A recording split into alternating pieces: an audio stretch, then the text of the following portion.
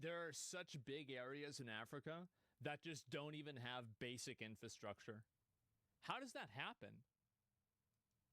Growing up, he experienced what it was like living in complete Holy darkness once fuck. the sun went down. No Corruption? running water, no electricity, and no power grid. With local businesses shutting down at night, families were forced to use Jesus. candles and kerosene lamps to get everything done, which was not only inconvenient, but dangerous as well. Moving forward, in 2014, after establishing himself in the music industry, Akon launched this project called Akon Lighting Africa, in which he proved that he could deliver significant benefits to these people, not only in the country that he grew up in, Good but for him. also across the Also, this is great. This is amazing. Good. W. Massive W.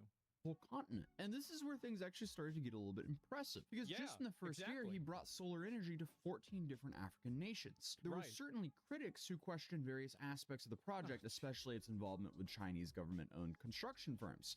But Oh, shut the fuck up. Suck my dick. Fuck you. I don't want to hear about that. Oh, but China. You're tweeting but China on a phone made in China. Shut up.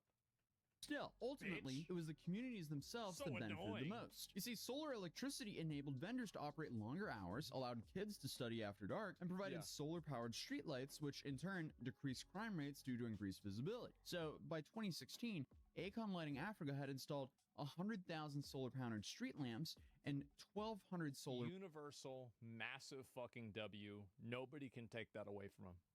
That's amazing. W. Akon.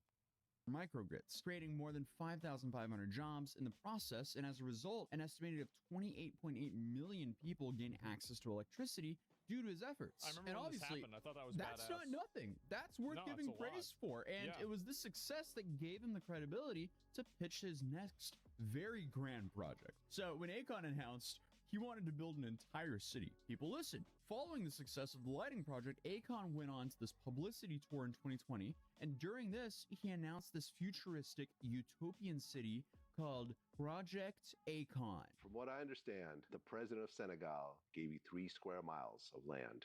Well, this is the thing. I had to actually buy It's the not that big.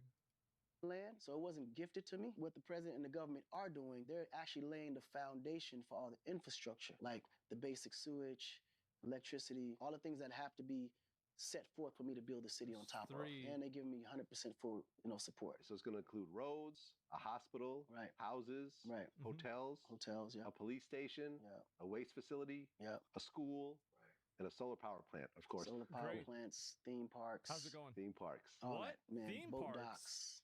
And it's called Akon City. It's the Akon Theme City. parks. That's phase 1, though. You see, the plan here was to And it's called Akon City. It's the Akon Theme City. parks. That's phase 1, though. You see, the plan here was to build the city on a 3 square mile plot, approximately 60 miles from Dakar, or Senegal's capital. I And just even don't though think 3 it's square that miles big. might not sound huge, that's 60 miles from Dakar, or Senegal's capital. I And just even don't though think 3 it's square that miles big. might not sound huge, that's roughly 6 times the National Mall in Washington, D.C. And this It's was still not that supposed to big. be, phase 1 of a multi-phase plan that would eventually expand much further. The I guess that makes renderings sense. Sure. honestly kind of look promising. Modern skyscrapers here, future Oh wow! Look at that. What is this? What is this? This is like the beginning of Elysium or something like that. Really? Like, yeah, this is Dubai. Exactly. futuristic architect, green spaces, honestly everything you would expect from a city that's essentially being branded as like Africa's Dubai and the real life version of Wakanda. And the city was designed to have 5 distinct districts. You have this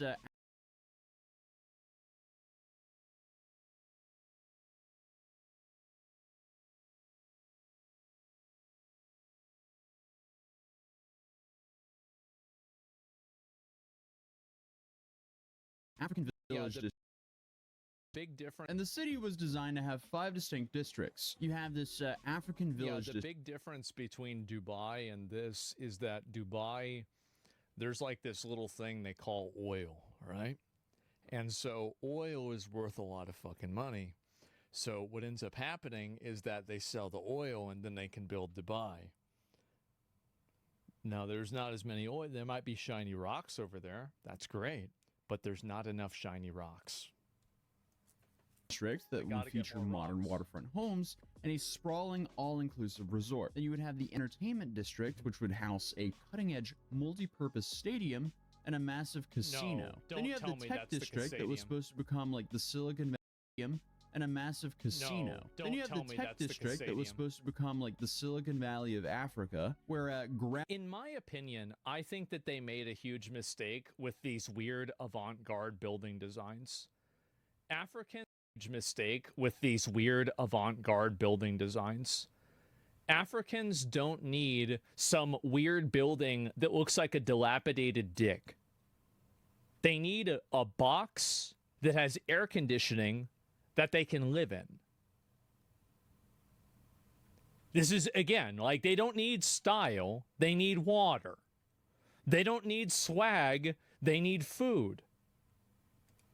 groundbreaking technologies would emerge to help save the future. Then you would have the health and safety district that would provide essential services like police stations, fire departments, and a general hospital. Then you would have the education district that would offer comprehensive learning opportunities for children and adults. And finally, the Senwood district. That would be filming studios, offices, and residential spaces, all topped off with the Akon Tower, which would rise above the Akon Tower, bro. I'm gonna be honest. I love Akon, but this sounds like something like offices and residential spaces, all topped off with the Akon Tower, which would rise above the Akon Tower, bro. I'm gonna be honest. I love Akon, but this sounds like offices and residential district. That would be filming studios, offices, and residential spaces, all topped off with the Akon Tower, which would rise above the Akon Tower, bro. I'm gonna be honest. I love Akon, but this.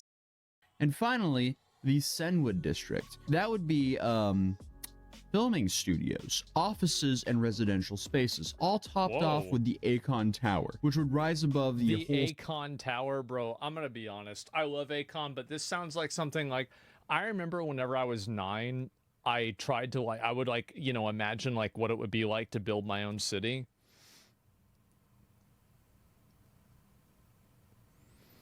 I mean, come on. Skyline. But if that doesn't sound bold enough, there were some red flags that started waving on the horizon, because shortly after the announcement of this new project, Akon also revealed that this city, it would operate with its own currency, or even better, it would operate No.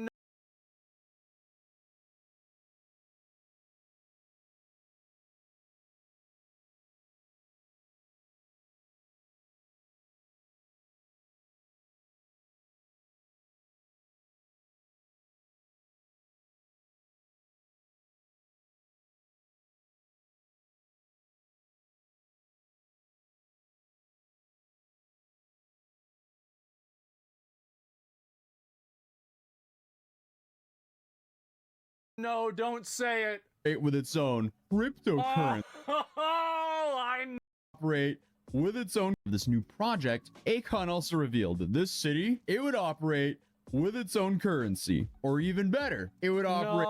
No, don't say it. With its own cryptocurrency. I knew it. Oh, God. Why do you do this to yourself? Nobody wants this. It gets better? No.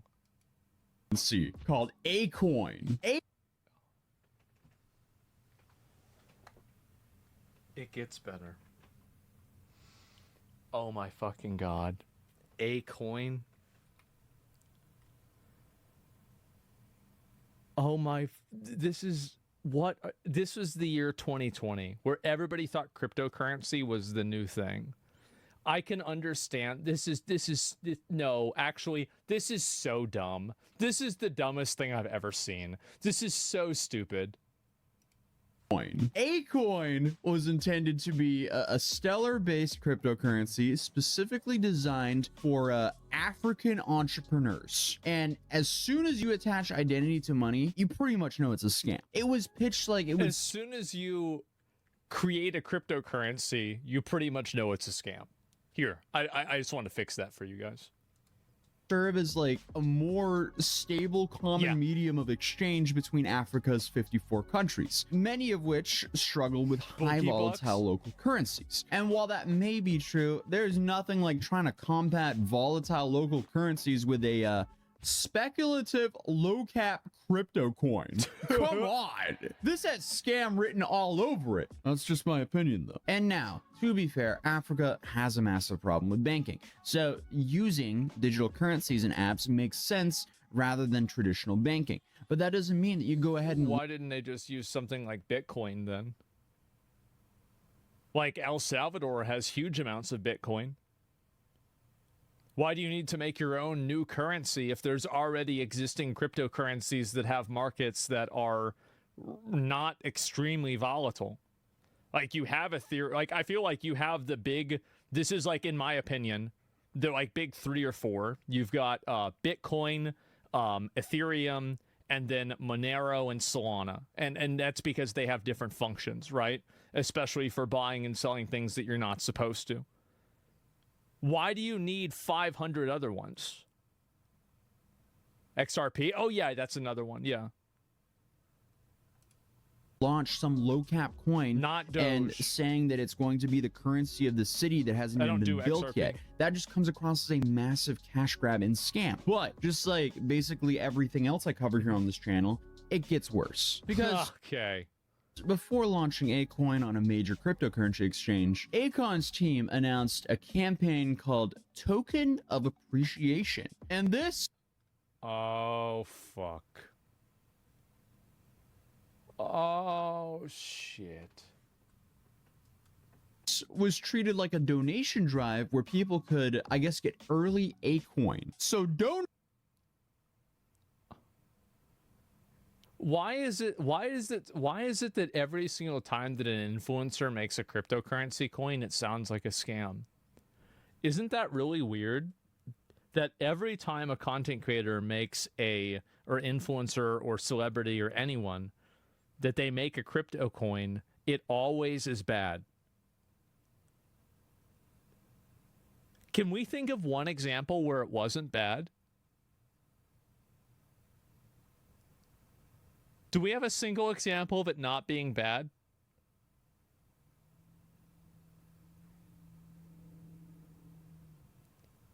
No. Okay. Yeah, I didn't think so. All right. So the success rate is 0%. Here, they were promised 4 Acoins for every dollar they spent. So when Acoin finally launched on major crypto what do you guys think is worth more right now, Acorns or Acoins? Exchanges in early 2021, it peaked at about 58 cents per coin. And for the token of appreciation holders who bought it early, they made about 130% gain until, you know, the thing that always happens with these coins when it inevitably dumps. Yeah, it didn't take long. The price began spiraling down roughly to 10 cents per coin, and then the TOA holders went from like 132% gain to a 60% loss practically overnight. People were understandably very upset about this, but no fear, because Acoin admins, they offered refunds to the initial donors. And when Akon was directly asked about these refund issues, this was his response. Were you aware of that? No, that I wasn't aware, because I know all the people because you don't know a fucking thing about this shit. You don't have any business advertising it, making it, promoting it, or having anything to do with it. You're a singer. You did a great thing for Africa, and you were able to do that, but making a entire digital currency is a little bit more fucking complicated. Like, you should have never done this. Like, yeah, I mean, they're using his name. Yeah, exactly. That's the problem, right? He's a con artist, nothing more. No, you need to understand that a lot of people, and this is especially true during 2020 and 2021, 2022 to a lesser extent, a lot of people really thought this is the way things were going. And a lot of mainstream celebrities were pushing this. This was extremely common. You had even financial people like Kevin O'Leary talking about using other types of like big companies and stuff like that too. So yeah, Akon artist. Yeah, no, I get that too, for sure. But like, all I'm saying is that he's Akon art. Wait, what do you mean by that? Akon artist.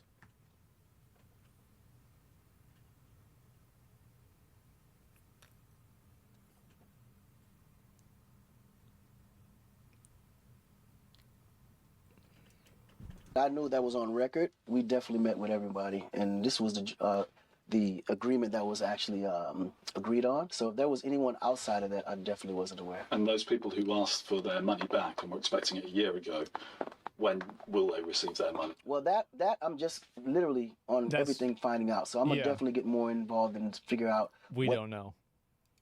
That's about, but we do have no idea. instruments in place to make sure those people are happy, even if I got to go in my own pocket. I'm dead serious. You'll pay out of your own pocket? Hell yeah, I would, because they believed in me. Why wouldn't I? Okay. I mean, that's based, honestly. Like, that's the best response he could give. Did it happen? That was kind of an evil laugh, and I couldn't find any proof of him paying anyone back. So I would have never guessed. Take that how you want, but he's claiming he had no idea there was problems with the refunds, which, I mean, you know, if you're running some cryptocurrency project, it seems like, number one, that's something that shouldn't really happen, but if it is happening, you should probably be aware of that. Yeah. Obviously, it just gets worse because the coin eventually crashed to fractions of a cent, representing a... Oh, God. Oh, no. Essentially like a complete loss for all the investors. So it's 1/3 of a penny? Less than 1/3 of a penny. And currently, A-Coin isn't even listed on any cryptocurrency exchange. You can't buy, sell, or use it anywhere. It's completely worthless. While that was going on over here... Well, that doesn't really matter, though, right? How's the city doing? What was happening with the actual construction of the city? Well, if you want the short answer... nothing, right? Nothing. Absolutely nothing. Look at this. This is an embarrassment. It almost seems like the entire Akon City project was announced and promoted so they could pump and dump a crypto coin. Keyword, seems like. Don't sue me. I don't know. I'm just calling a spade. I don't even think that's it. I honestly think that this is what I think happened. I think Akon had massive success in music. He had massive success in smaller initiatives helping Africans. He did a larger initiative helping Africans. He also had massive success in that. And he decided to bite off more than he could chew. And he listened to the advice of people that misled him with cryptocurrency because he didn't understand it. And he did something that he didn't understand, and he fucked up. That's basically what I think happened. It's that simple. The spade over here. But obviously, remember those futuristic renderings and promises of a completed phase 1 by 2024? Yeah, there's a picture that recently went viral showing the current state of Akon City, and it's depressing. And that's putting it light. That's nice. They've got some, what are those, like cows or some shit? Yeah, look at that. So that's the entire city. Well, that's what you can build with cryptocurrency, I guess. And apparently this building is a recreational center. An unfinished recreational center. Nice. $6 billion. And this is all they got. I've seen... Whoa. Where did this $6 billion come from? Amish people put up a house in like 48 hours. Meanwhile, I don't know why they can't get their shit together over there. This is a joke. I mean, you want to say it's corruption? Get the fuck out of here. Everybody's corrupt everywhere. Jesus, you got to get your shit together over there. It's fucking embarrassing. What we got for $6 billion. But I mean, hey, at least construction has begun.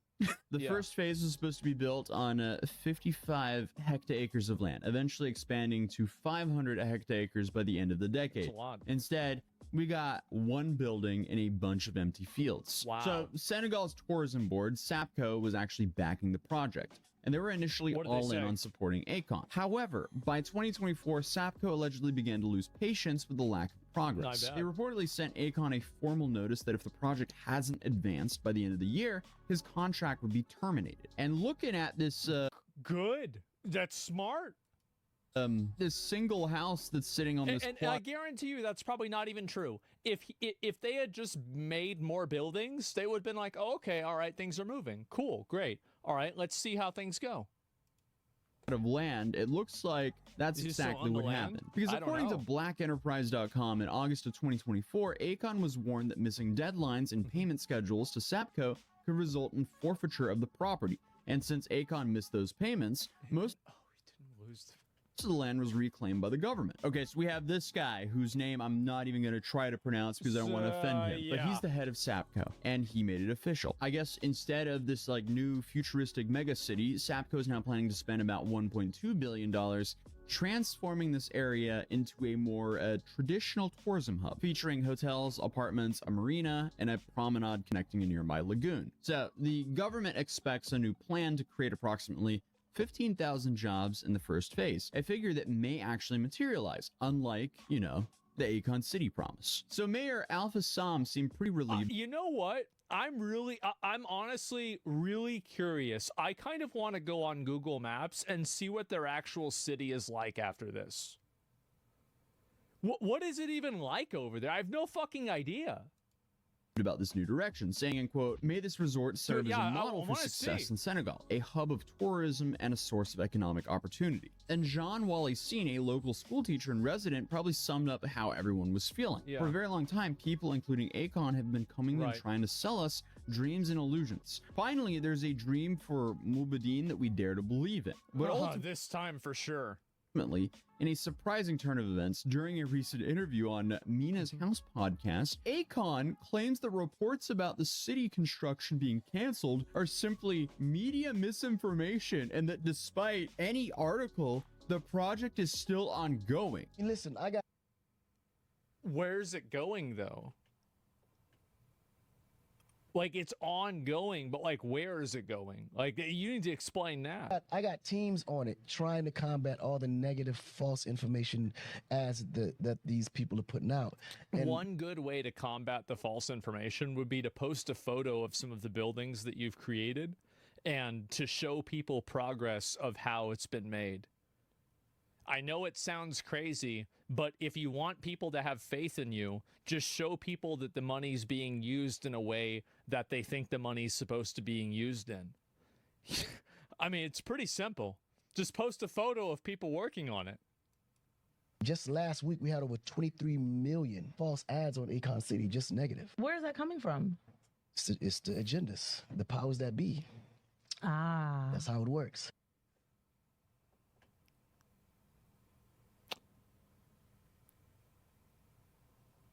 Who? I don't know. Okay. You know, when they want to destroy something that can change the minds of, or the mindset of people, that's how they do it, through the media. So according to Akon, all of the reporting from BBC News and all the other outlets about the project being canceled is merely propaganda intended to discredit the project and discredit Africa as a whole. Okay. He's not providing specific details about the construction progress, timelines, or address the fact that Sapco has officially stated that the project no longer exists. Instead, he's talking about dreams becoming reality and saying there's some sort of coordinated misinformation. Yeah, we're talking about dreams and conspiracy theories in the media. And it's like, well, do you have like a photo of the buildings? No. Do you have like plans for the buildings? No. Do you have like photos of people making the buildings? No. Do you have like any sort of like statements or updates on when the buildings are going to be made? No. But it's all a conspiracy to make you look bad. Yeah, for sure. Campaign against him. Akon at this point is just kind of coming across as the embodiment of this meme. Corruption is not bad. Corruption is only bad if I'm not involved. Yes. But if I'm part of that corruption, I'll defend it. Which at this point is kind of... If I'm part of that corruption, I'll defend it. Which at this point is kind of... You gotta respect, bro. Like, he just says it. Depressing, because you can just add him to the list as another person who's taken advantage of Africa as a continent, because overall as a continent, it's just sadly so disgustingly plagued by corruption and scammery. Even though it's worth recognizing. I'm gonna be honest. I don't think that Akon scammed them on purpose. I think that it's just really hard to build a city. He's totally not equipped to doing it. He doesn't know how to choose a team very well, and he failed, but it wasn't out of malice. It was out of incompetence and ignorance. And I think that 99% of other people would have failed in that situation as well. That's the reason. right? He's overwhelmed. Yeah, it's hard to do. Like I don't think I could build a city, right? That would be hard. All the initiatives that Akon has undertaken on the continent over the last few years, especially with his Lighting Africa project. That was not only successful, it actually helped. Exactly, right? And so, like, it's sad to see this happen, to make this guy look like a jackass, because he did do positive things. Millions of people. But either way, it is just undeniable on how hard Akon fumbled Akon City. He fumbled it so hard that it just does not look good at all. Because at the end of the day, Akon City feels like a classic case of someone getting carried away with their past success and biting off way more than what they could chew. And that is honestly the best case scenario. The worst case scenario would be, you know, a full-on scam. But who knows? I don't have enough information to make a full judgment here, but it doesn't look good. And unfortunately, I guess dreams can also sometimes just be dreams, and turning them into reality requires more than just some good intentions and celebrity status. And for the people of Senegal, and this is advice I have to like any content creator. It's hard to do things. That's the advice. It is. It's hard to do things. And we've been like very, very, very lucky. Like, for example, like with Mythic and Starforge starting those companies, and Mad Mushroom too, that we were lucky enough to find leadership that we did. Because if it was up to us running everything, I don't think we could have done it. The ability for a leader to find people to execute their vision is equivalent to a leader's capacity to lead. Nobody is a one-man army. If you can't find good generals, lieutenants, captains, sergeants, and, you know, fucking everything all the way down, corporals, you're not going to have a good time. You need to do that. And and you're a great leader. Well, I'm okay, right? I don't think I'm a great leader. I think I'm okay. I do my best, right? I try to do my best in every case. But the truth is that we got really lucky in doing this. I think potentially Akon got really lucky with the lighting thing. He probably did, because it's, again, like you're comparing a mountain to a molehill. Think lighting thing. He probably did. Got really lucky with the lighting thing. He probably did, because it's, again, like you're comparing a mountain to a molehill. Think about how easy it is to get solar panels set up, and think about how hard it is to build an entire fucking city. Like, really, it's like the difference between drawing a picture of a house and building a house. It's not even close. Yeah, building a city is tough. Yeah, exactly. Like, OTK Kick Mansion, Nick found out how hard it is. One mansion, imagine a city. I don't think it's really that hard. Yeah, it's not it at all.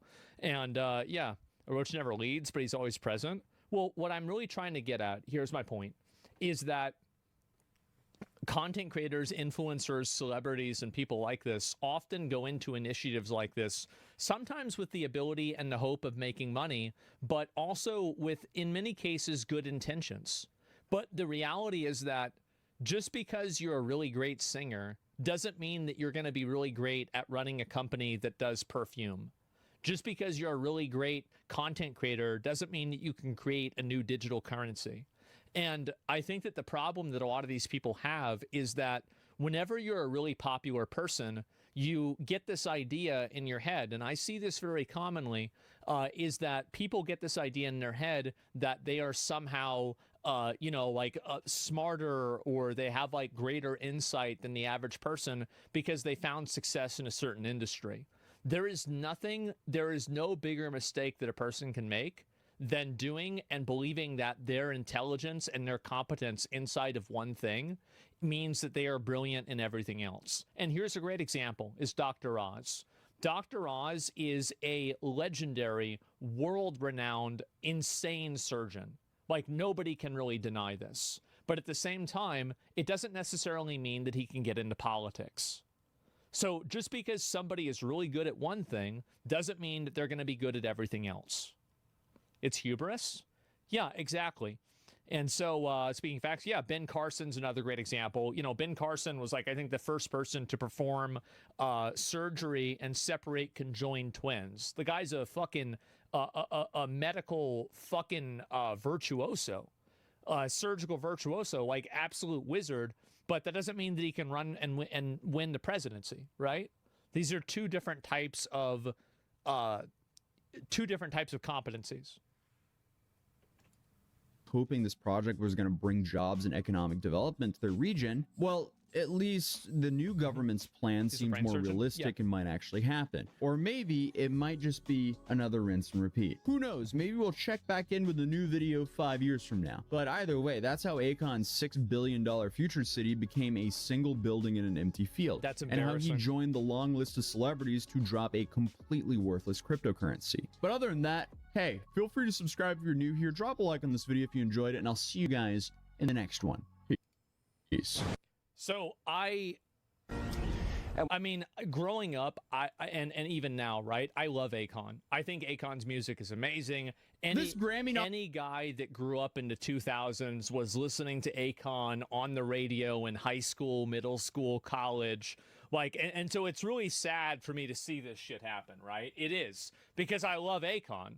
He sucks? I don't think he sucks. I think Akon's great. Yeah, I think he's fucking great. And so anyway, the Raw Arts video passed over. Congress committee packing the act to ban Congress from trading stocks. Yeah, I saw that. I didn't know if that was really going to happen, though. The Pelosi Act, I know what you mean.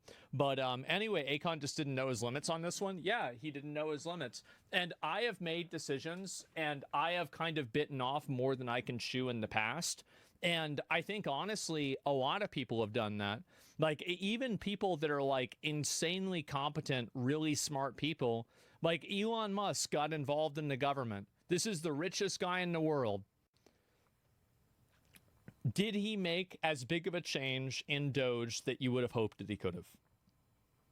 No, probably not. The answer to that for most people, probably fucking not. And so anyway, yeah, he's a polymath, right? Exactly.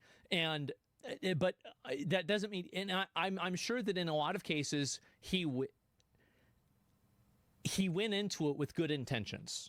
Maybe not every time. I know people don't like Elon, so you don't want to agree with me on this case. I think that there are many cases where content creators, influencers, celebrities, people that are really good at one business go into a business with good intentions. Agree to it with good intentions. Maybe not every time. I know people don't like Elon, so you don't want to agree with me on this case. I think that there are many cases where content creators, influencers, celebrities, people that are really good at one business go into a business with good intentions. But just because you have good intentions doesn't mean that you will have good outcomes. And I think this is the one thing that a lot of people like this don't really seem to understand. It is really, really hard to do things like this at scale. It is. It's difficult as fuck. Yeah, he underestimated the evilness of the far-left wackos. He did it for his ego. A lot of people do things for their ego, but there are plenty of people that do things for their ego, and then they're successful, and they build their ego up, and I say, thank God, great, at least now we have the world being a better place. Wait, which way is Akon City? So it's got to be this way. So you've got to follow, who's this? That's the only person that lives there. That's tough. Where did it go? That's a goat, yeah. That's the mayor. See the tower, bro? There is no tower. I don't see it. Is there a single tower anywhere? That's not a fucking tower. That's a hut. There's the tower. No, that's a power line. That's it. That's the whole thing. Well, guys, I can see why the government wants their money back. I'll definitely tell you that.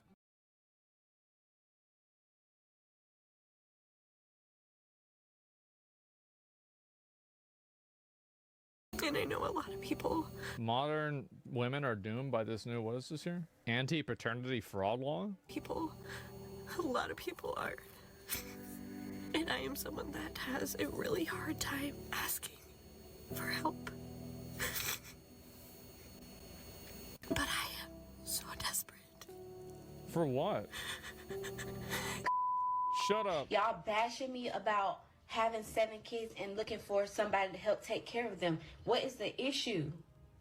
As a single woman, am I supposed to just give up on life and not want to find a You should have man given up on kids after one. that's going to help me and my kids? What? My husband got a paternity test on our 5-year-old daughter and it came back negative, and now he wants a divorce. If you falsely yeah.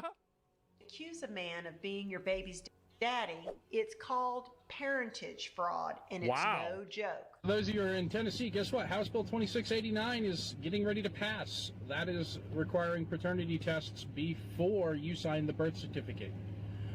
Because, you know, when people do paternity tests, 1/3 of the time, they end up not being the father, and if they start testing everybody, that number... What? Well, I guess that's probably selection bias, to be fair. ...can only go up, not down. They're actually starting to jail time the ladies for maternity fraud. If J.D. Vance becomes president, this is going to be nationwide, okay? Because it is such a rampant crime. And yes, it's a crime. Hallelujah. This needs to go nationwide. But at least it's the first step. True. Progress, not perfection. Sure. But in the meantime, I advise any male that I know to get yourself a DNA kit and swab that child's mouth. Because It's weird to me that they don't just do this as a default. I feel like you should just do this as a default. I mean, for, like, records purposes. Be surprised just how many of those kids belong to another man. I bought a Chanel bag with my child support money, and everybody is upset. Oh my God. Everybody is upset. I wonder why. What could possibly be the reason? Child support is reimbursement for the money that I already waste on my kids. So me waste on my... Okay. a Chanel bag, it evens out. I am not going to be saving my child support money for college. What if they don't even go to college? I'm not going to make them go. Oh, these poor fucking kids. Oh, God. I feel so bad for these kids. Holy shit, bro. This is bad Spawn RNG. Go to college if they don't want to. So I'm going to be saving all that money for what? We are living in the moment. Tomorrow is not promised. So we're going to have fun. This is one thing that I've really noticed with a lot of people like this that are bad decision makers, is that most bad decision makers live in the moment. That money. It's a very common I'm pattern. Gonna have fun with that money. A few moments later. Child support court update. So I had court again today because a new judge was assigned to the case. If you don't know, I get $3,700 of child support every month, and I use it on myself. I don't use it on my kids. The old judge that was assigned to our case was okay with me spending, you know, the child support on myself because he clearly said it was just reimbursement for what I have been spending on my children. But the judge today was not having none of that shit. Damn. And she completely... She knew what was going on. Took me off of child support. Damn. Congratulations. You played yourself. So Trump passed a law stating that whoever pays child support get to file that child on the taxes. Pardon me? Why are you mad about that? Just to be told, I got nothing in the will, nothing, and he was worth £33 million. My baby daddy quit his job as an electrician where he was making over 6 figures a year to work a minimum wage job at a fast food place just so he wouldn't have to pay me $3,000 a month in child support. What's up with this new fast food place just so he wouldn't have to pay me $3,000 a month in child support? What's up with this new tax rule that Trump wants to, like, the glasses, bro, implement? This idea every time that, like, hey, look, daddy boys, if you pay that child support for your own children, you get to write that off, and whoever is, I don't know, the primary caretaker, i.e. single moms, you've got to foot the bill and you get no benefit. Well, they should both be able to write it off, right? I mean, if they're both parents. I bet you more than half of fathers who are separated from their baby mamas do not have 50-50 custody.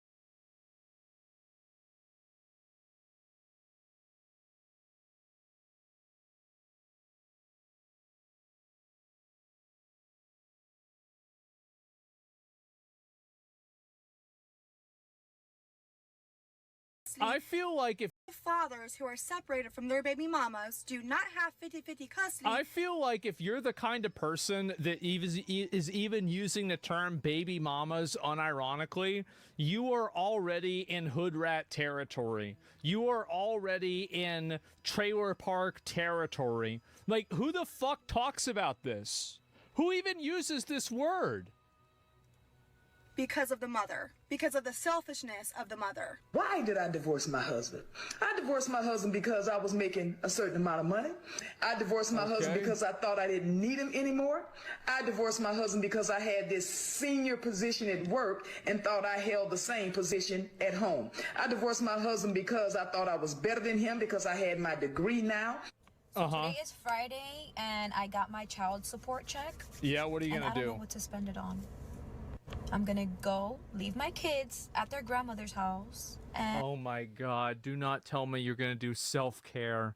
Please do not tell me it's gonna be self-care. And I'm probably gonna go out drinking with my husband, go out and gamble a little bit. It's worse.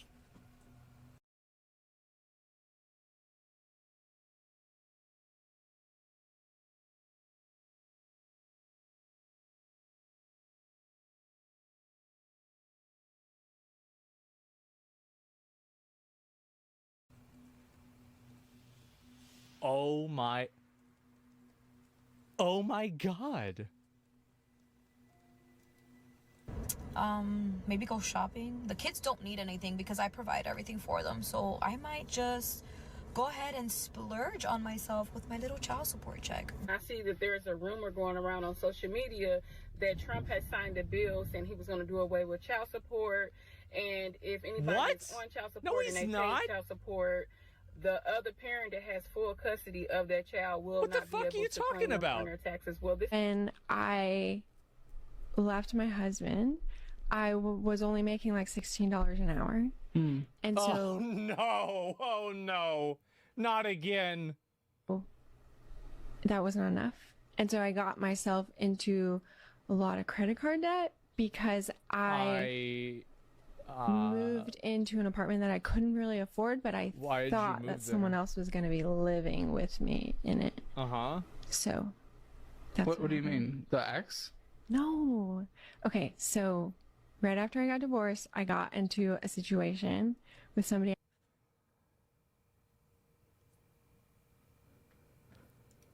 I knew from work. And how quickly after the divorce? Well, like immediately. It was like a rebound, right? I guess is what they would call it. Okay. And like, we worked the together. day after? Maybe. Wow. Well, I was sorta. right. Yes. Okay. Holy shit. So I knew him, right? We worked together. That's how we met. Well, wait, how long were you married? Almost 5 years. Did you guys ever have any kids? Yes.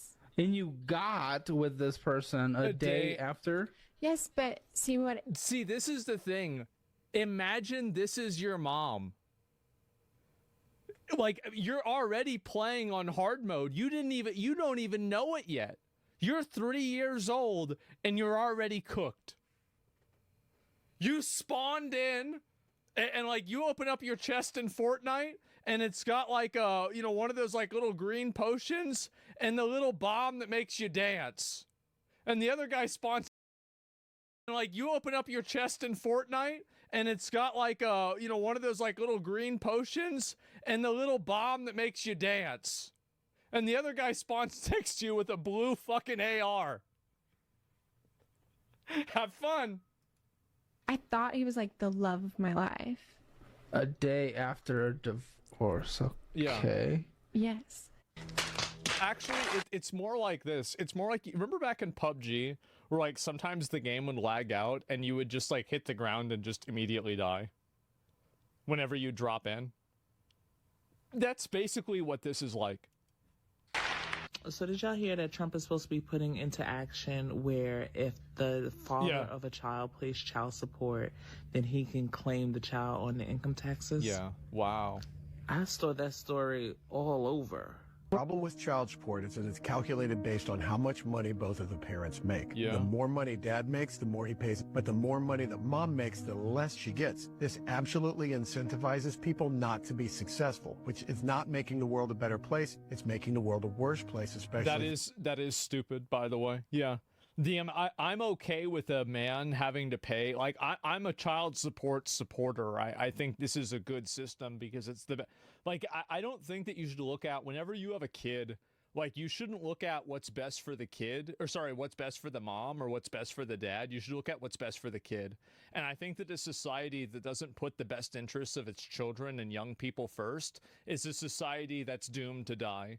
And so I'm a big fan of that, but I think also, like, why would the woman not, like, get the same amount of money? Why? It doesn't even make sense.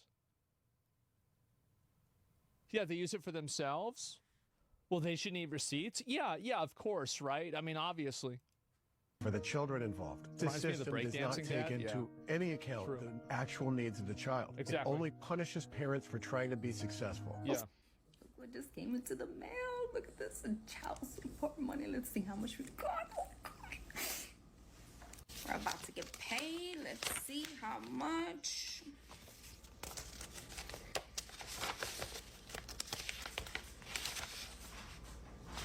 $16. What?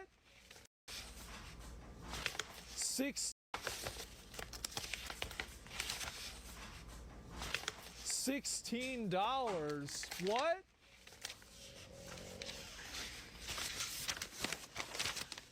I didn't get squat. Right here. Zero. The fuck am I gonna do with $0? There's some people about to be real mad about the world.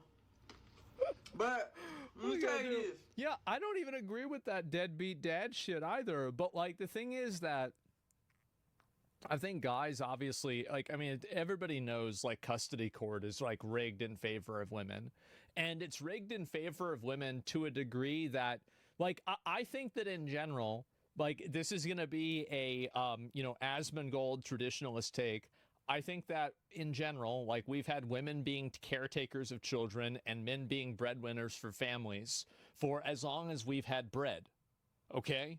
So there's definitely like a natural order of things, and I think the natural order of things should not be disrupted. So I think that, like, there's a trend, but like, and that's okay to like have a little bit of like maybe like a 55-45, a 60-40, but this is like a 95-5 where you have like these crackhead crazy moms that are sitting around, you know, doing their eyebrows, you know, in like some fucking spa every month, that are spending all the child support money, and the kids sitting there on assisted food for fucking school. I mean, this is a problem. Marriage is a scam. Marriage is not a scam. Marriage should be more strongly enforced. I think that there should be more marriage tax credits, and more people should be incentivized into being married. And I think that the ability for people to get divorced for no-fault divorces and the receding of marriage incentives has been detrimental not only for people getting married, but also for children. One thing that needs to be addressed is child support laws. I'm divorced. I'm divorced. Yep. I thought I'd be happier. Except the judge set the child support amount. Oh my God. The judge set the child support amount. Oh my God. I thought I'd be happier, but I'm not getting paid enough money.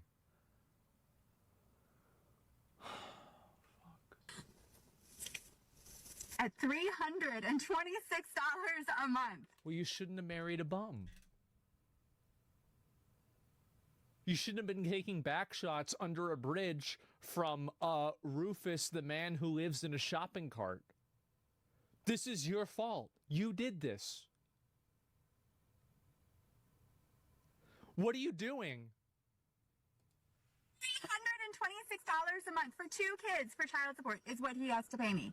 $326 a month. What does he make? Because he's not working. Because he chooses not to. I was able to cross-examine him, which was fun. And I asked him how many hours He's probably watching the stream right now. a week he spends working. 0. Or trying to sell houses, because technically he still has a real estate license, so technically 0. he's still a realtor. 0. He said 15 hours a week. That's 0. Approximately. Approximate 15. Is how many hours he works per Give week. or take Grown 15. man. Grown, able-bodied man with transportation and no child care to worry about. Says he works 15 hours a week. In 2024, and what do you do? there have been various changes to child support laws in California. Y'all, it's tax season and there's about to be some pissed off people. Like, so basically, Jesus.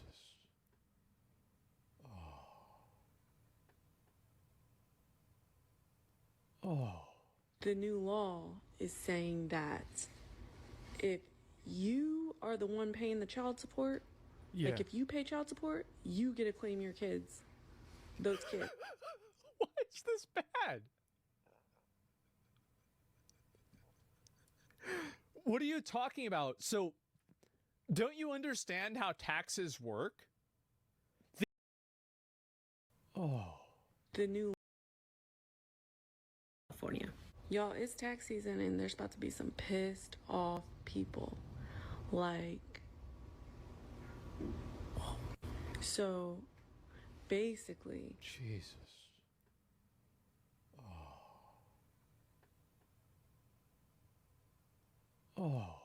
The new law is saying that if you are the one paying the child support, like if you pay child support, you get to claim your kids. Those kids. Why is this bad? What are you talking about? So, don't you understand how taxes work? The entire idea of taxes is for them to properly view how much money you're spending, where it's going, and how to incentivize people to spend money on things that are beneficial. So let me get this straight. So you want guys paying child support, but you also don't want them to be able to write the kids off? I think you just hate your boyfriend or your ex-boyfriend. That's it. On your taxes. So for the moms out there that are collecting child support, you don't get to claim your kids on your taxes. Damn. What? Child support. Yes, I'm a baby daddy. That's so ghetto and so embarrassing. Anyways. Husband's funeral, which unfortunately I cannot make because obviously I am busy here in Tunisia. I would have loved to have gone. We were together for 17 years. Unfortunately for me, he did decide to die on the week I had planned to come on holiday, so I did make the decision not to go because, you know, I need a holiday at the end of the day, and my holiday is way more important than sitting in a church watching people cry. I would love to give him a good send-off, so I'm going to get absolutely drunk tonight with this new guy that I met, and I'm going to raise a glass for you, Jeremy, because you were an amazing husband, very rich. I can't wait to do... There's no way this one's real. Like, there's no way. The will reading when I'm home.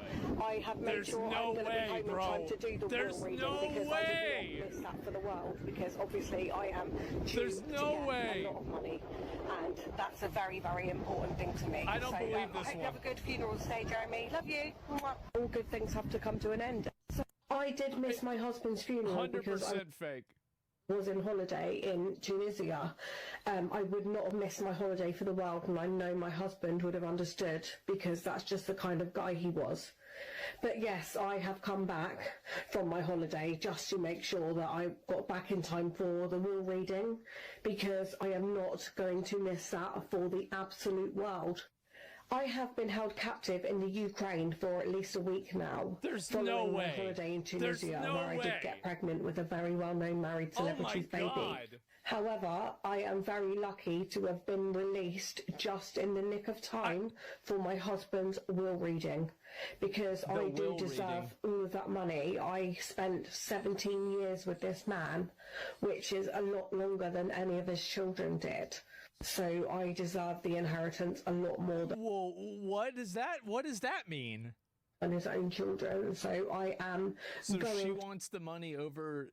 Oh my. to fight the will with lawyers. Wait, oh, so if she already is assuming she's not in the will. he has left any of his inheritance to his children. She's trying to take, because they do not deserve it. Unlike you me, guys think it's fake? who looked after him every single day for 17 years. Guys, I just don't know, man. When they were out living their own lives. I hope That this money's one's mine. fake. Okay, So what y'all thinking about the new child support order? this one's fake. All right. Do you think it's fair that you can get child support, but then you can't claim your child at the end of the year? I spent 17 years of my life with an elderly man who smelled like cabbage, just to be told I've got nothing in the will, nothing. I see how this evolved. And he was worth £33 million. And you think this is funny? I have... Yeah, I do. I think that the problem that we have is that prostitution isn't just legal. Like, we used to have concubines, we used to and this mistresses, we had a system for this for like thousands of years, and now we're trying to reinvent the wheel. Let's just bring it back, because that way there won't be any weird confusions. I've wasted my life This is with a confusing. geriatric coffin dodger for nothing. Coffin But why dodger? everyone thinks it's so funny that my husband donated all his money to a bunch of cats and dogs. Who even likes cats and dogs? Oh, he didn't like you either. Literally going to be homeless. Like, I've got no money. Man. Not even my own house or my car. Yeah? Like, I'm literally going to be poor. I'm going to have to shop in fucking Asda, like all the other poor people. Not Asda. $33 million. I've wasted my life thinking I was going to get millions by marrying that elderly coffin dodger. And he looked like a shriveled up fucking prune. DNA test proves David is not the father. Oh my God. What is wrong with these people, man? Nah, bro, this is fake. You know it's fake. You think all of these are fake? Guys, I don't think they're all fake. I think some of them could be fake. I think there's a possibility that a small handful of them, maybe even a good amount of them, are fake. But I don't think that all of them are fake. And I think that we can all agree on that, right? This is the 4th time that I've recorded this. Man. If you don't know me already and haven't watched any of my I don't know you. videos I haven't seen him. and know my story, Yeah? go back and watch those Oh, first. God. What, just we to have get required reading? some background knowledge. Just fucking explain it. I'm sitting in my closet. Obviously. Because if you don't know, my son and I share a bedroom. And Yeah?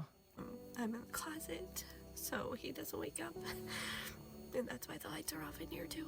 They're not off. I am going through a really hard time right now. Yeah? Please And I know donate. A lot of people are. And I am someone that Mhm. has a really hard time asking Oh. for help. Okay. That's what I thought. So so she's begging for money. In the closet. And I need to know Man. that I have tried everything and all of my resources. They're not all fake? As a former bartender, I've actually heard women talking about doing this. Yeah, of course. TikTok shop. I mean, like, really? Like, I mean, is it really that insane for you to imagine that a young woman is trying to marry an old man for wealth? Like, I mean, is this really something that, like, no, there's no way that's happening. There's no, it must be something else. Creator Fund. It's all I need you to do is please just watch this. Uh-huh. All the way through. And like it and repost it. Jesus Christ. And do all the things. Jesus. I literally don't know what else to do. I don't have a lot of time. I work as a teacher, and I don't have a lot of time To be on, what is this bullshit? because I'm a single mom. Yeah. And so I'm. This is not even anything. It's just her talking. Like, it's not even about her being no, the thing is, they need to have I'll link y'all the video. This is kind of funny to see some of these. I think that really the problem, here's what the problem is, right? The problem is you got a lot of these people that do this, and I think, honestly, the reason why men have such resentment about child support is because of how one-dimensional it usually is. And I think that it like, I mean, from everything that I've seen, it seems like the courts are pretty fucking rigged against men, right? From like what I've seen, probably what a lot of you guys have seen too, it's like extremely common that this is happening. So there it is. I mean, that's it, because they get fucked. Yeah, exactly. Prenup, always sign a prenup. No, just don't marry hoes. Like, that's the solution, like a prenup or anything like that. I think that, again, all of this like anti-women sentiment, I don't think you need to have any of that. I think there's a degree of like just straight up fucking accountability that people like this need to have. And whenever you're talking about paying child support, it's not about like the mom paying for new nails or some bullshit. It's about making sure this kid's able to afford a clothes, right? I mean, that's what's going on. So yeah, I pay for $1,900 for 2 kids with 50% custody. Yeah, and like, I think it would be fine too if like the courts were more fair in terms of like who gets custody and who doesn't. Because if it was more balanced between who gets custody and who doesn't, I think that you'd see less resentment towards outcomes like this, right? It's hard to find a girl who ain't a hoe, though. That's not true at all. I think this entire idea that like all women are like this and this is some kind of like, overall big problem, I think it's bullshit. I do. Because like out of all my friends, I know two people that have been in a long-term relationship or a marriage with a hoe. And one of them, by the way, she was a stripper named Angel. Okay? So really, I mean, you should have known that.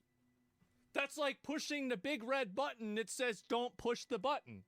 Well, he pushed it. He did. And that's what happened. Yeah, he could fix her. No, he didn't. And yeah, that's what it was. And so what are we talking about, Nick? No, I'm not talking about Nick.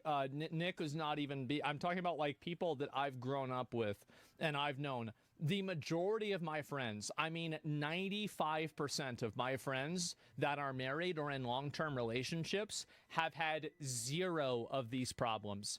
The entire idea that this is a big issue on the internet because everybody on the internet is on the internet because they're fucking jaded because they got broken up with or they got cheated on by some girl.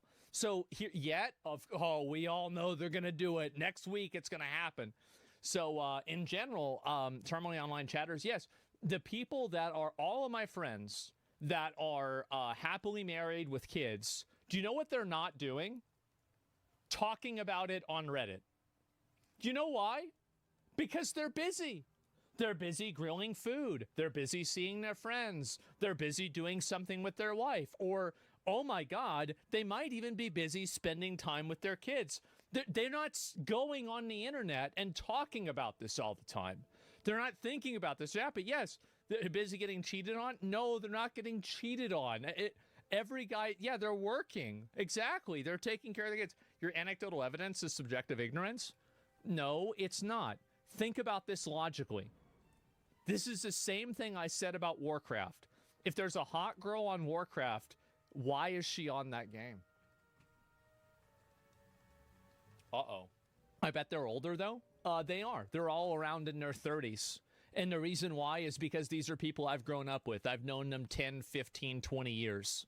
And so, yeah, like that's the way that I know about it. And you're insane. Everybody says I'm crazy, but how many of you guys here, how many of you guys that have grown up and you've had friends for many years, and the vast majority of your friend group and people that you know who are married or in relationships have not had any of these problems ever, and it's completely fucking, completely normal for them? Yeah, just say in chat.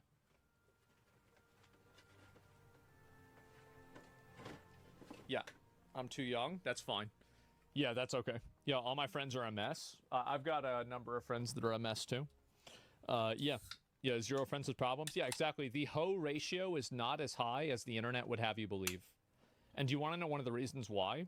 Is because in the same way that a lot of the women that are on the internet complaining about men are on the internet complaining about men because they're so obnoxious that men don't want to spend time with them in real life, a lot of the men that are on the internet complaining about women are on the internet complaining about women because they don't have women that want to spend time with them in real life either. You have a massive selection bias. Maybe it's a California thing, but it's pretty high with my IRL friends here. Hey, I can believe that. California is a different place, bro. It's a different country. Men and women love me. Yeah, for sure. And cute together. Yeah, exactly. And thank you for calling it out. People call you crazy. Nobody calls you a liar. The hotter the woman, the more likely infidelity happens. That is not true. That is an idea.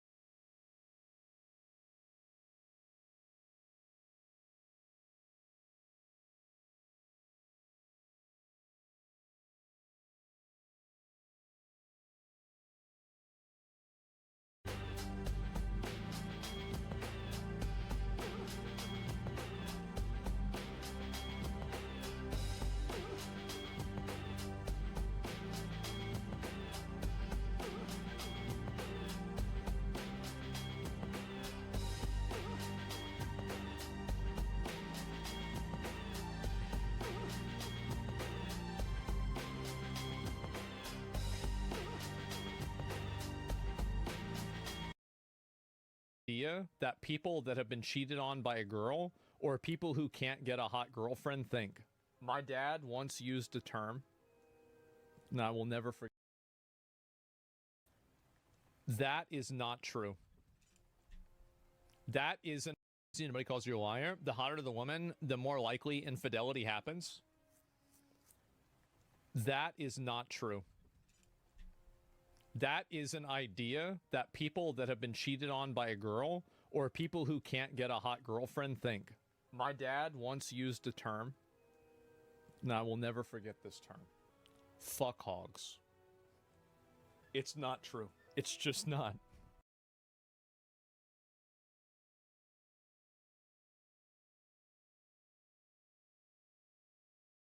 This guy brings people on to talk about their financial struggles.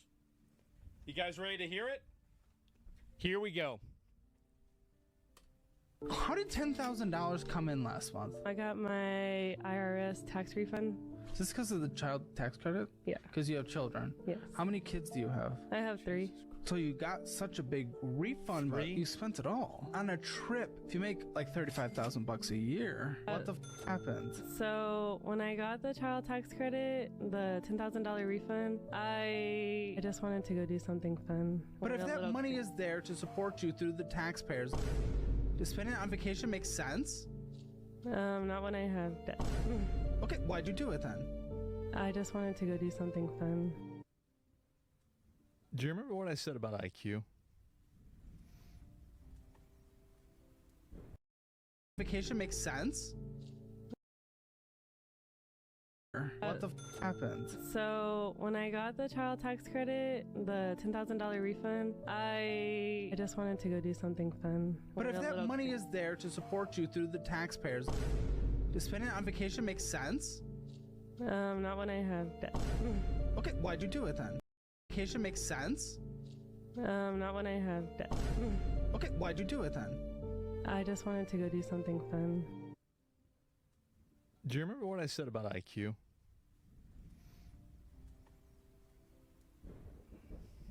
See, a girl like this would have been perfectly happy and fine in the Middle Ages digging potatoes out of the dirt in Ireland. She would have led a happy, normal life. Everything would have been okay. But now, things have gotten more complicated. The world has gotten more involved. And we're in this situation right now. Because I don't usually have the money to go out and do much of anything. I wonder why. Yeah, I went a little crazy. I went a little crazy. Jeez, guys. And I like Caleb because Caleb allows you to see how tens of millions of Americans live. If you look past all the theatrics, you get an unfiltered look at how the system works and how utterly disgusting it is. Yep, there it is. And so there's another one, too. It gets even better. Pay your employees more. And so you got this going on. Remember, this person votes and has ideas?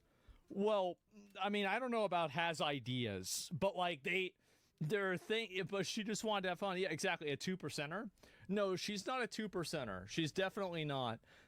But this is the kind of person that I keep trying to tell y'all about these people, is that they're just really stupid. They're stupid. And anybody who's been to a public school knows this, but nobody wants to talk about it. The fact is that there's a lot of people out there in the world that are so fucking retarded that you're not going to teach them. After the job for digging potatoes out of the ground goes away, you're not going to go and retrain them to be a rocket scientist, okay? It's either digging potatoes out of the ground or making butter. That's it. Those are the only two options. They're not gonna do anything else. Yeah, exactly. You can't fucking figure this out. You teach finance and statistics in schools, guys. Have you ever tried to teach finance and statistics to a cat? No, right? Because the cat's not going to understand. Well, I've got really bad news for you about I'd say somewhere around 10 to 20% of the population. I've got really bad news. Yeah.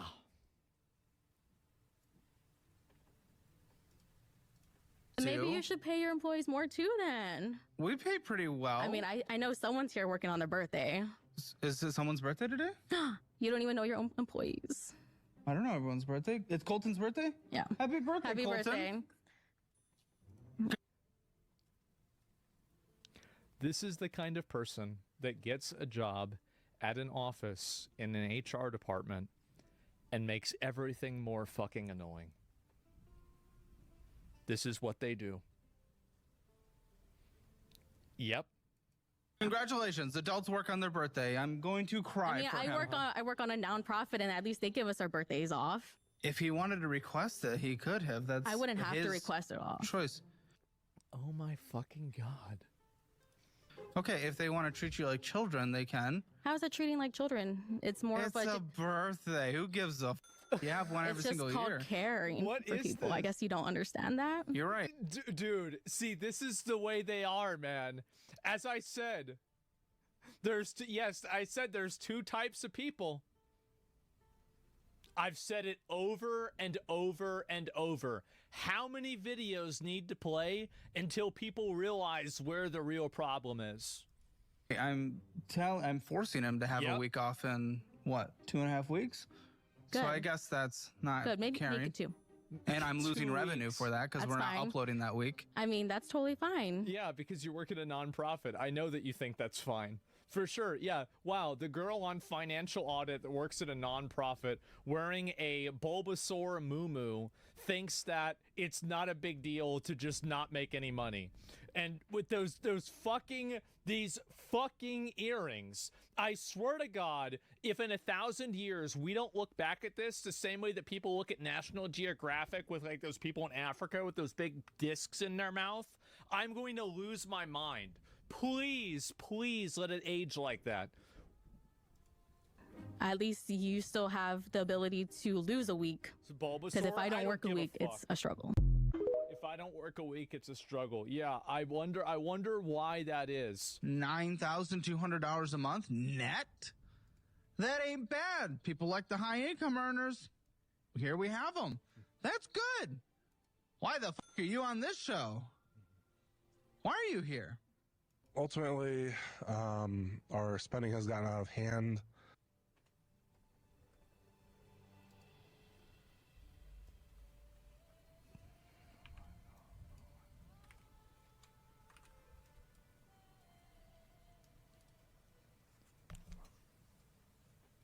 Pokemon again, bro. It's the same Pokemon. And we need to fix our spending. Otherwise, I have told her that. And she's got Pokemon on her shirt too. I have told her that this will likely end in a divorce. At the beginning of the year, we were trying to determine how to best tackle our existing debt. And yeah. I've been listening to her tell me like, hey, like everything's fine. I've got money for this. I've been seeing a bunch of boxes come in and little boo-boos come out of them. And get boo-boos? So she's going there ordering bullshit off of Amazon. What's wrong with you? It's a trend that's gonna die. It's a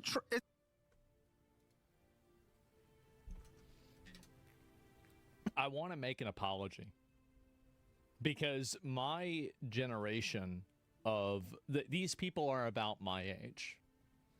I probably could have gone to high school with them. I don't know what the fuck is wrong with millennials. You have a Legend of Zelda Majora's Mask tattoo on.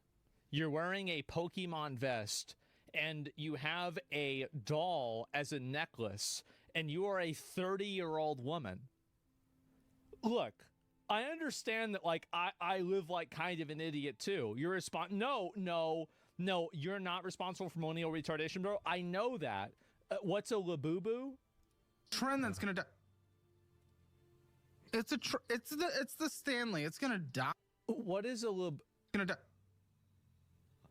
It's booze. The fuck is wrong with you? Boo-boos come out of them. Just come in and little boo-boos come out of them. And get boo-boos. What's a labubu? Is this like a thing?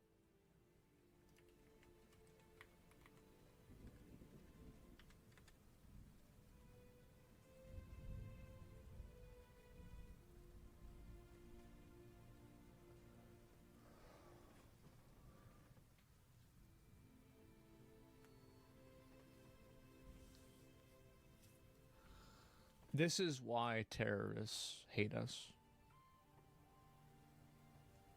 This is the reason. This is the reason. You want to see why ISIS, why is it that you have, you know, these groups?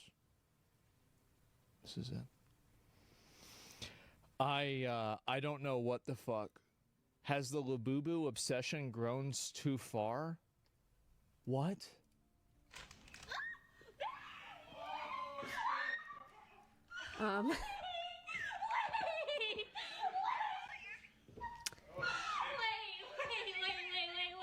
We gotta get our heads out of our asses, please. This is nuts. Yeah, we have some... What the fuck?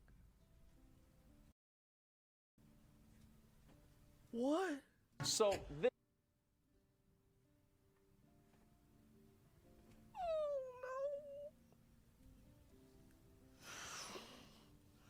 We've got to bring back slavery fast. We got to do something about this. Tackle our existing debt. And we, I've been listening to her tell me like, hey, like everything's fine. I've got money for this. I've been seeing a bunch of boxes come in and little boo-boos come out of them.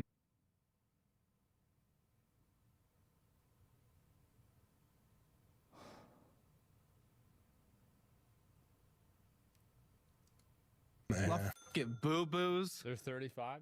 They're 35. They're the same age I am. The fuck is wrong with you? It's a trend that's gonna die. It's a This has gotta. We gotta It's the Stanley. It's gonna die in like 6 months. Yeah. You know, it's everyone moves on to the next thing. It's the millennials Beanie Baby. Oh fuck! And I technically am a millennial by 1 year. Kill me. Exactly. 100%. Like I feel like I'm like Uncle Ruckus or something like that. I do. Because I hate my own people. Now, but I would also say 80,000 hours of bad debt is something else to be concerned about. Yeah, I wasn't aware of the total at the time. You weren't. What did you think it was? Wait, how much? Is something else to be. Technically, am a millennial by 1 year. Kill me now. But I would also say 80,000 hours of bad debt is $80,000. Something else to be concerned about. Yeah, I wasn't aware At 35. of the total at the time. You weren't. What did you think it was? I was trusting her to take care of it, so. Big mistake. You fucked up. You shouldn't have done that. Tell me how much the household spent last month. We know what comes in. About 10K. What is it? 9,000? You're making $6,000 a month? That's plenty of money. That's plenty of fucking money. 9,200, 9,400? I think maybe like 11. Okay, it was $22,229. You don't know what the fuck is possibly going on. Tell me how much the household spent. To be fair, they are getting bled dry by student loans for like, so they really spent 15-ish, right? Student loans are such bullshit. He's worried. I didn't think there was any issues. Up until recently, I didn't think there was any issues. And you brought up the divorce a month ago, but you said you started thinking about it when you saw the balance. When did you start seeing the balance? That same day, basically. Really? Bro, look at this. Look at this. Pokemon, Labubu, like with like this. What are these fucking candies? This is, bro. What were you thinking? Oh man, come on, dude. Yeah.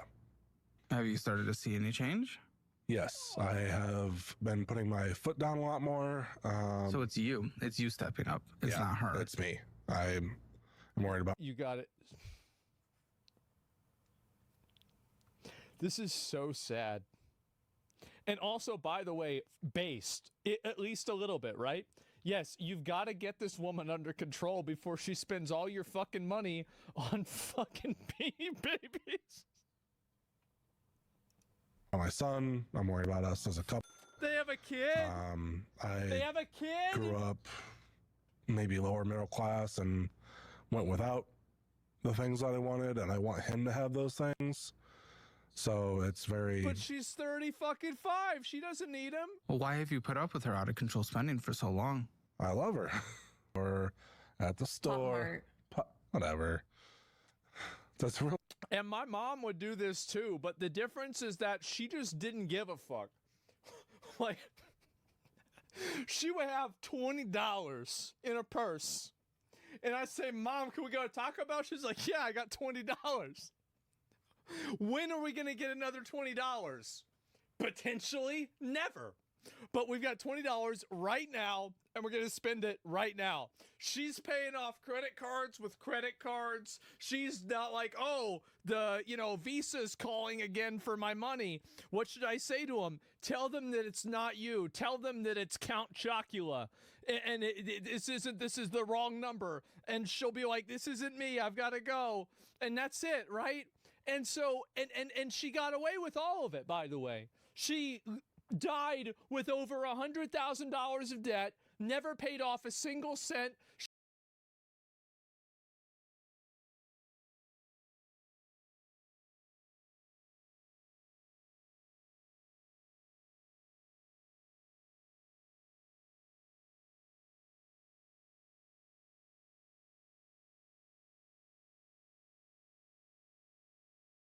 She didn't even think about it. She was sitting there eating. This is the thing. We were broke. We didn't have any fucking money. So she loved chocolate. She loved chocolate so much And so she would fuck it, but she couldn't afford the chocolate bars. And so, or maybe the food stamps wouldn't let you buy chocolate bars or something like that. I forgot which one it was. But either way, she couldn't get chocolate bars. And so she would go to the baking aisle and she would buy the fucking bags of Reese's like little fucking kisses that like you're supposed to put in a cake, and she would just fucking grab a handful of these and just eat them with her fucking hands in a bag because it was slightly cheaper, sitting there drinking Pepsis, smoking weed, smoking cigarettes while she's on oxygen, watching Ancient Aliens, asking if we're gonna get Taco Bell today. She was 70 fucking years old. And the difference between her and this girl is that she did not give a fuck. She never cared. It didn't matter. It did not even occur to her that this was a problem. Yeah, she tried about, yeah, exactly. She didn't give a fuck. And so that's the difference. It's like, you want to do this, that's fine. But like, you got to be in it for the love of the game. You have to be in it for the love of this girl is not in it for the love of the game. And this dude is certainly not. Look at his face. That's not so good, huh? Do you think that was a good or a bad thing for real? She did what she wanted to do. And it is a good thing because she did and lived the way that she wanted to live. And if a person cannot exist in a way that they choose that makes them happy, then they're living in opposition to their purpose and their existence. The reason why this is problematic is because primarily it is indulgent and it negatively affects other people, which my mom did also do, which was not good. But at the same time, at the end, she just didn't give a fuck, period. That's the difference. What about when people have been misguided? She was not misguided. She had 2 college degrees. She wrote books. She knew more about conspiracies than Alex Jones. She was not misguided. She just did not give a fuck. She was guided. She just wasn't going north. All right? No matter where it's coming from, if you're spending money on it. I mean, it's the reason why I'm spending money on it is because I feel like I lost out on my childhood. Oh my fucking God.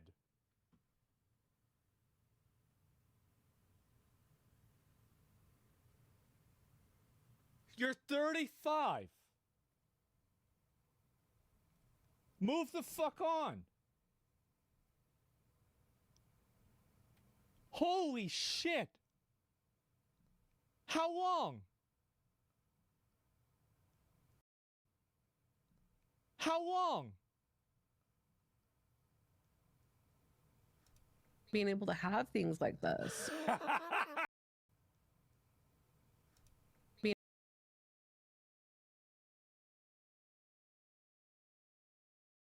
able to have things like this.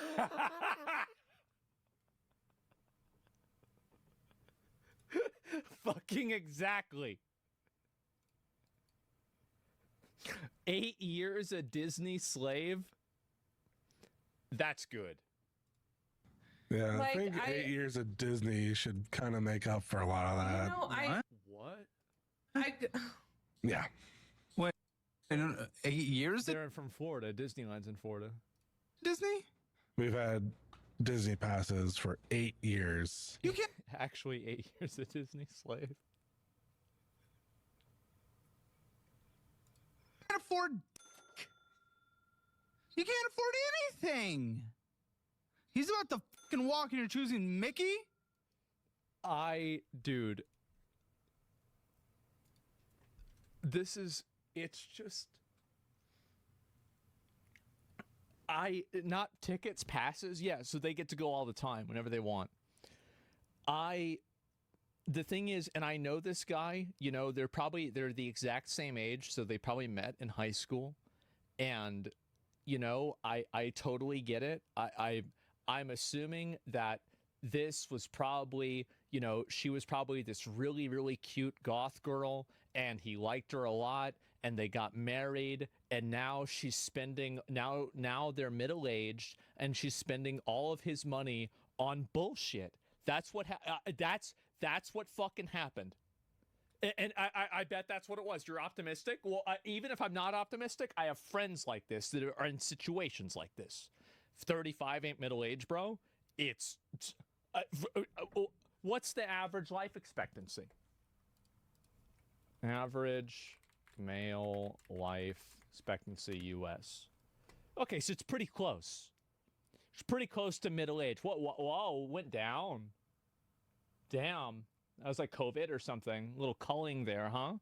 And yeah, a lot of people are dying now. How about that? And so 77. And anyway, yeah, it's pretty close to fucking middle age. Oh my God. I just, man.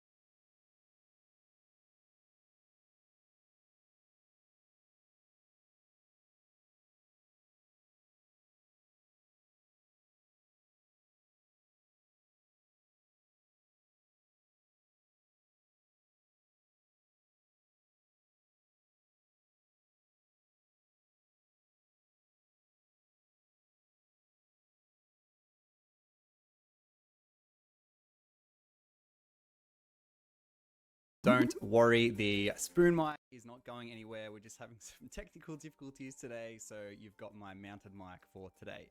Let's jump into the video. So we're finally in the new house, and I'm starting to feel a bit better, so hopefully can keep moving in the right direction content-wise. But today, we have some huge news regarding the king of LoL esports, Faker, and not even I saw this coming.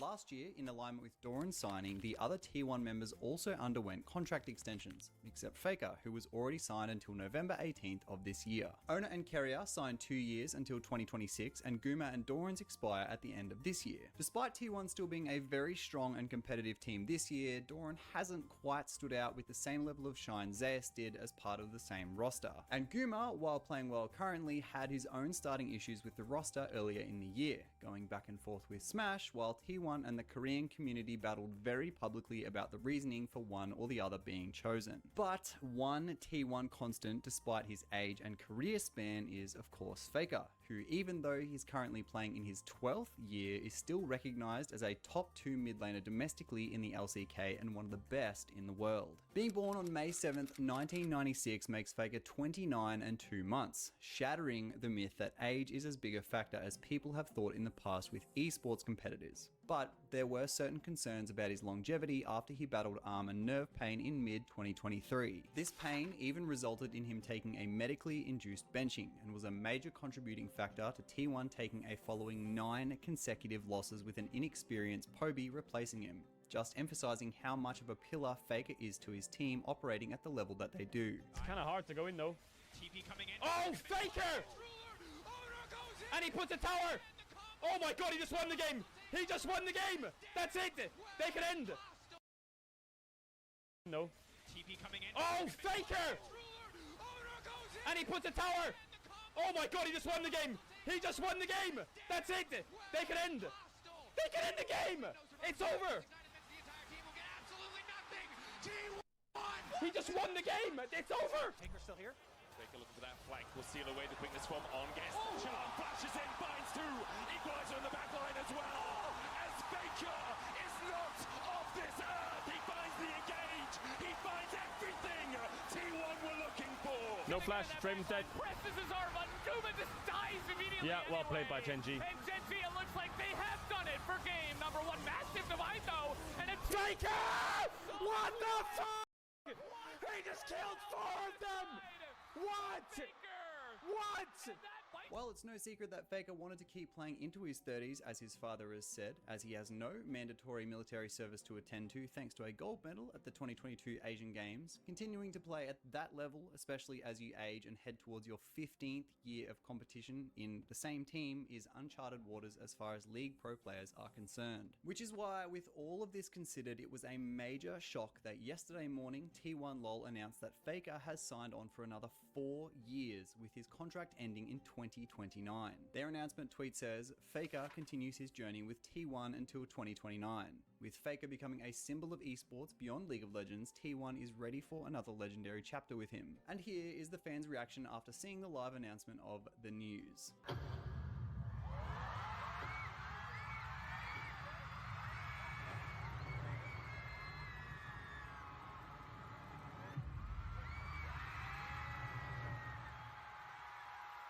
Now, there's a few things I wanted to talk about on the back of this. Firstly, this means his contract will obviously expire when he's 33 and 5 months. The signing of 4 extra years from here is pretty unreal, considering he's already one of the oldest pros that still competes. Only Core JJ at 30 and 3 months and Impact at 29 and 7 months are above him. But despite his consistency and longevity, who knows how his performance is going to go throughout his early 30s. The LCK is a different beast compared to the North American leagues where Core JJ and Impact play, and it would have been a lot safer for T1 to sign him for 1 or 2 years and reevaluate intermittently. But they didn't, making the 4-year signing an even bigger deal and a huge shock to the community. But as I said before, Faker is still a leader in mid-game shot calling and playmaking that only comes from his amount of experience. So this deal doesn't particularly come from a place of indecision or uncertainty. And this week just gone, T1 handed Genji their first loss after 27 consecutive series wins, including taking MSI and EWC 2025 titles, meaning despite losing to Genji multiple times recently, they still have the capacity to take down the best. This loss does come off the back of an extremely rigorous playing schedule though,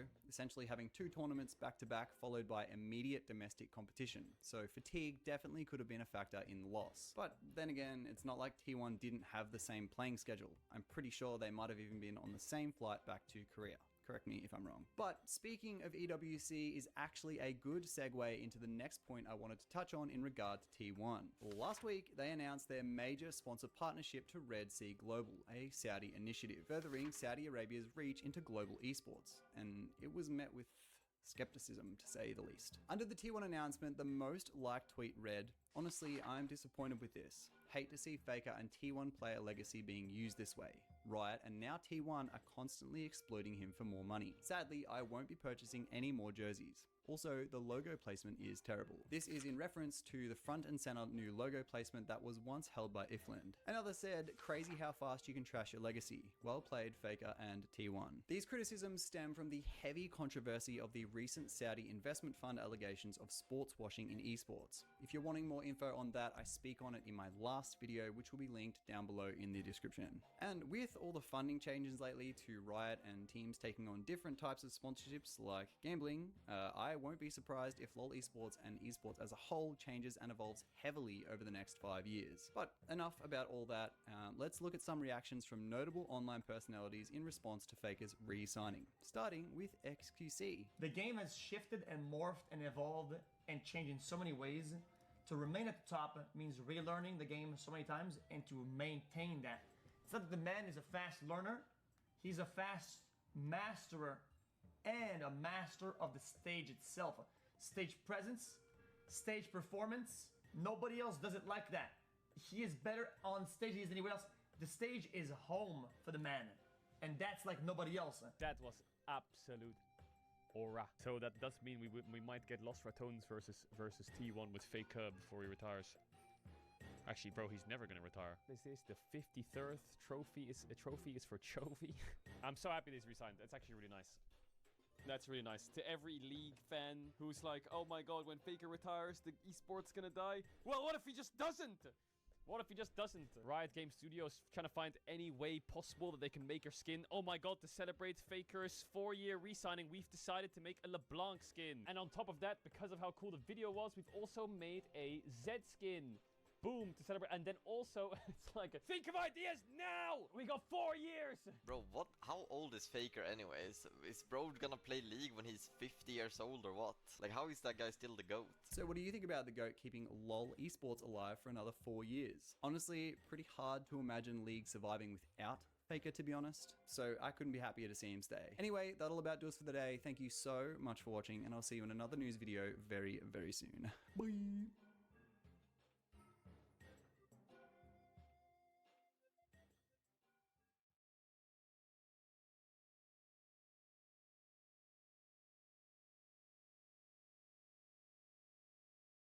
This guy brings people on to talk about their financial struggles. You guys ready to hear it? Here we go. How did $10,000 come in last month? I got my IRS tax refund. Is this because of the child tax credit? Yeah. Because you have children? Yes. How many kids do you have? I have 3. So you got such a big refund, but you spent it all on a trip. If you make like $35,000 a year, what the happened? So when I got the child tax credit, the $10,000 refund, I just wanted to go do something fun. But if that money is there to support you through the taxpayers, to spend it on vacation makes sense? Not when I have debt. Okay, why'd you do it then? I just wanted to go do something fun.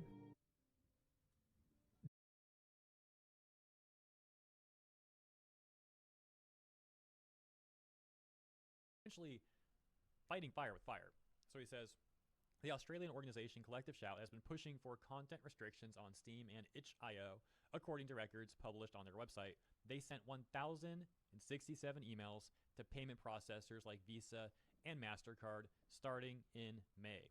Yep. If such a number of emails led to regulations that cost around 20,000 adult games to disappear, with reports also indicating that these games were removed from the libraries of users who had previously purchased them, which it is can only be again, stop described as killing a games, serious threat right? to That's creators another and reason users. why it's important. Even though there might have been many times more people who felt those works were fine or liked them, what about the effort put in by these creators? They are unilaterally decided without consideration. Yep. This asymmetry, along with the lack of transparency and information disclosure, is also a significant issue. And he cites Collective Shout's fucking based. Absolutely fucking based Japanese. If the Japanese want to stop this, why don't they just make a law where you can't do this? It's so simple. Just say either process the payments or get out of the country. They are? That's what I would do. And I would apply the law to one of them. And as soon as, and that way it's like, okay, you either follow this law or you get kicked out and your competition gets the entire market share. And that way you can effectively prisoner's dilemma both of them into doing that. Their own website here. Be very easy to do. They outline some of their strategy as we just went over. And as mentioned, the point to this is, well, if Collective Shout sent around 1,000 emails for that period of a few months or whatever it was. That's actually doing something. Visa doesn't get rid of these the calls. internet can do a lot more than that. Internet can do a lot more than that, man. So it's kind of hilarious seeing these payment processors bending the knee to Collective Shout. And also, like Collective Shout, they're complaining that they're getting harassed. Has it ever occurred to you that harassing a bunch of other people by taking away their content because you've decided that it violates your own personal viewpoint? So let me get this straight. You've decided to be the judge, jury, and executioner of what should and shouldn't be acceptable. And now you're surprised that other people are disagreeing with you and they're being the judge, jury, and executioner of whether you should be harassed or not. Well, that's not good. I don't think harassment is good ever. But if you don't want to have trouble, don't start trouble. Why are you starting trouble and then crying about it? That's it. And now it's like, oh, really? Okay, 1K emails and however many of what should and shouldn't be acceptable. and now you're surprised that other people are disagreeing with you, and they're being the judge, jury, and executioner of whether you should be harassed or not. Well, that's not good. I don't think harassment is good ever. But if you don't want to have trouble, don't start trouble. Why are you starting trouble and then crying about it? That's it. And now it's like, oh, really? Okay, 1K emails and however many phone calls that these Australian feminists may have sent. Well, good luck now with the internet coming after you. Yep. Now, as I said before, I think it's completely reasonable speculation. Don't start nothing, won't be nothing. Exactly. These people want to be able to tell everybody else what to do, but the moment that people start pushing back against them, they act like victims. Seems like the internet's making them earn it. The executives I at these can't payment feel bad. processors Too actually bad. have no issue Shouldn't have done it. with Collective Shout trying to get them to do this stuff. What I mean more specifically is they want to try and abuse their power and see what they can get away with. So I don't think the whole Collective Shout thing worked simply because they annoy these payment processors. No, I think these payment processors also saw this as an opportunity to test how much power and control they have, right? So simply annoying them back doesn't mean that they may start operating in a different way. Yeah. When those executives literally want to try to control the internet. But the point still stands that using the strategy of fighting fire with fire and clogging up their logistics can still harm the company. Here's a testimonial. It's absolutely detrimental. I heard from a Blizzard employee, this is a different thing, that do you guys remember, for any of the old viewers, the day that Blizzard restored my blessed battle gear of undead slaying on stream? It was not pirate. Do you remember that? Yes.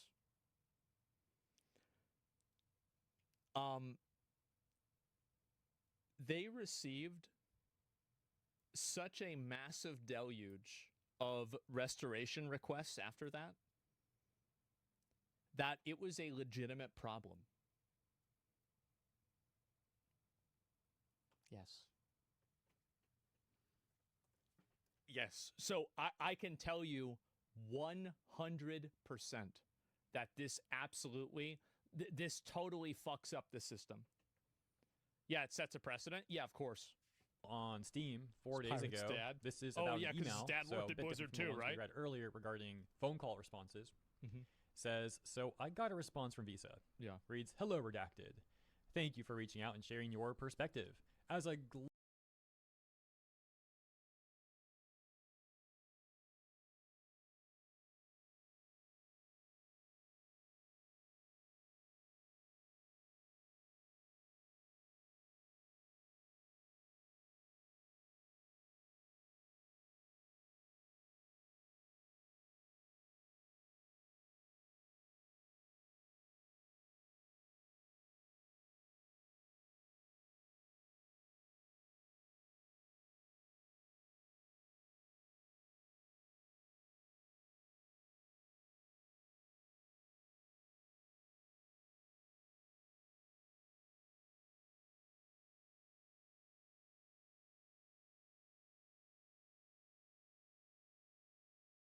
global company, we follow the laws and regulations everywhere we do business.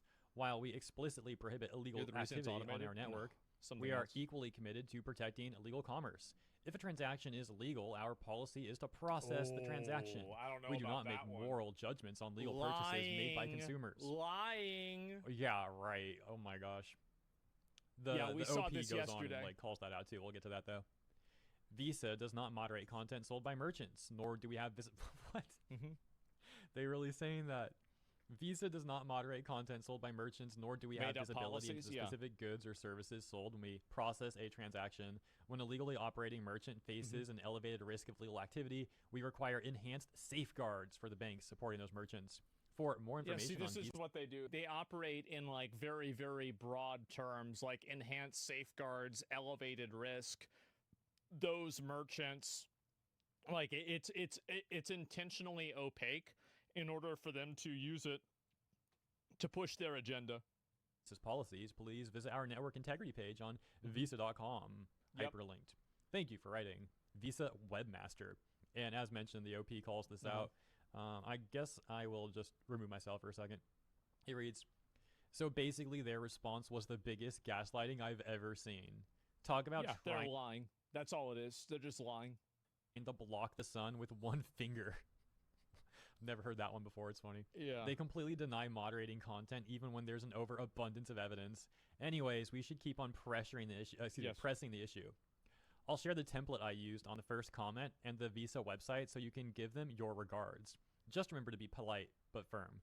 Also, the template has been modified by me to not have invalid characters and have enough characters to send without issue, but is based on a template another user shared. Now, hypothetically, guys, I think that's the way to do it. Never be abusive, never yell at them, never do anything that would put yourself in a situation that would get you in trouble, but be firm, insistent, and direct.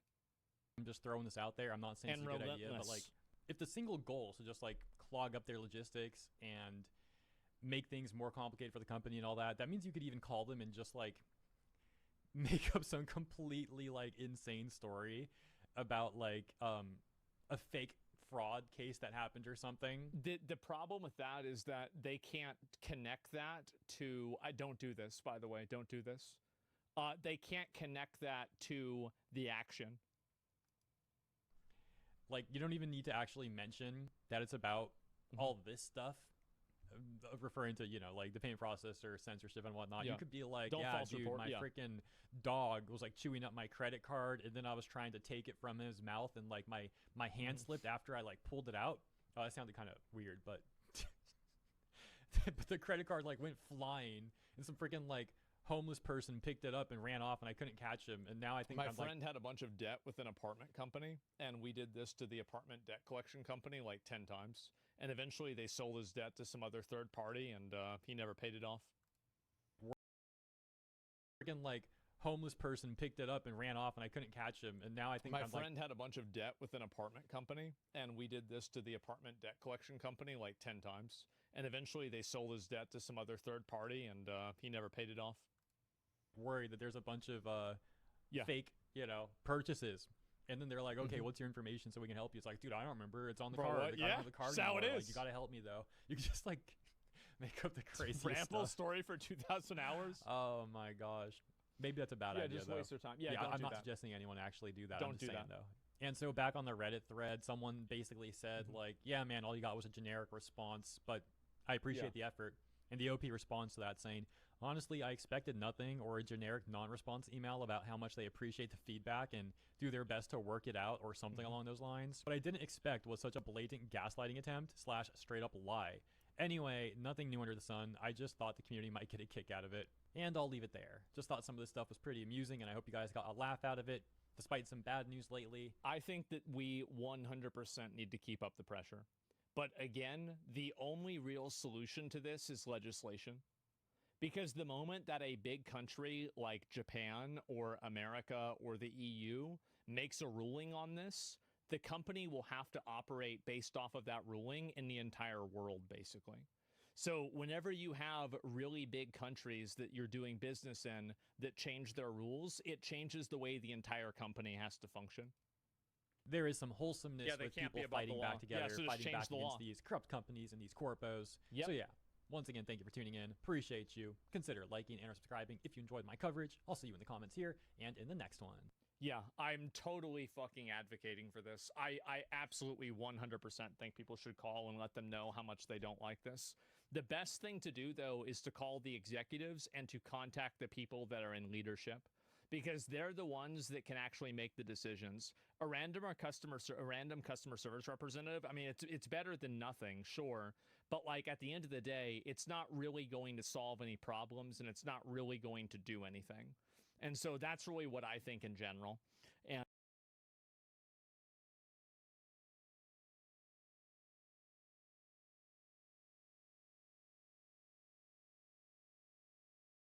so there's been another public crash out that's been happening a lot.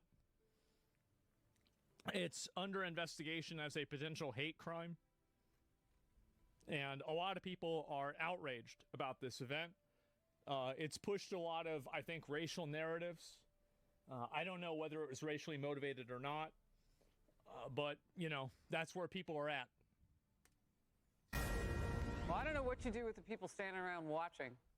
But there are at least 5 suspects charged. Nothing. I wouldn't like you really like you shouldn't expect somebody to get involved in that shit.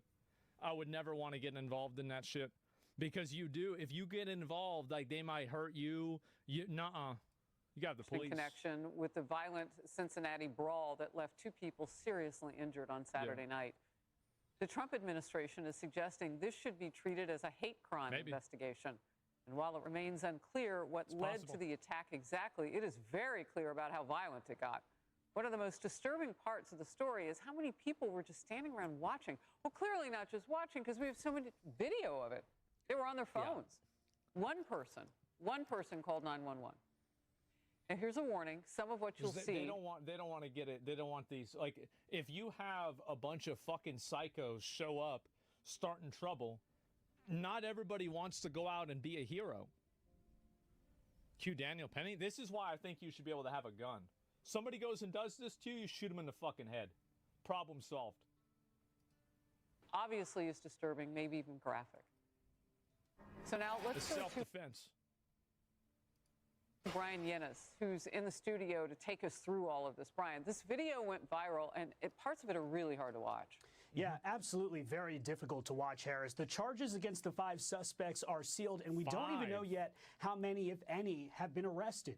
Cincinnati's police chief says we can anticipate, though, more charges against more people. Now, look, the video shows a white man being punched and kicked by a group of black people in downtown Cincinnati on Saturday at 3 a.m. The police have not said how or why this started. The police chief says alcohol played a significant role, and they've characterized it as a sudden dispute following a verbal altercation. Now, in the brawl, a woman appearing to try to protect the man is sucker punched by another man, appearing to be... Jesus Christ. Like, is that what happened? A woman appearing to try to protect the man is sucker...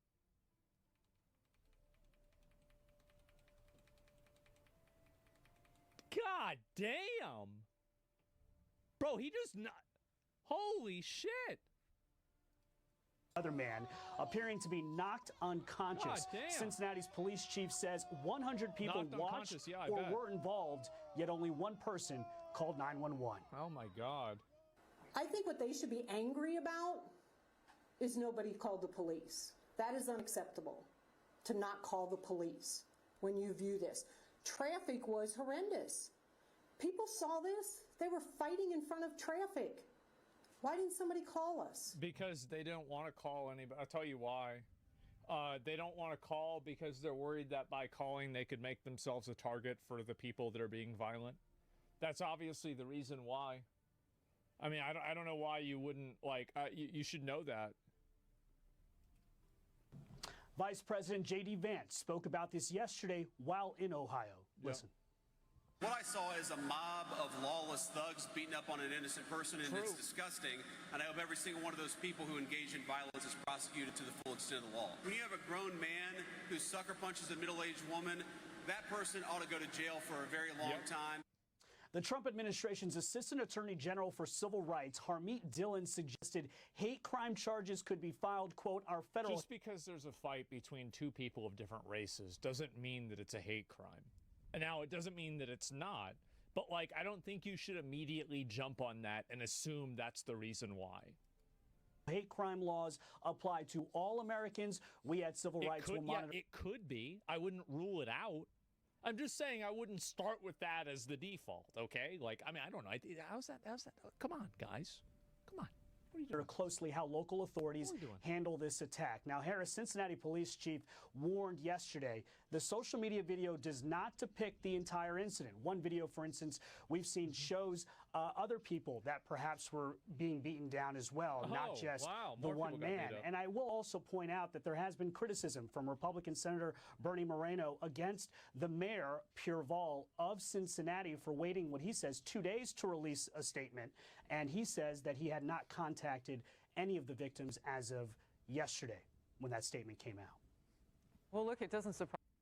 That's all political theater. None of that matters. The problem is that you live in a lawless city where people like that are able to go around and be violent, aggressive, and intimidate the public on a regular basis. I bet that's probably not the first crash out that group of people has had. The issue is that you let this go on over and over and over, and eventually people think that it's normal. Gun laws, huge gun laws too. If whites do this, it's racist. No, you guys are absolutely right. I will say it. If other people would not want to say it, if the races were reversed, this would be a national event, and all the Democrats would be saying that it was a huge race event 100%. I get that. And I understand that that's the reason why everybody's saying that it's a hate crime, and when you're in a circus, you have to behave like a clown. I understand that. I'm just giving my opinion. I'm giving my opinion. Like, you can push for that. That's fine. I understand it. But I don't think that's a good starting point. Surprised me that we're going to see the proceeds of more video in all of this. We should see a lot. Yeah. People were standing around with their cell phones, taking pictures and videos instead of calling for help. I understood it took 6 minutes for anybody to get there, and there was no ambulance. See, this is why you have guns, by the way. You just shoot these people. Yeah, I mean, that woman on the ground, that's a lot. Brian, Simple. thank you. Of course. Emily, I know that they will bring in more evidence in all of this, but as you look at this, this is a crime scene. Yes. First of all, I would never use words like fight or brawl. It's not a fight. I would use words like attack, assault. Yeah. I would charge this, first of all, with attempted murder, because we've seen what one-punch murders can be. This was horrifying. I mean, sucker punching a middle-aged woman whenever you are a military-aged man on asphalt, on the pavement, yeah, I could say that's attempted murder, sure. Deserves no place in society. Ohio State has complicit laws, so if you take part in a group beating, then everyone is responsible and on the hook for those that you see on those myriad cameras recording this. So I certainly would charge everyone with the attempted murder. I would charge them with felonious assault. I would charge with them everything under the book. And Harmeet Dillon is... These are the 2%ers that I talk about. You know that 1% of the population is responsible for like 63% of the violent crimes? So if you literally just took out that 1% of the population, over half the violent crimes would just disappear. It's literally that simple. I don't know why we have to live in terror, because we're afraid of holding people accountable for being psychotic animals. Absolutely right that if the state doesn't get it right, and I'm not holding my breath, then step in with hate charges at the federal level. This was nauseating to watch. And the amount of tiptoeing around that we have seen from anyone but the vice president and representatives of the federal authorities is so disheartening to boot. So you're telling me it was a fight when you see 100 people, 100 black people beating up 2 white people, and you're not, what if this was 100 white people beating up 2 Asian people? I think it would be pretty clear. There is no place for this in our civilized society. And you're not, what if this was 100 white people beating up 2 Asian people? I think it would be pretty clear. There is no place for this in our civilized society, and the fact that Cincinnati downtown in that area... Like I as I said before, I mean, I'm not really a big, like... I'm not a bit like I understand that I agree with the double standard, that it's very obvious that, you know, if the races were reversed, then you'd have a totally different dynamic, like 100%. But I think that both sides are stupid to that, right? I mean, there are plenty of altercations that happen between groups of people, and it's not race related. But at the same time, she is right, and everybody knows that she's right, that if the races were reversed, this would be a national story. And everybody would be talking about it, and people would be immediately assuming that it was racism, and it's like, oh, let's worry about white supremacy again, right? Like, absolutely.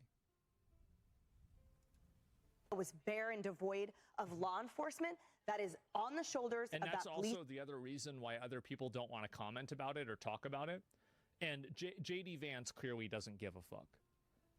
Him and Trump do not give a fuck about this. Like, they have no problem saying stuff like this, which is why I think people like them, or at least a lot of people like them. Some people like them. But in general, like, that's the reason why you don't have a lot of other people speaking out about it. Do you really know what happened, though, and why the fight started? No one's talking about that. Well, like, I don't really see, like, what would be the reason of, like, why you would punch a middle-aged woman in the face, right? Like, why would you do that? Like, maybe the guy got in a fight and, like, maybe he deserved it because he was, like, starting shit with them. Yeah, sure, I could easily see that. But, like, why would you punch the woman in the face? Like, what context would make that justified? I don't really see any. Chief Terry, and there is so much more accountability to be had. That woman was a single mother who was just attending a birthday party. Now she's fighting for her life to the cheers of those 100+ people, and now we're going to have to pay for their 3 square meals a day, by the way, in prison going on. That's why you force them into mandatory labor, and then you make the money off of them. And that's what they're going to get. They're going to enjoy the royal treatment in prison. So no matter how you look at this, there's going to be zero accountability for those monsters. Well, unless they get a soft. So this is my master plan: is that you put all the Nevrons in jail, and then you make them work. And if they don't work, then you put them in like solitary confinement or something like that, or you like make their sentence a lot worse. And so they're basically like they have to work, or they can work to make their sentence shorter, maybe. And that way you solve the problem of like you solve a labor problem. You get these people out of the out of society. It's like you're killing like 10 birds with one stone. What are Nevrons? Nevrons are this is the word I use for latent, aggressive, soulless, obnoxious beings that exist for the sole purpose of causing discord, trouble, drama, and chaos. That's basically it.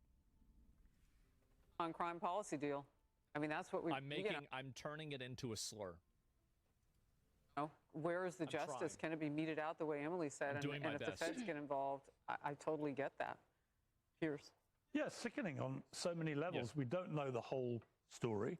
But what we do know is the police chief went out, and I saw an extraordinary press coverage she gave where she tried to be blaming social media. What? That was the real problem. What? The problem wasn't this violent brawl in which so many people rounded on this guy. I don't really care how it started. Whatever it started, it ended with a horrific act of mob violence. Then you have a woman punched unconscious, could have died, like you said.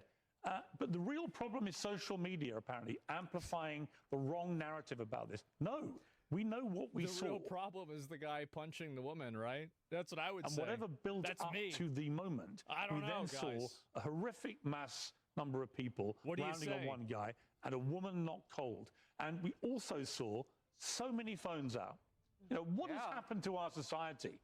We have this in the UK as well. When the first thought of people, when they see a woman knocked unconscious, who may be dead, is to take a phone out and record it on their phone and then post it on their social media for life. I can only speak from my point of view, but the reason why I would probably avoid rendering aid or trying to intervene is that I wouldn't want to get hit either, because you don't know whether these people have knives or guns themselves. And also, I would worry that somehow if I tried to help her in a way that didn't help her, because I'm not a, you know, medically licensed professional, I could get sued in the future if she had some sort of injury from me helping her in the wrong way. Like, I know that sounds like a very boring, legal, super vanilla answer, but that's the reason why. And you could say that's stupid too, but I would probably call 911. Like I did. There was one time there was like this roaming crackhead outside my local gas station, and I walked over there at like 3:30 in the morning, and the crackhead's standing in the middle of the street, and he's telling me about how he fucked my mom, and I'm like, okay, for sure, man. And I go to the door, and the door is closed. It's locked. And I'm like, well, what is it? I knock on the door, and it's the same guy that's always there, right? Like, I mean, I've known the guy 15 years, right? And so he opens the door, and he, you know, found out that he's like telling me, he's like, oh, this guy's causing trouble. And I'm like, well, you know, like, why don't you just let me call the police? Well, the guy doesn't really speak English. So I was like, okay, well, I'm going to call the police. Let me call the police. And he's like, yeah, please do. And so I called the police, and I told the crackhead, I said, listen, do you want ice cream? He said, yes. And I'm like, all right, you're going to wait right there. I'm going to get you your ice cream. I'm going to get it for you right now. Fucking retard sits there and just waits. The cops show up. Oh.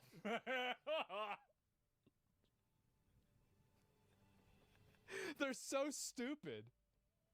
They are. They're so stupid. Like, it's easy. Yeah. It's, again, you got to understand our story. Yeah, that's it. And we got him, bro. The betrayal, yeah. That is as sickening as almost any other part of this. None so of them, apart from one person, call for help. One person with a woman who might be dead on the ground.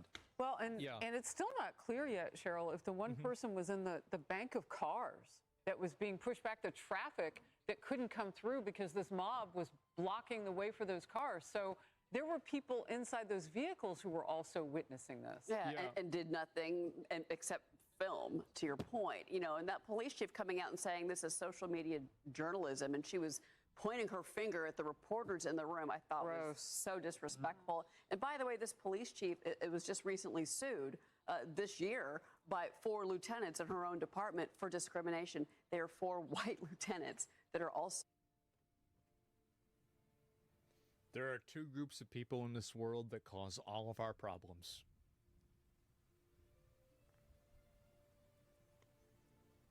Every single time.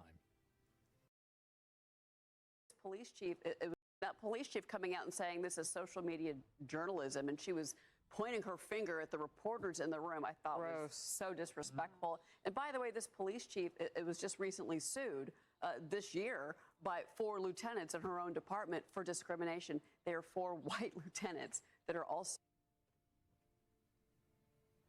There are 2 groups of people in this world that cause all of our problems.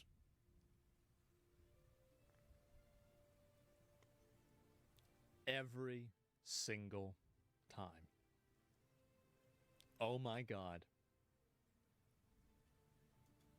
Suing her because they say that she has done nothing but promote minorities and women ahead of them, and they're actually taking her to court over it. I would be predisposed to believe that if the first thing that you do when something really bad like this happens is you start chastising everybody else around it that didn't want to get involved with somebody who could potentially have a gun or a knife. Like, what a stupid thing to say. And on top of that, it's such a misdirection. It's an obvious misdirection. Well, you know, the humanity aspect, obviously, only 1 person in 100 called the police. What does that tell you about humanity today? But beyond that, there's been a lot of frustration saying, online at least, of saying that if the races were reversed, the coverage that this would get, the immediacy of the coverage that it would get, it would be enormous.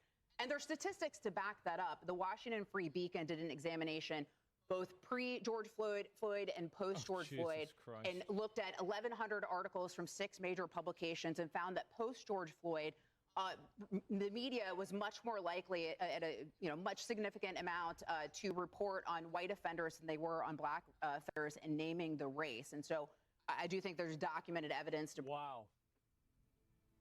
I could have told you that for fucking free. You didn't need to study for that. Everybody knows that. It's fucking obvious. Prove that a lot of those dynamics have changed post George Floyd. But yeah, everybody to knows see what that. we saw. Does it even matter the how and why of how it started? Well, it does if we want to keep it from happening again, because Cincinnati seems a bit out of control. And to Emily's point, there were no cops around that could stop it right away. And then there were no emergency services for 6 minutes. I mean, that woman was out. That's a lot. Where are social police officers? In other words, the public, who you could rely on in the good old days to see a scene like that and rush to that woman's help.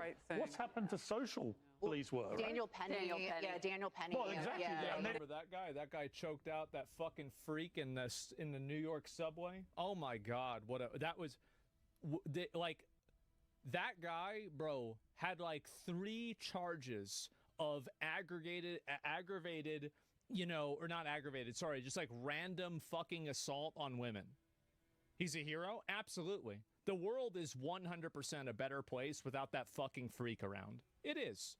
And Daniel Penny did the entire world a favor. They get penalized for one. But his whole life got fucked over in the process. It did. It got massively fucked over. And he almost went to jail for it. criminal court facing murder charges. And think about also Kyle Rittenhouse, too. That's the reason why people don't go out and they don't fight back against this stuff, is they don't want to have their life destroyed and be painted like a racist or a psychopath because they're trying to uphold a basic level of societal order. Did the Ferguson effect for police officers. I mean, police officers have even been fearful to do their jobs post-Ferguson. Rahm Emanuel said that, Democrat Rahm Emanuel. But this was this was gleeful, wasn't it? This was gleeful recording. We're enjoying this. Look at this. Correct. Give me a like. The worst of us. Yeah. Hey, everyone. I'm Emily Campagno. Catch me. Yeah, society discourages you from intervening. Well, it's a popular, it's called the bystander effect. A lot of people know about this. But anyway, yeah, this is the way that I feel about it. I wouldn't automatically assume that it's a race issue. I'm not saying, I'm not ruling it out or anything. I just would not immediately come to that conclusion without more information, right? I would not just like, A to Z, black people hitting white people, it's because of race for sure. Like,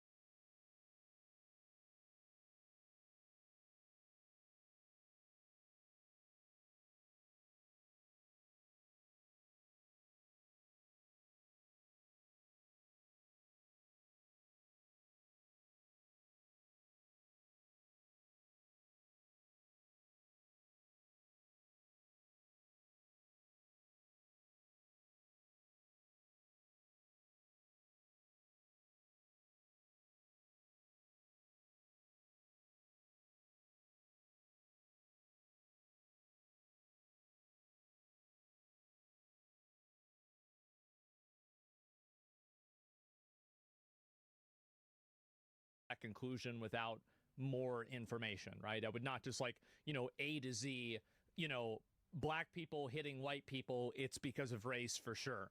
Like, obviously, I'd need to see more information for that.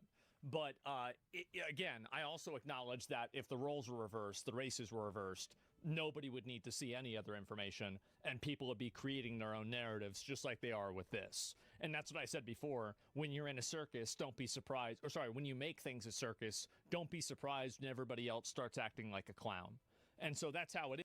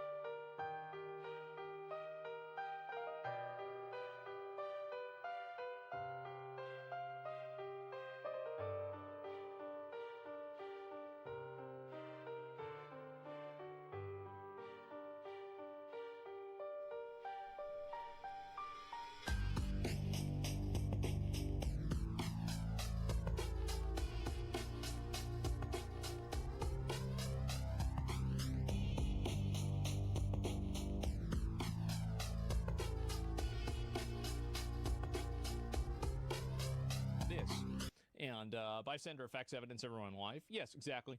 And it's a side effect of defund the police. Well, I just think in general, you know, I'm very much a big fan of the Second Amendment, and anybody being violent like this, you should just be able to shoot them. Like, that's it. No restrictions, really. And yeah, I think that's the way it should be.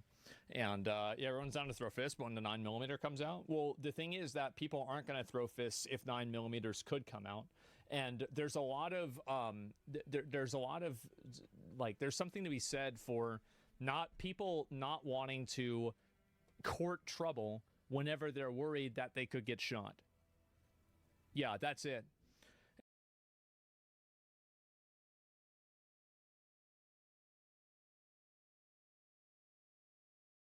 Has the Labubu obsession grown too far?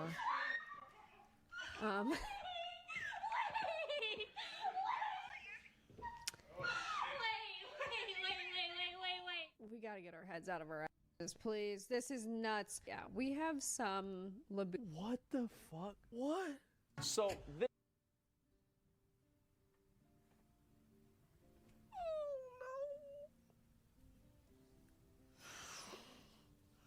We've got to bring back slavery fast.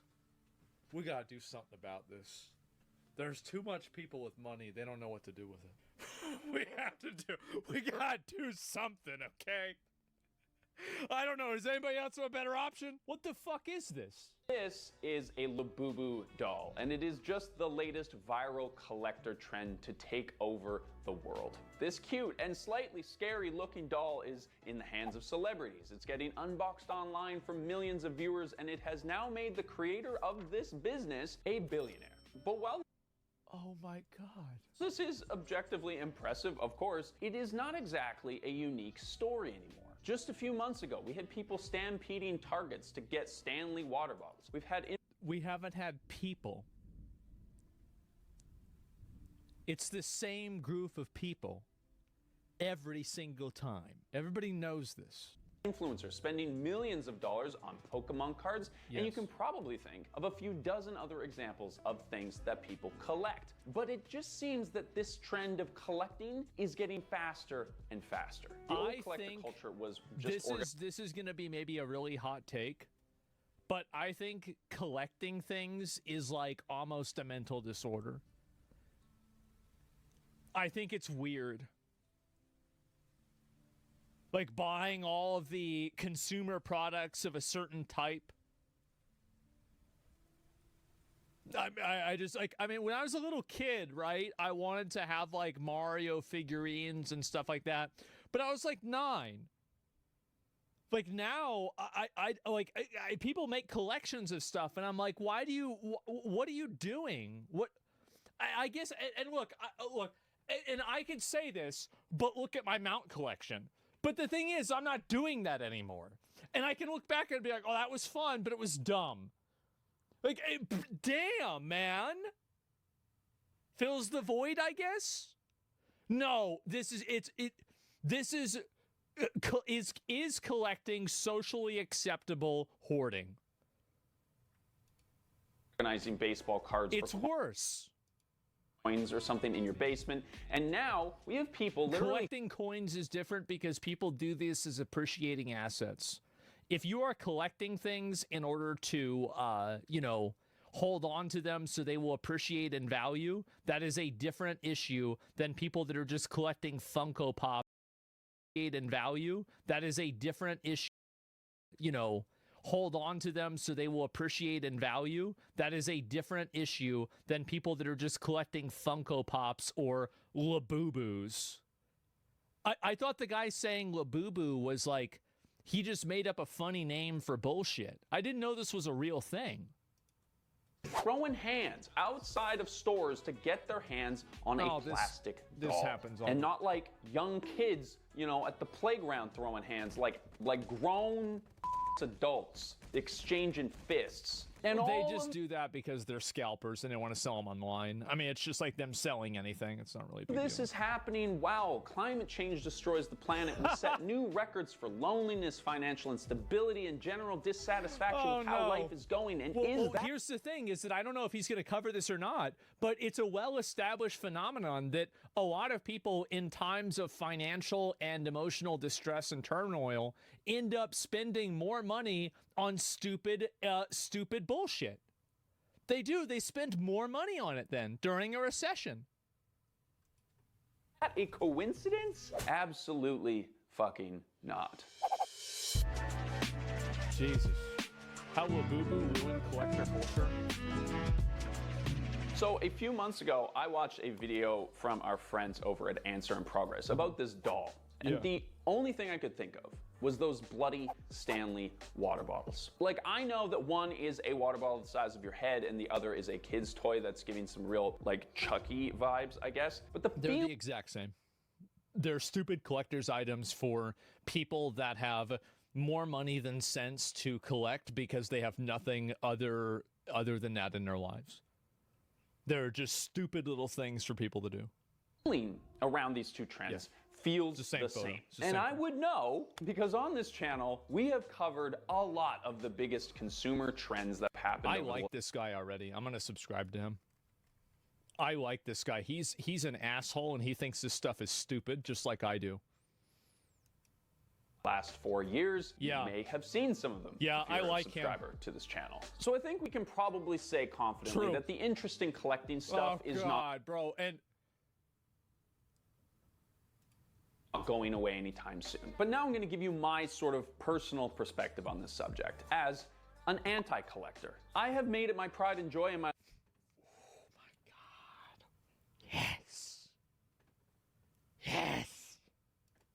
my life to not really collect stuff. The only thing that comes even remotely close to that is a collection of pottery that is in our house, but really that is all led by my wife. And one of the only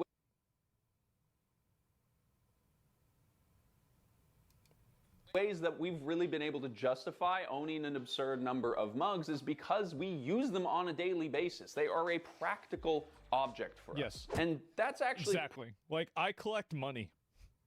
That's one of the things that I like collecting. Other than that, what else do I collect? I like collecting money. That's about it. Pretty rare amongst collectors. Yeah. My wife just looked at me and then whispered the words Beanie Babies because as she rightfully points out, and I suppose I should come clean on, I did collect Beanie Babies as a kid. Yes, whenever you were 9. We all did, because we were 9. Of course, I remember the golden age before 9/11, okay? Before the Twin Towers, the year is 1999 or 2000, and McDonald's is doing a Happy Meal collaboration with Beanie Baby.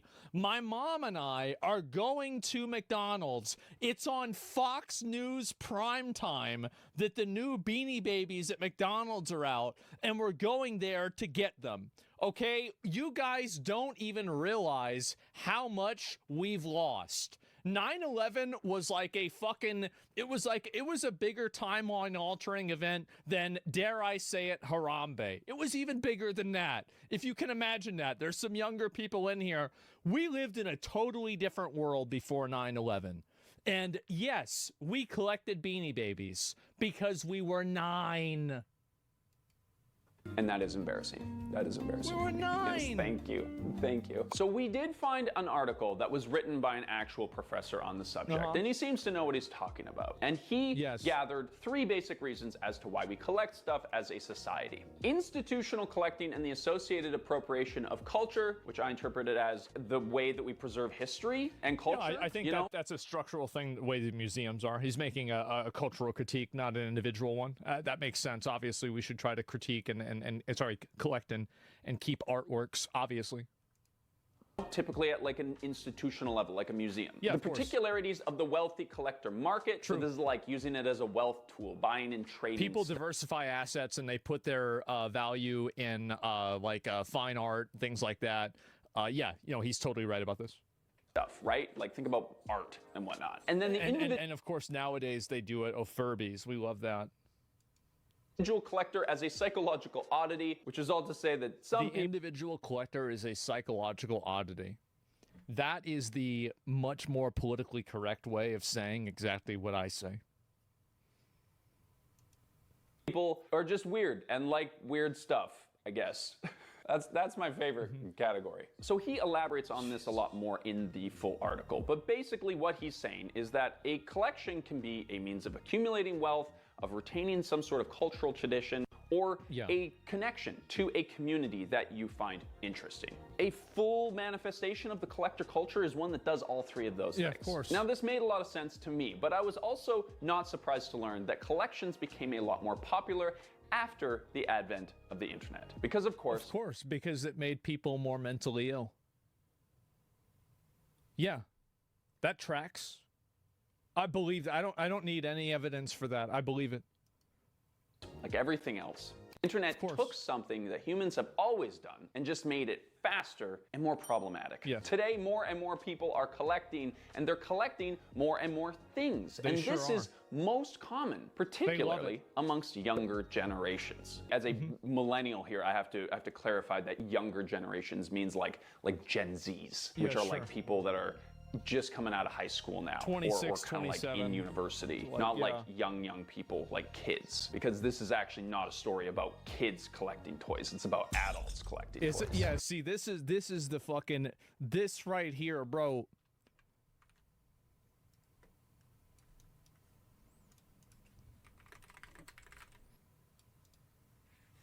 That's the way I feel. You need to stop. This is enough. That's literally you if you shave your head. I know that, but I'm not unboxing dolls. That's the difference. No way. Sorry.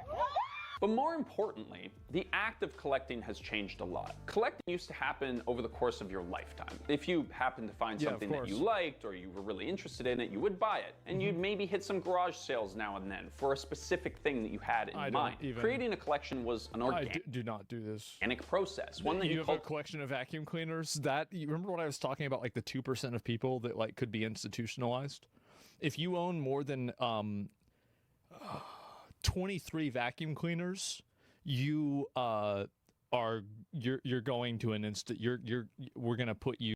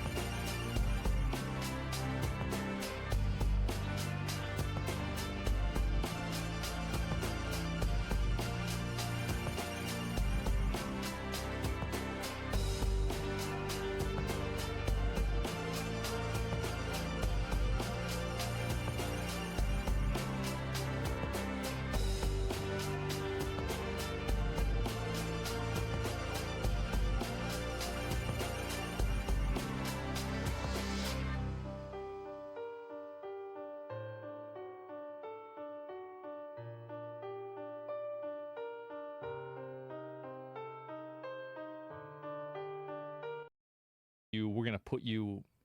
You're going somewhere else immediately right now. Like, get your shit. Cultivated over years of having this one weird little niche interest. Yeah. This is like the original treasure hunt experience that modern consumerism tries to replicate And today. that's the problem, though, right? Is the treasure hunt experience doesn't exist anymore because it's all fabricated and totally fake. Like, whenever whenever Goku's collecting the Dragon Balls, he's doing it so he can bring somebody back to life. When somebody's collecting all of the pieces of, I don't know, some scroll that was destroyed in the burning of the, the Library of Alexandria, he's doing it for a reason. There's a purpose for it, right? But like, yeah, but there's no purpose for this. This is just it. What I find to be so soulless about modern day collecting is that I think that collecting things becomes kind of interesting whenever it's something that wasn't meant to be a collectible. But you're doing this and it's meant for, it's like they're saying, hey, does anybody have a mental disorder? You do? Do you have $50? Okay, give it to me. That's it. Yeah, you never even play with them. Yeah, it's weird. Magic the Gathering? Yes, but Magic, at least there's a function that you use the cards for, right? You can play with the cards. But now, this emotional attachment is kind of gone. What about coin collectors? Collecting for investment purposes is totally normal. I am talking about weirdos that collect stupid, annoying, modern-day trend items just because they're compulsive.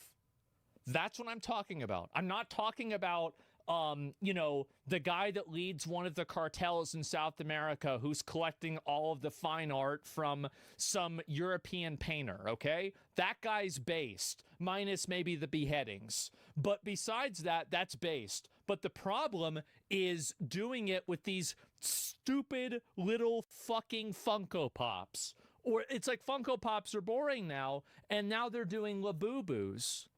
This sounds like something that you give a toddler. Oh, wait, it is. Because I feel like such a fucking ass. I'm actually becoming an old asshole. I'm 25. How is this happening?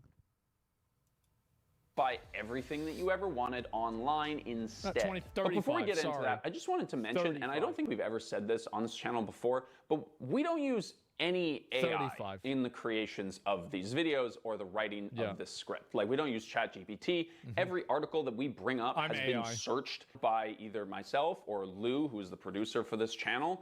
And we put our sources into a document that is always linked at the bottom of these videos. So if you want to see where we're getting our information from, you can always check that out. It is in the description right now. That's pretty badass. Along with some other links that you might find interesting. That's impressive. But back to Labubu.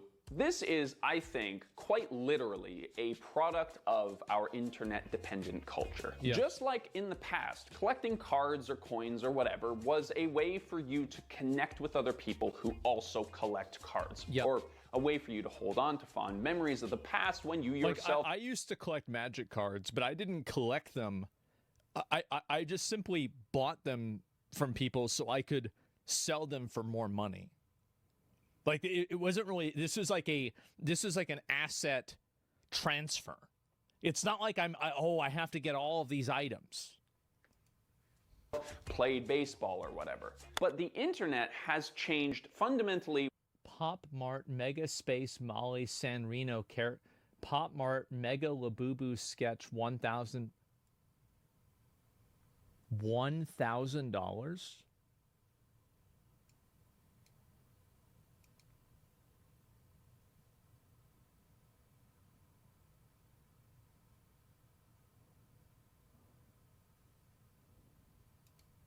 One part of the collecting experience, and that is the resale market. Because according to our academic friend we referenced earlier, in the past, people who collected stuff would... The thing is that anybody who thinks that they're going to make money in a resale market is a retard. You're just a fucking retard. Like, yes, obviously sometimes people get lucky, but in a general sense, the people that actually understand how to take advantage of a resale market Like, so did you know that you can actually 3D and through some sort of imaging, I don't know how exactly, figure out which cards are in a pack of cards before you open up the pack? Like, the guys that you're competing against, you're not going to make any money in this situation unless you just happen to get lucky. It's wait, MRI. Yeah, exactly. Like, there's plenty of things, too. And there's also imaging. They fixed that. Yeah, but it's always going to be it's a cat and mouse game. And they can also do this with, I guarantee you they can do this with these bags. Generally thought of as mildly disturbed cranks who have an inexplicable need to gather large numbers of items few others deem interesting. That's right. Basically, they were fucking nerds. But today, that has completely changed. The whole concept of flipping or reselling is like a side hustle that you can find all kinds of content online about how to get yourself started. Nowadays, collectors' items are not being bought by collectors, they're being bought by investors and traders. Which, by the way, Logan Paul's investment into this Pokemon card probably made about as much money as his investment in the Crypto Zoo. That's it. This shit, nobody's going to buy this shit. Nobody cares about this. Maybe you're going to make 80% of your money back.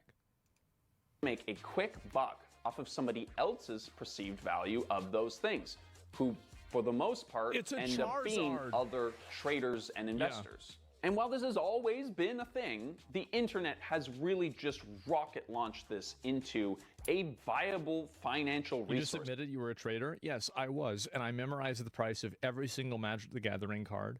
And I knew how much they were specifically. And I would never buy the packs in order to make the money. I would buy the cards specifically wholesale from people at my school because they didn't have the prices memorized for every single item. And I did. That's why I have a bunch of fucking, like, money. I would buy the cards. Yes, I was. And I memorized the price of every single Magic. The internet has really just rocket launched this into a viable financial resource. You just admitted you were a trader? Yes, I was. And I memorized the price of every single Magic the Gathering card. And I knew how much they were specifically. And I would never buy the packs in order to make the money. I would buy the cards specifically. And while this has always been a thing, the internet has really just rocket launched this into a viable financial resource. You just admitted you were a trader? Yes, I was. And I memorized the price of every single Magic the Gathering card. And I knew how much they were specifically. And I would never buy the packs in order to make the money. I would buy the cards specifically wholesale from people at my school because they didn't have the prices memorized for every single item. And I did. That's why I have a bunch of fucking, like, original, not Black Lotus, like Lotus Petals, Double Lands, and fucking original Swords to Plowshares. I have all of those. The reason why is because I knew what they were and they didn't. Because they were the retards buying the packs and I was the person who knew what the cards were. I said this before, super smart. It's not really, I just memorized the prices of some cards. It's not fucking complicated.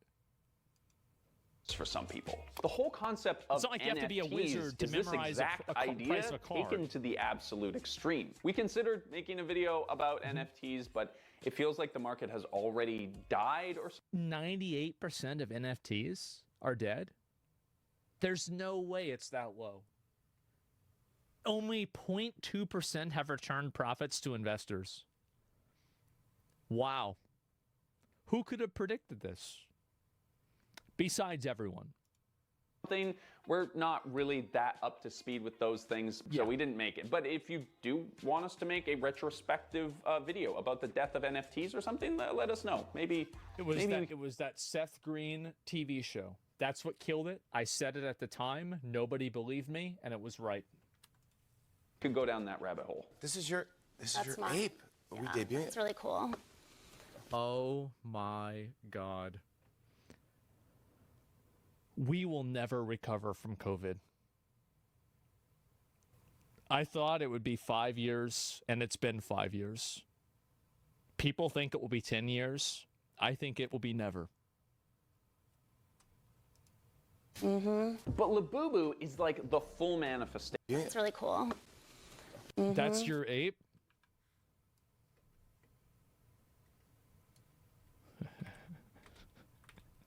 That's my ape. Got him. It's mine now. My ape. Got him. It's mine now. It was that easy. I just stole it. Oh my God. But Labubu is like the full manifestation of all the tools that companies can use to manipulate you into buying something that you don't need. And it is honestly kind of impressive. The UK has recently had to stop selling these things entirely because people were assaulting each other trying to get one. And it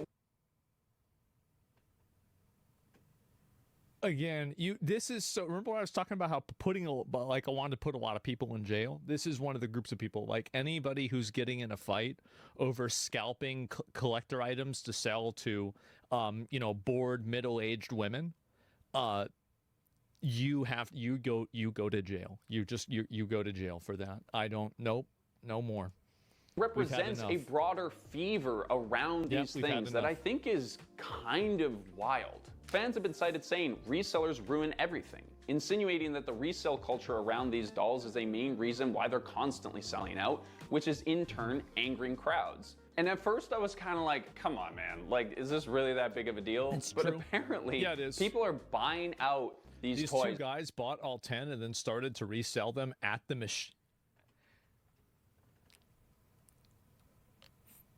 This is 100% what I would do too. Absolutely fucking based. 100% based. At Pop Mart vending machines and then just reselling them back. Did you ever own a Furby? I was born in the year 1990. Of course I owned a Furby. To the people in line behind them. And on top of this, the resale market has actually gotten so crazy that Lafufus, fake Labubus, are being sold to... Oh my God. They're knockoff Labub. What is this is the kind of stuff that like you buy your kid if you want your kid to know that you don't actually love them. It's like you have like one kid and like for whatever reason you don't like him, you buy him one of those. Everybody else gets a Labubu, he gets a Lafufu. People who are on the hunt for one of these specific pieces. And as Sabrina talks about in their video, even without all the added drama, the experience of buying one of these toys is genuinely something else. If you haven't seen her video, you should definitely go. What? Well, it's just what's in the box. You open the box and you buy. And this is the thing, is that my mom did this. She was really into collecting. You know what she liked collecting? Everything. That's right. So, and she would do this on Amazon with my money. And and I gave her my card. I said, hey, my stream does really well. Have fun. And I don't regret a single cent. It was money well spent in my mind. However, holy shit, what the fuck am I going to do with all this stuff? Oh my God. And so anyway, she would buy things off of Amazon, and by the time they arrived, she'd forget what they were. So it's like every 3 days was like a new like mini Christmas event. Oh, what's in this? Oh yeah, I remember this. I ordered this a while ago. Really, it was insane. And then I had my girlfriend living here a while ago. Really, it was insane. And then I had my girlfriend living here at the time, my ex-girlfriend living here at the time, and she's also ordering a bunch of bullshit. Every day I would open the fucking door, there'd be 5 packages from Amazon. And I'm like, what the fuck are you guys doing? What are you doing? You're buying all of this shit. Oh my God. But what she is experiencing is a new kind of marketing that is becoming increasingly common within the collectibles world specifically. These Labubu toys come in boxes, and the boxes themselves don't actually tell you what's inside them. They tell you the odds for each toy that might be in the box, and this is known as the odds for the toy, of course. How convenient. Yes, how massively and amazingly convenient. Box. See, this is just another layer on top of the tried and true playbook of psychological tricks to get people to buy stuff, right? Limited colors and special editions that we saw from water bottles, the collaborations with other big recognized... I mean, if somebody likes the thing and they want to get... like, the problem isn't like just buying one of them and thinking it's cool, right? I mean, I have this, right? I bought this. Do I need this? Yes, but... really, no. And so, like, but I thought it was nice, but I don't have like 50 of them, right? There's just one. That's it. I bought one. And then I have this one a girl gave to me. This one I got from Elden Ring. And to be fair, I did also buy, I did buy, all right, I bought 2 of them. I bought 2 of them over the past 20 years. Okay? I think I've got a really good ratio. That's it. You kept it? Yes, I kept it. If I threw it away, she would have got mad. Yeah, I don't want to deal with that. Companies that Crumble was famous for, and these big announcements of an impending drop to build anticipation and excitement from shoppers that we see from the fashion world. And this latest feature is pretty well gambling. It is. So the idea of a blind box, a product that you buy without actually knowing the contents, is not totally novel either, of course, but it is easy to see why these things are so popular. There is something truly thrilling about not knowing what you're gonna get. Not to me. Because that's what happens to me whenever I go to Taco Bell. I never like that. That shit pisses me off. Anytime I go there, I feel like, honestly, I go to Taco Bell, I don't know what I'm going to get more than if I buy a fucking pack of cards. And don't even get me started on Arby's. You know what happened last time I tried to go to Arby's? I got in a wreck. I'll be happy with any of them except that fuck-ass Christmas tree. I don't like that one. Please, please, please get the Christmas tree. Please get the Christmas tree. All the other ones I think are very cute.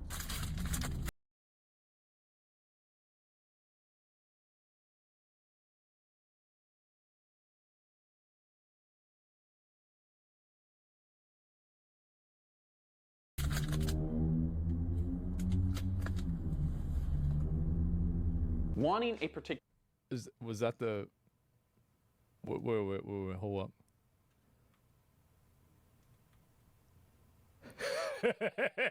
Fuck-ass Christmas tree. I don't like that one. All the other ones I think are very cute. There's a star.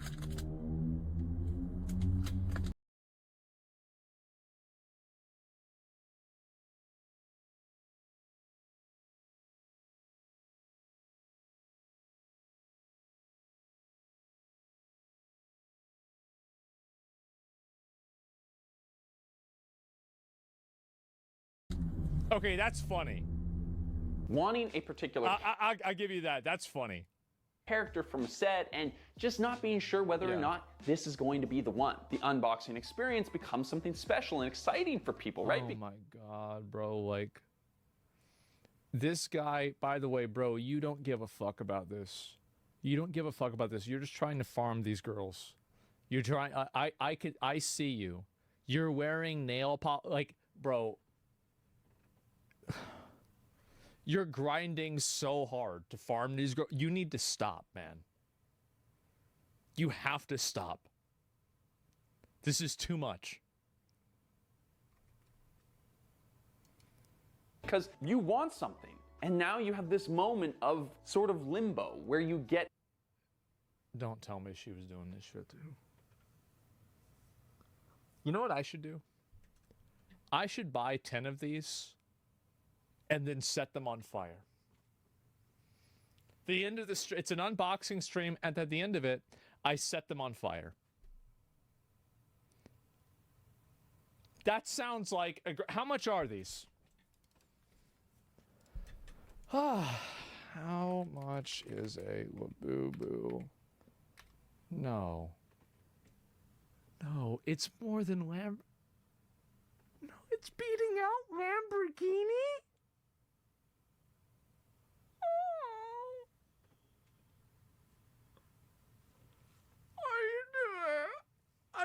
Okay, all right. How much is a Labubu? So where is it on how much is a Labubu? So where is it on Pop Mart? So no. How much are them? How much? $250 fucking dollars? This is ridiculous. $50 fucking dollars? This is ridiculous. They're $27, but they're sold out. I think I should do this. I should do a Labubu box opening stream and I shouldn't even look up. Maybe I could have somebody that knows it react to it and tell me how much they're worth. And then at the end of it, I just burn them all. No matter what. I think I need to do more than 10 now. I think 30 would be a good idea. So if each one's $20, it's $27. So like scalping is probably 40, right? Like realistically. So you've got $40 and I do 30 of them. How much is that? It's 1200. I would do that. Yeah, I would do that for sure. To experience this is one of the best ideas I've ever had. The exhalation. Especially after I see all the I have to do this. I have to do that. I'm gonna do this. Let me see. Can I burn them in my house? Can I start a plastic fire in my house? I don't see. Is that okay? Is it illegal to do that? I know it's not good for you, but is it illegal to do that? Yes, you can start a fire in your house. Specific rules, regulations, outdoor fires, recreational fires. Yes, you can start a fire in your house. Specific rules, regulations, outdoor fires, recreational fires, campfires. I have to do it. I still have to. I know. I have an old barrel that we took it out of the woods. There was a junkyard. We stole it out of a junkyard. I still have it. We just put them in nose and light them up. No, I actually, yeah, I'd still do it because there's a dead patch of grass in the middle of my yard. I could do it.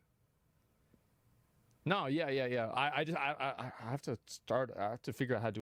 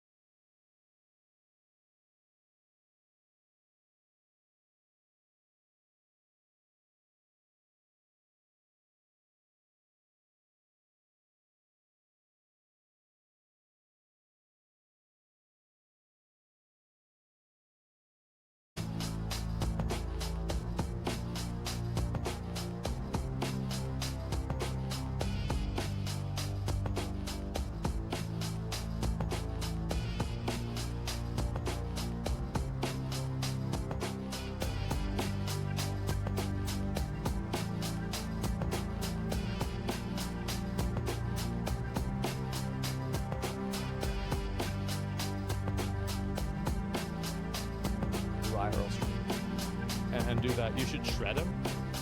Oh, that'd be a good idea. I could find like different ways to destroy them. Either way, I think we're gonna do that. Like I'm gonna maybe order these in like a few days. That's maybe not the right word. She's got. Now, we wait, unboxed one of these things. Real quick. She got a whole box. You got a whole box. That's a whole ass. Oh my God. Not the right word. Now, we unboxed one of these things on our Patreon podcast just to get a sense of what it was like. And even though we're not particularly emotionally invested in the outcome, it was still pretty fun.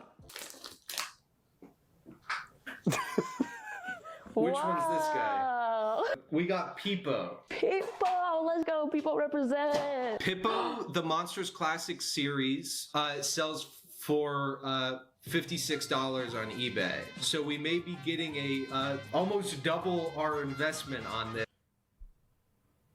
It's listed for $56. That's all. It's not selling for $56. It's listed. If we successfully sell it. The unboxing experience has been designed to be something special and exciting for people. And unlike a lottery ticket, you actually have something to show for it at the end, regardless of whether or not people have something to show for lottery tickets at the end too. Oh, I was gonna make a suicide joke. Let's not. It's the one that you wanted. But imagine if you were really invested in a particular outcome. You have an idea of a particular toy that you're excited about. Suddenly, this unboxing experience can be like a highlight of your week or month or year. I was gonna say a blood splatter. Even. We're going back in. We're going back inside. What are the odds that I get the same one twice, right? It's gonna be fine. I didn't say that. And this stuff is popping up everywhere. We found an article for the 25. Okay, that's funny though, right? Yeah, that's really, really funny.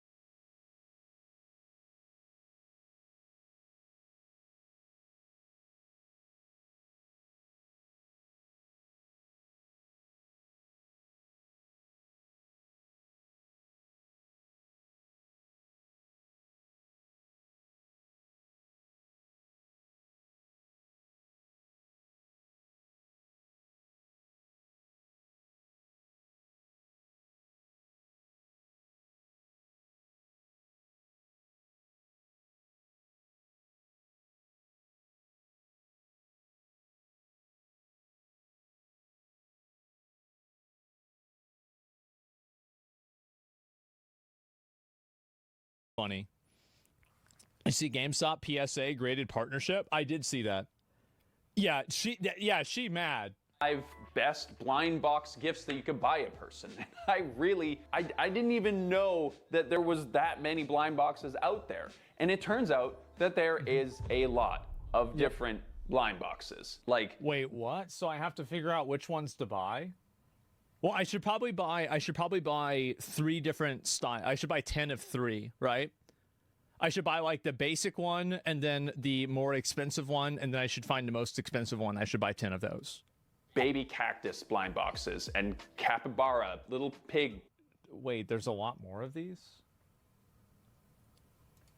Blind boxes and unicorns. And then like the further we went along on this, I sort of realized that blind box is just one word for it, but there's also other words for this, right? Like mystery boxes are the same thing, but sort of catered to a more male audience, maybe. We found one. Yeah, but that's also like, I mean, I think all of these are silly. I do. I think they're all silly. I do the same thing with like my P.O. box stuff, but like that's like a community thing. And it's like, is this one a bomb? Let's find out. And so anyway, yeah, garbage groups, it's so silly. And 800, how much is this? $800 mystery box? The only mystery is why the fuck you'd buy it.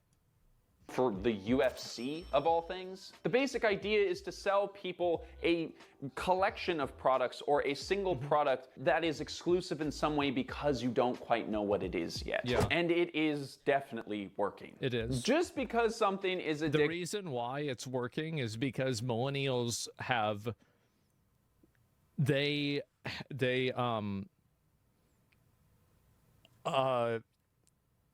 something wrong with them. Well-designed or fun and stupid to kids. engage with. Doesn't necessarily mean that Can it's you going imagine what's going to happen with the kids that have had their brains destroyed by galaxy gas or are old enough to have a job and to like, you know, well, I don't know about graduate college, right? But like old enough to like work somewhere and have like disposable income?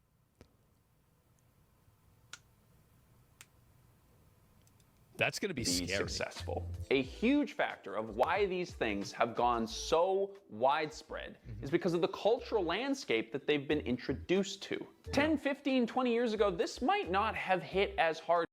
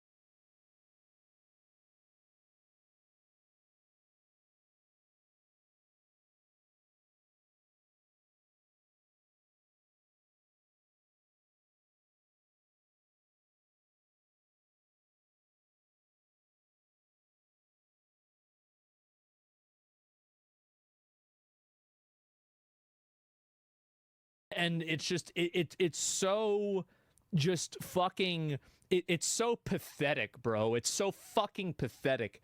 And I hate this so much.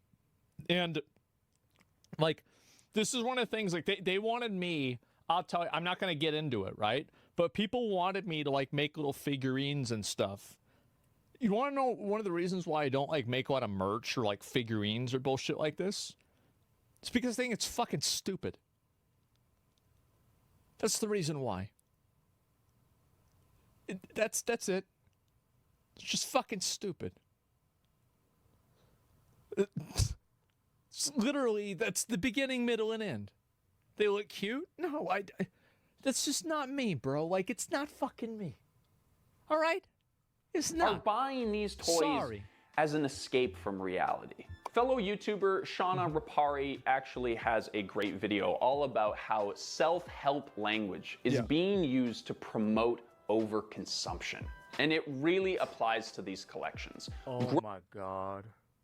Self-help stuff is being used to promote overconsumption. We are becoming so dangerously close to becoming based. I am so happy. I know it'll never happen, but I can at least imagine. Yes, true. Would you prevent someone from making them? No. Grown adults are justifying buying children's toys to heal their inner child. But the thing heal your inner child. Oh yeah, from the therapy people. Oh wow. Oh. About healing your inner child is that it requires real introspection and like a lot of work to fix that trauma. And buying a novelty toy that you weren't able to buy yourself as a child might feel good for a minute, but it's not going to fix your problem. Hence the need. No, that's all right. Like if there's something you grew up and you always wanted and you get older and you buy it, then great. Good for you, man. That's awesome. But here's where the problem is. The problem is that you don't need 17 of them. You don't need 35 of them. Just get the thing that you want and then move on. To constantly go out and buy more of them. But it's not just childhood trauma. The demographic that is really into this stuff most is the anxious generation, right? There's literally a book about them that's called that. And this is a lot. That's exactly right, because they're being fucking psyoped into being mentally ill. A lot of people today, a bunch of people who are chronically online, which makes you feel disconnected and lonely. And these toys bring you this like fleeting, exhilarating feeling that we don't get a lot now. Makes them forget that their life sucks. A lot of people today are chronically online, which leads them to be disconnected from their communities and lonely. These toys bring this fleeting but exhilarating feeling of relief from both of those daily average. Bro, this woman's on her phone for 9 hours. Let me see what mine says. Where does it say? Fucking about the phone. Is it accessibility? Screen time. 2 hours. Yeah, I was on the phone 2 hours.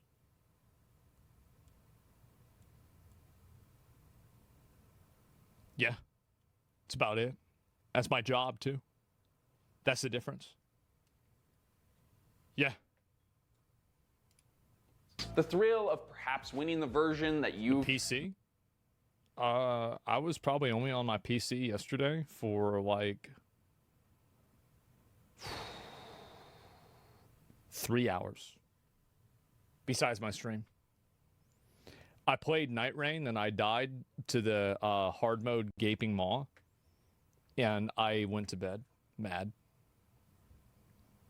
Like a failure, a fucking piece of shit. I shouldn't even be alive at this point. I literally hate myself. Been wanting, or that is actually no, it's not. It's not easy. He's a dick sucker. Worth more than what you bought, and this symbolic. Look at this. Look at this. Look at this, bro. Like.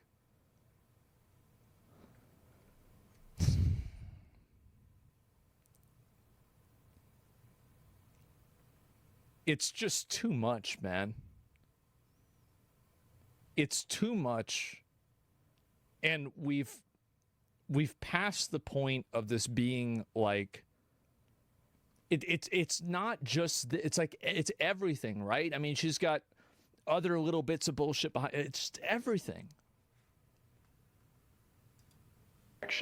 To a whole bunch of other people online who like this.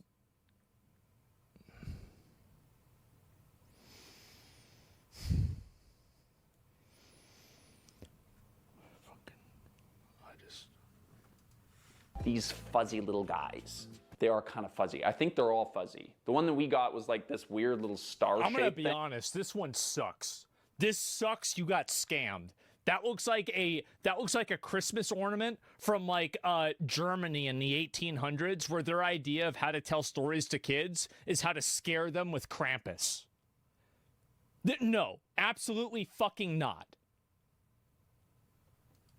I didn't know which one to get, but this one said classic on it, and so I thought it was kind of like the original Labubu doll. Turns out this is just like the Christmas collection that I bought in May. And sadly, this is just another story. It actually is an ornament. Of a hobby that has been depersonalized and corporatized by influencers and pop stars. Most people agree that Labubu's popularity stems from K-pop star Lisa featuring it so heavily in interviews and social media and paparazzi and whatnot. And we've seen this before. The recent surge in popularity of Pokemon cards, especially over the pandemic. And I did this because I was in New York and Ms. Kiff and Nick just wanted to spend all this money. I remember we had conversations and they were like, is it really worth $20,000 to buy a box of Pokemon cards? And everybody was like, yeah.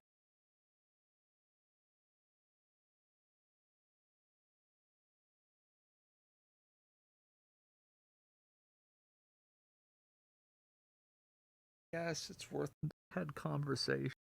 Ms. Kiff and I did this because I was in New York and Ms. Kiff and Nick just wanted to spend all this money. I remember we had conversations and they were like, is it really worth $20,000 to buy a box of Pokemon cards?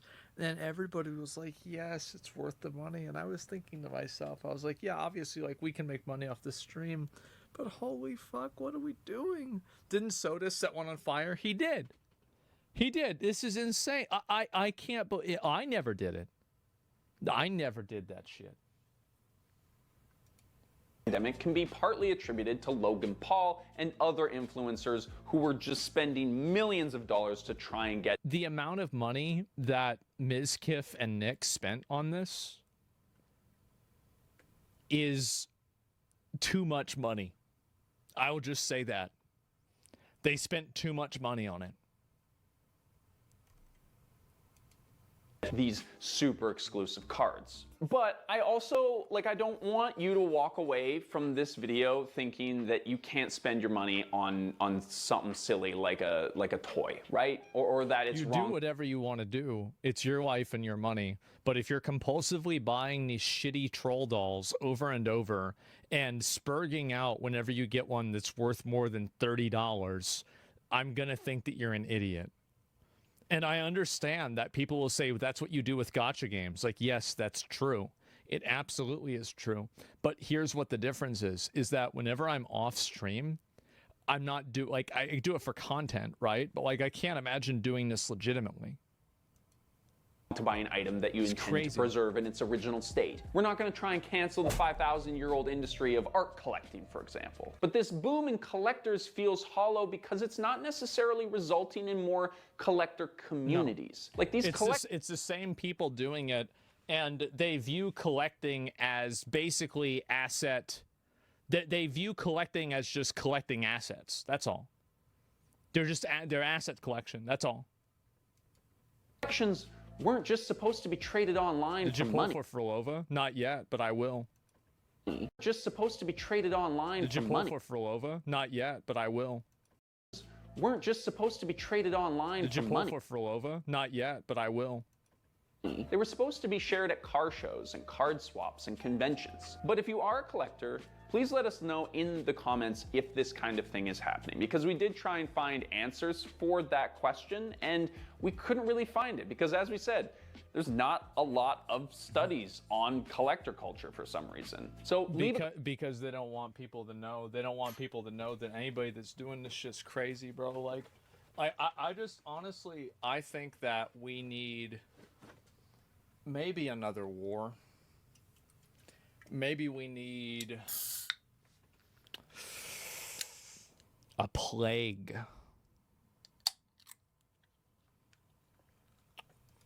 Comment down below if you are a part of a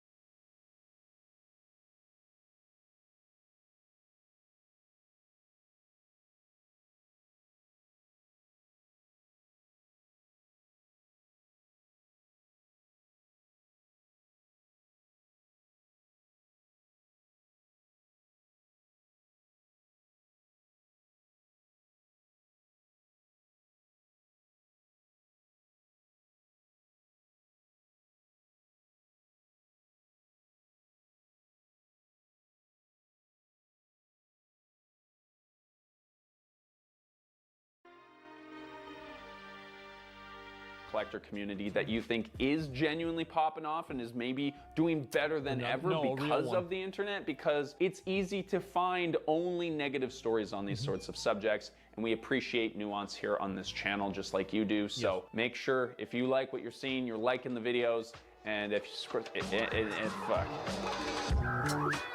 I love this guy. I do. I think this guy's fucking amazing. Give me 1 second. There's somebody sent me a video of something that's very upsetting. Before we go to it, I want to link you guys this video. Give this guy a sub. His name's Levi Hildebrand, I think. Yeah, this is I love, this is amazing. Here's the video. Give the guy a like. Give the guy a sub. Yeah, collecting's been a thing forever. Yes, you know who used to do collecting?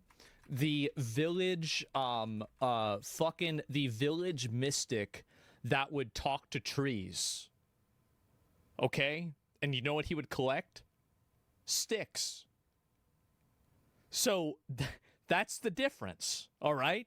That's the difference with or rocks. Yes, exactly. Sorry. Oh, exactly. You forget crazy cat ladies. Yes, exactly. But think of the first word there. We already know. You ever collected Yu-Gi-Oh cards? That shit was peak? No, I didn't collect Yu-Gi-Oh. I collected Magic cards. I didn't even collect them. I just had them. You know what I have? You know what all my Magic cards are now? I've got plenty of money. You know what I do? I print them out. I use the proxies. I'm not going to spend I'm not going to order these cards and I get into all this. I just use the proxies. It's not a big deal. Like, I've been doing that ever since high school. People will get mad at me. I don't give a fuck. That's just the way it is. Yeah, Yu-Gi-Oh, Pokemon, and Magic. I collected. I mean, that's like what you do whenever you're a kid. Labubu figurine sells for over $150,000. A human-sized Labubu figurine. How's this human-sized? 500 100. 在现场报价4000、5000、22000，在网络加惠1万。 It sold for 1.08 million yuan, which I believe is a record. Definitely a world record for a Labubu sculpture. But I think the price will go even higher in the future. Because it's truly a non-standard art piece. Just buy real estate. Come on. Collectors would have thought long and hard before offering such a price for this work of art. Yeah.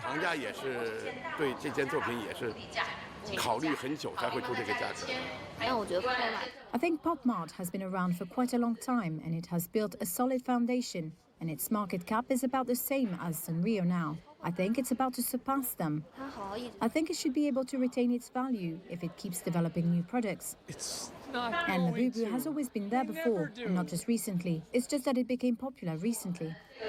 I think the first thing is that it has a little bit of playfulness and quirkiness, a little bit of rebelliousness, this kind of intellectual property image. Secondly, it's co-branded with major intellectual properties such as Mario and various countries. I don't know, guys. We gotta do something about this. We gotta do something. It can become unpopular too. I know, man. Like, this is, bro, 35? They're 35, the same age as I am. Get boo-boos. They're 35? They're 35. They're the same age I am. What the fuck is wrong with you? It's a trend that's gonna die. It's a we gotta. It's the Stanley. It's gonna die in like 6 months. Yeah. You know, it's everyone moves on to the next thing. It's the millennials Beanie Baby. Oh fuck! And I technically am a millennial by 1 year. Kill me. Exactly. 100%. Like, I feel like I'm like Uncle Ruckus or something like that. I do. Because I hate my own people. Now, but I would also say 80,000 hours of bad debt is something else to be concerned about. Yeah, I wasn't aware of the total at the time. You weren't. What did you think it was? Wait, how much? Is something else to be. Technically, I'm a millennial by 1 year. Kill me now. But I would also say 80,000 hours of bad debt is $80,000. Something else to be concerned about. Yeah, I wasn't aware. At 35? Of the total at the time. You weren't. What did you think it was? I was trusting her to take care of it, so. Big mistake. You fucked up. You shouldn't have done that.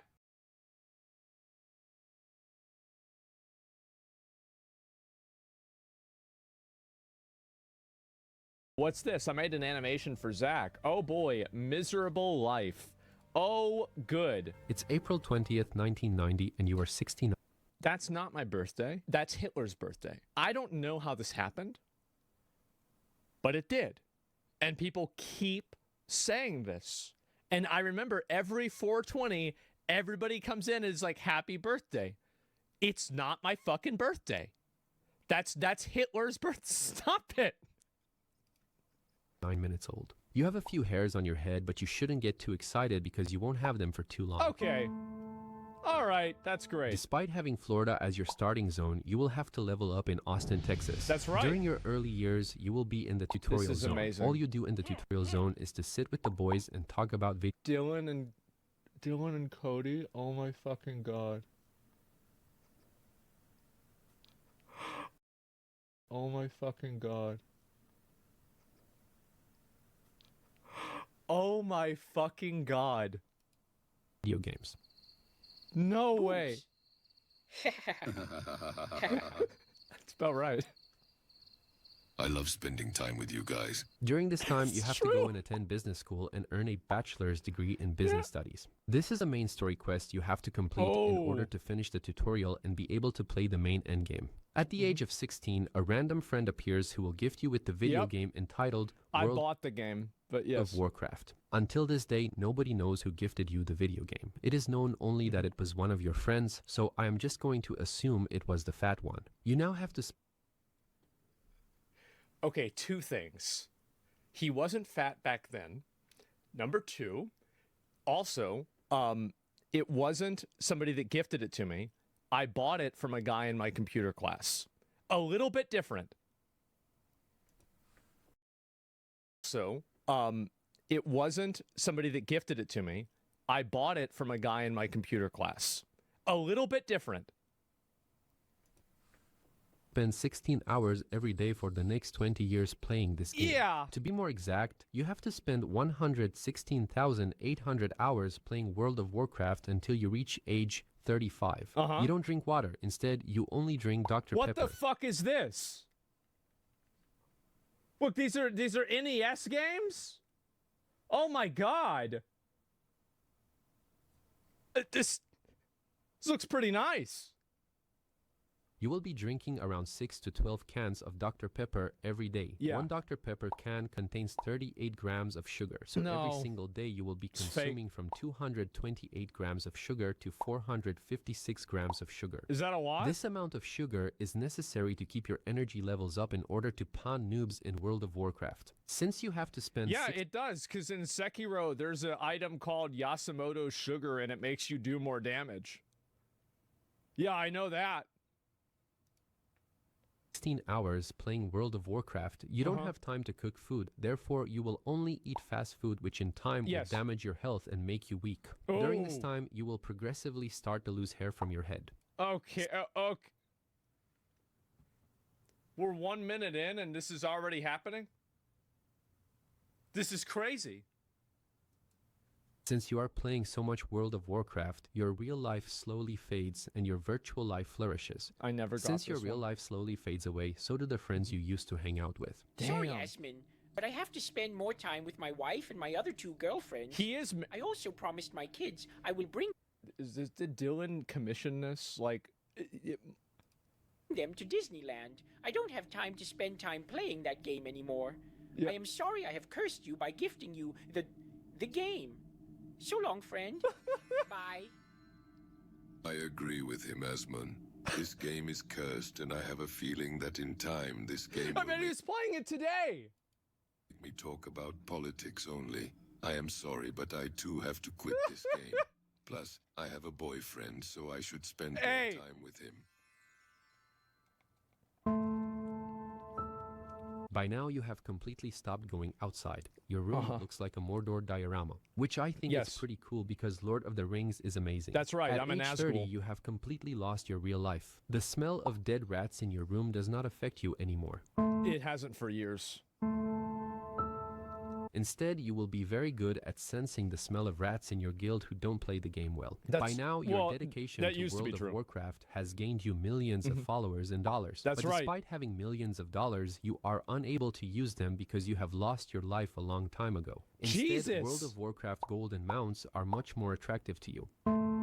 Buying carries? As time passes, the game you love will backstab you and turn against you. This is... Like, I don't know if the person making this is a fan or a hate watcher. This is crazy because it's going back and forth.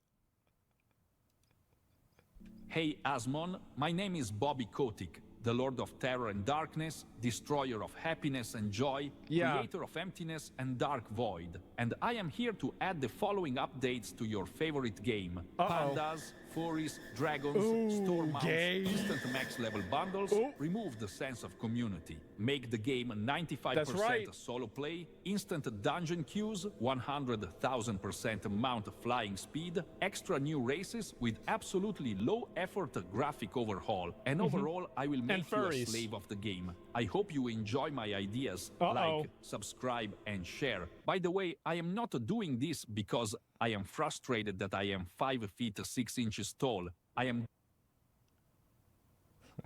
that sucks.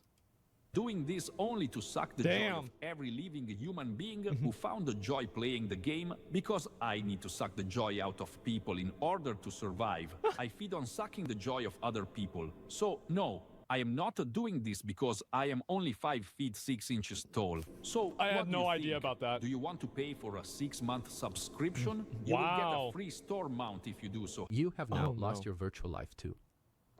Yes.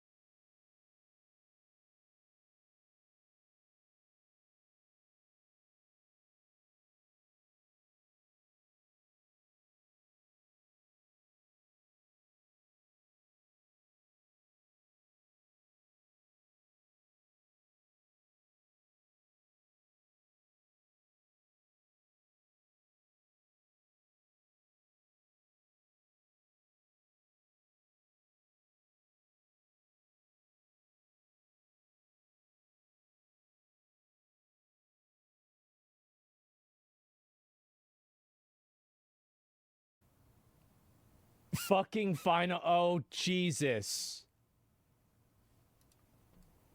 Instead of playing World of Warcraft for 16 hours every day, you will now complain about Blizzard for 16 hours every day on stream. You will jump into drama, politics, and hentai. Yes. During this time, your chat has to endure. He knows what he's doing, but keeps dying. He is balding. Back to the good old times. Turn off the game, Grandpa. Quote, easiest boss of my life. What the fuck?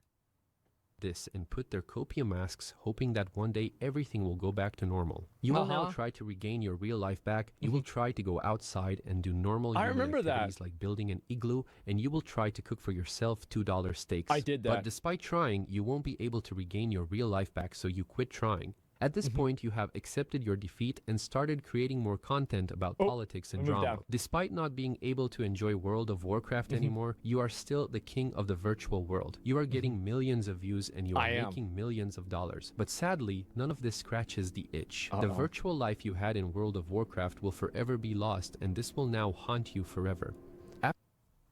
You know, the funny thing is that's probably the worst part of this video. And he's right about that. Remember, it was so good back in the day whenever you would just like wake up in the morning and you would just play video games all day. He's right about that. Remember, it was so good back in the day whenever you would just like wake up in the morning and you would just play video games all day and you'd feel like you didn't waste your life. Like that would oh man, that would be so good. After losing your real life and after losing your virtual life, you finally decided that it's time for a change. In October 2024, you will finally clean your room after 35 years. I did that. I thought the ending was gonna be I was gonna kill myself.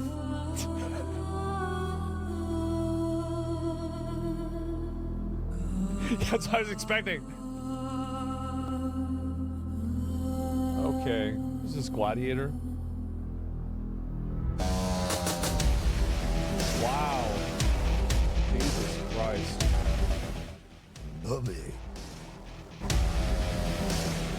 Video game company start without a CEO? This is so ridiculous. After cleaning your room, you've also started being healthier. You now finally drink water, and you also decided to add protein bars in your diet. I have no clue how the protein bars are going to help, but I hope it does. After years of torment, you are finally healing. The future looks bright, and you are on the right path. Just kidding. kidding. Doesn't end falling into a volcano for World of Warcraft. Not the yet. same way Gollum fell into Mount Doom for the One Ring. Instead, in this story, you transform yourself from Asmongold the Grey into Asmongold the White. I look like a fucking idiot. Grey into Asmongold the White. Jesus, I look like a goddamn fool. Man, we really gotta do something about this, huh? That's crazy. And damn, vegetables win. I mean, isn't a pizza a vegetable? So I feel like we kind of do that already. This was pretty fucking good, man. Like, I'm gonna be honest, I didn't know what to expect about this. And my favorite part about it is how brutal it is. Some of this stuff is fucking awful, and other parts of it are just hilarious. I love this. Yeah, this is amazing, guys. Miserable life. Yeah, I guess so. And holy shit. Yeah, this guy only has 250 views. This is amazing. Asmon is watching this right now. Bro, has he seen this yet? Oh, God.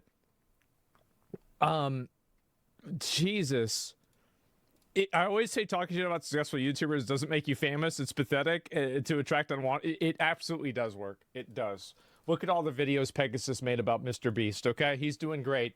So that's not true. You can farm people all the way to the fucking, all the way to the bank. Yeah, definitely not true at all. And what's this? Do you check which countries and regions watch you? Yeah. I mean, I have viewers, everywhere, right? I mean, it's mainly going to be English-speaking countries, primarily. But I was always very surprised whenever I never expected. I have a lot of viewers from the Middle East, and there's like a handful of them that watch from South America too, but I have a lot of European viewers. I remember somebody from Twitch told me that like for American streamers actually have like one of the highest ratios of like American to European viewers, where that there are a lot of Europeans that watch. So yeah, I think it's actually quite common. So, yeah, from Malaysia, South Africa. Yeah, no doubt, man. And Italy representing. Exactly. I mean, there's plenty of people from everywhere. I mean, I feel like that's kind of, that's the good thing about the internet, right? Is like everybody's there together and people are just chilling, right? People can all just sit together and fucking laugh at this shit. Ubisoft, after making yet another flop, that's why I'll never forgive the Japan.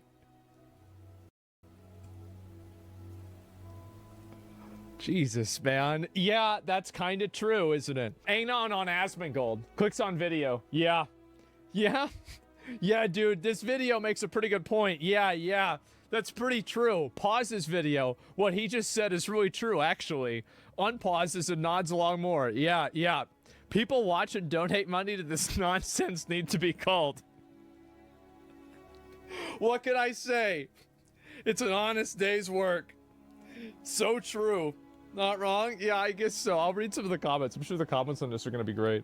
And let me see if I can find them. Good point, actually. True. Yep, absolutely. Giving your hard-earned money to a multimillionaire goblin Twitch streamer rather than just using it is the most pathetic thing anyone could do. No, I don't know about that. I think that there's even more pathetic things, but it's definitely not up there. Chad, is this true? Yeah, well, it is, actually. And feigns nuanced, intelligent conversation by repeating bullshit I read on r/politics. So true. You know what? I'm probably banned from politics, the subreddit. His reaction to take a 10-minute video? Yeah, what is this here? He took Samantha Hyde's 45-minute video to Elon and turned it into a 2-hour fucking video. He's like Rumpelstiltskin, weaving content out of nothing.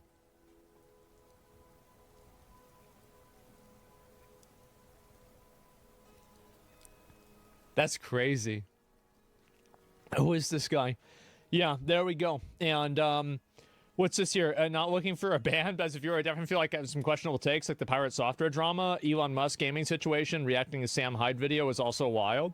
Well, I think that really, I mean, there's going to be people that disagree with whatever I say, but I think the Elon Musk drama with like him banning me, I feel like that's not really too crazy, is it?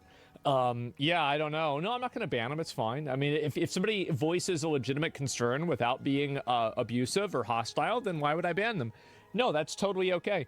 And yeah, that's fine. And also the Sam Hyde video, Sam made a lot of really good points. And I understand people don't like Sam, and I think there's a lot of reasons, and I can see why, for sure. But if he makes some good points, I'll listen to it, and then I take what I like and I leave what I don't. It's simple. I don't need to agree with everything to watch something. That's it. And so, yeah, I really don't think it's that complicated at all. Please comment. It's a really good point. Yeah, sure. And what's wrong with discussing topics? Yeah, it was a huge conversation point. Of course I'm going to talk about it. Yeah, there we go. Let's see here. And nah, the dude talks, just doesn't watch. Okay, I can't read that one. And the lack of racial language words is surprising. I can't do that. Yeah. And it's crazy. Like when he said he wouldn't trust science done on rats because rats aren't people.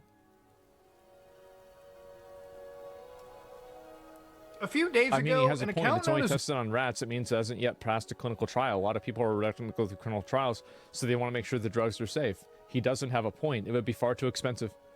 So this is the way that experimental testing works, right?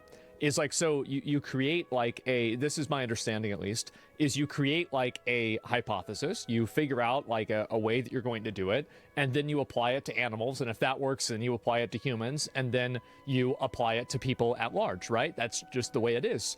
And so for me saying that, like, I was always, this was very weird to me when people were mad at me because I said, oh, I don't believe it just because it happens to rats, because it had to do with Alzheimer's and sugar and the way that people process sugar. And they said rats' bodies are like ours. The scientists don't believe that it's conclusive either. They're using this as a point of evidence in order to move closer to doing testing on humans, which are different. So I thought this was like one of the I am very smart things, you know, that people have, where they were trying to call me out on that. So, because the funny thing is that the experimenters, the people that were doing those experiments would agree with me. They would agree with me. And people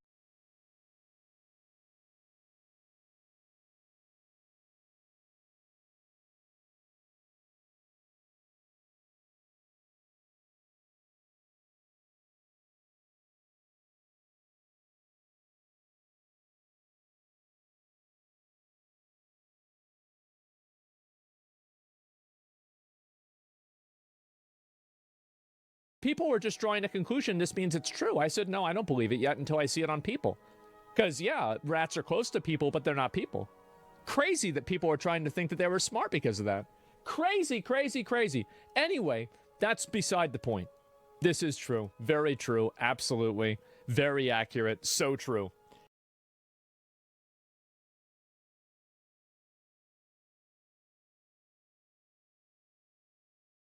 The games were not made for me.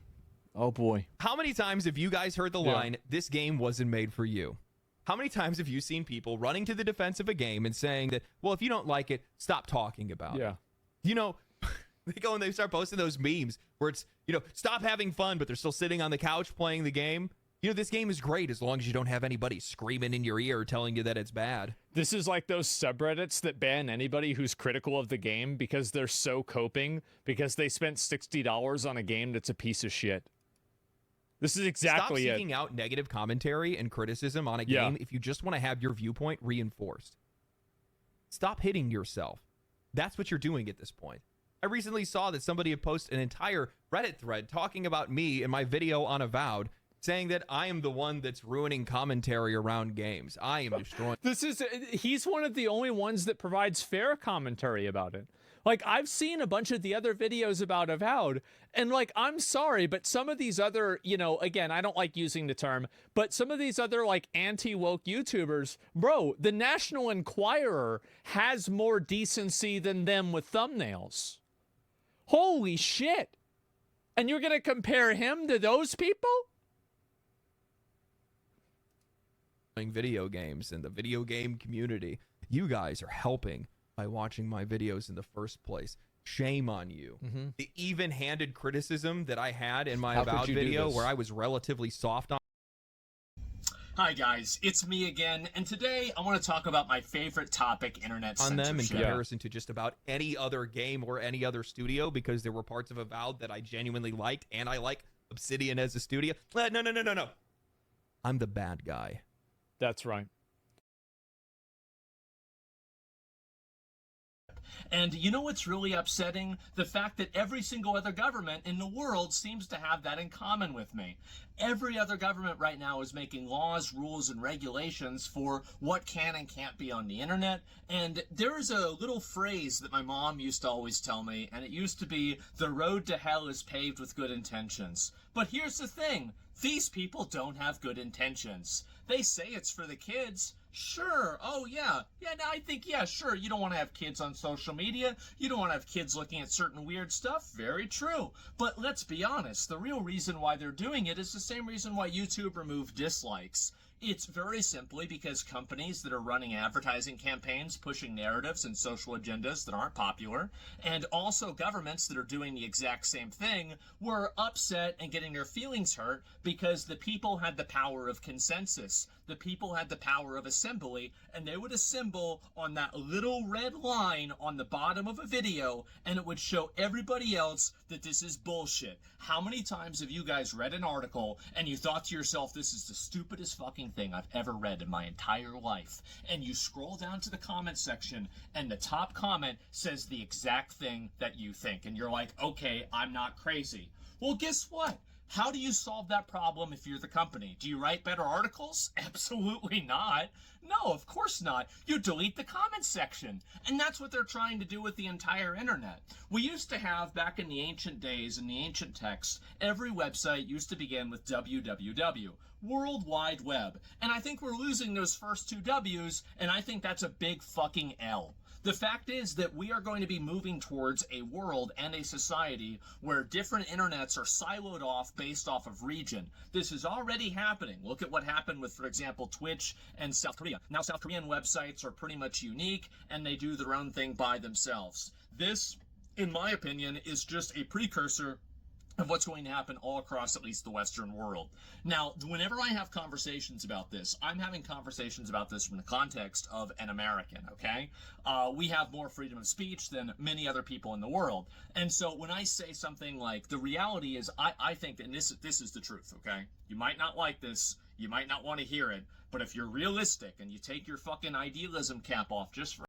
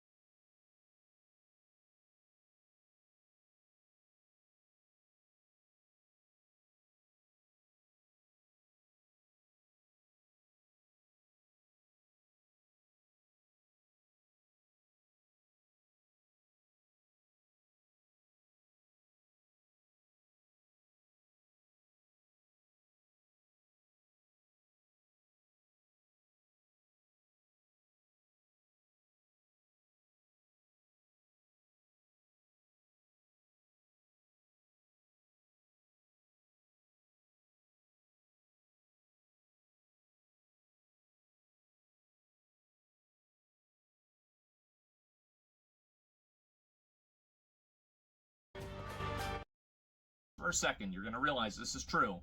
We're going to have real ID on the internet. It's going to happen. You might not like it. I don't necessarily like it, but it's going to happen. And it's not going to be in 20 years. It probably won't even be in 10 years. It'll probably be sooner than that. And I wouldn't be surprised if things keep going the way that I think they are, that it happens even sooner than that. We're having this happen with social media. You had Spotify, and you had YouTube too. And YouTube and Spotify are asking for your IDs now to make sure that you're not underage. And they have an AI checking system. So if you say it's lit or on God, you instantly get sent to YouTube Kids, which honestly, I kind of think that's doing everybody a favor, right?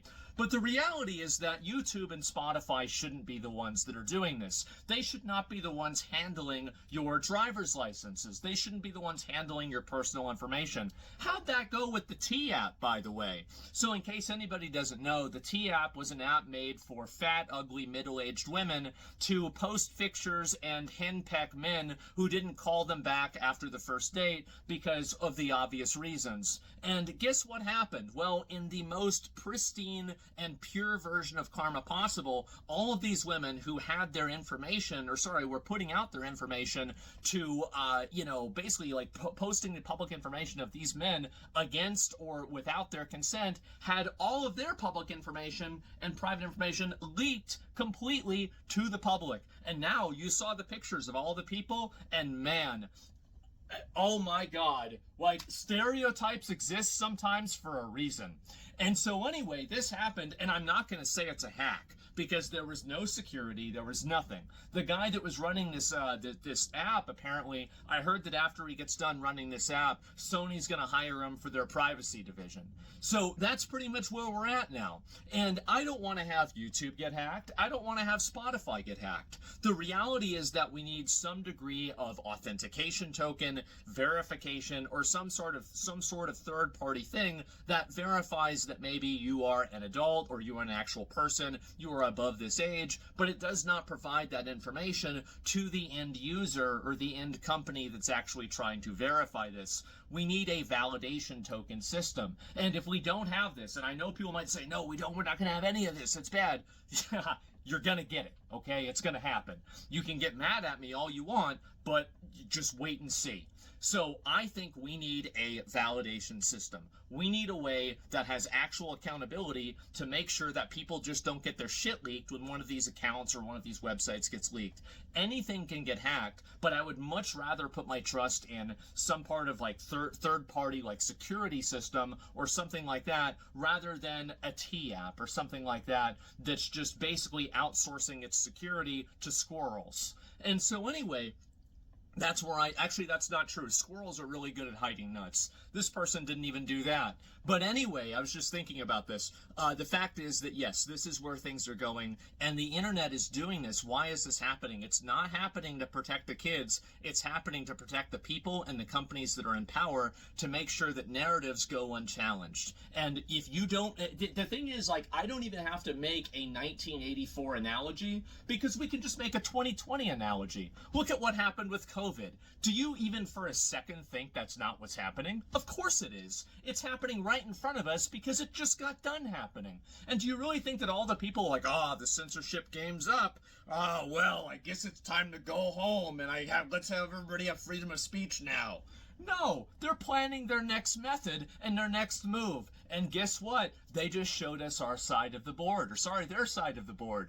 This is what's happening right now. And I'm very concerned about this because I don't want to see the internet siloed away. I think that one of the best and most enriching things about the internet is the fact that everybody in the whole world can go on and talk with each other, basically. It's something that expands people's horizons. I think it both creates and also gets rid of xenophobia. And I think that the truth is that it gets rid of it a lot faster than it makes it. I think that if you can just talk to somebody from another country, from another place, you just have a straight up conversation with them. It's a lot easier than hearing what the media is trying to make you think this country is like.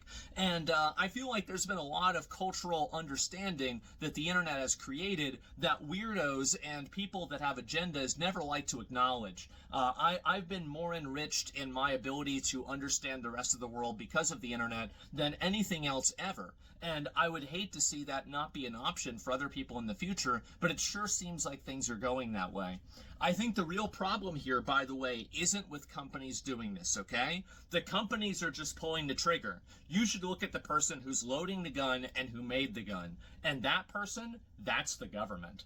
And so the fact is, in telling them to pull the trigger, the fact is that these companies are not doing this because they want to do it. They're doing it because they're afraid of not doing it. So what we need to be more vigilant of and there needs to be more advocacy of is, number one, privacy laws. I think that if a judge issues a subpoena and a person is doing something and there's reasonable cause and there's evidence and everything, I think, of course, their information should be turned over to the government. Like, duh. I mean, of course, that's the way anything is. That's the way it is now.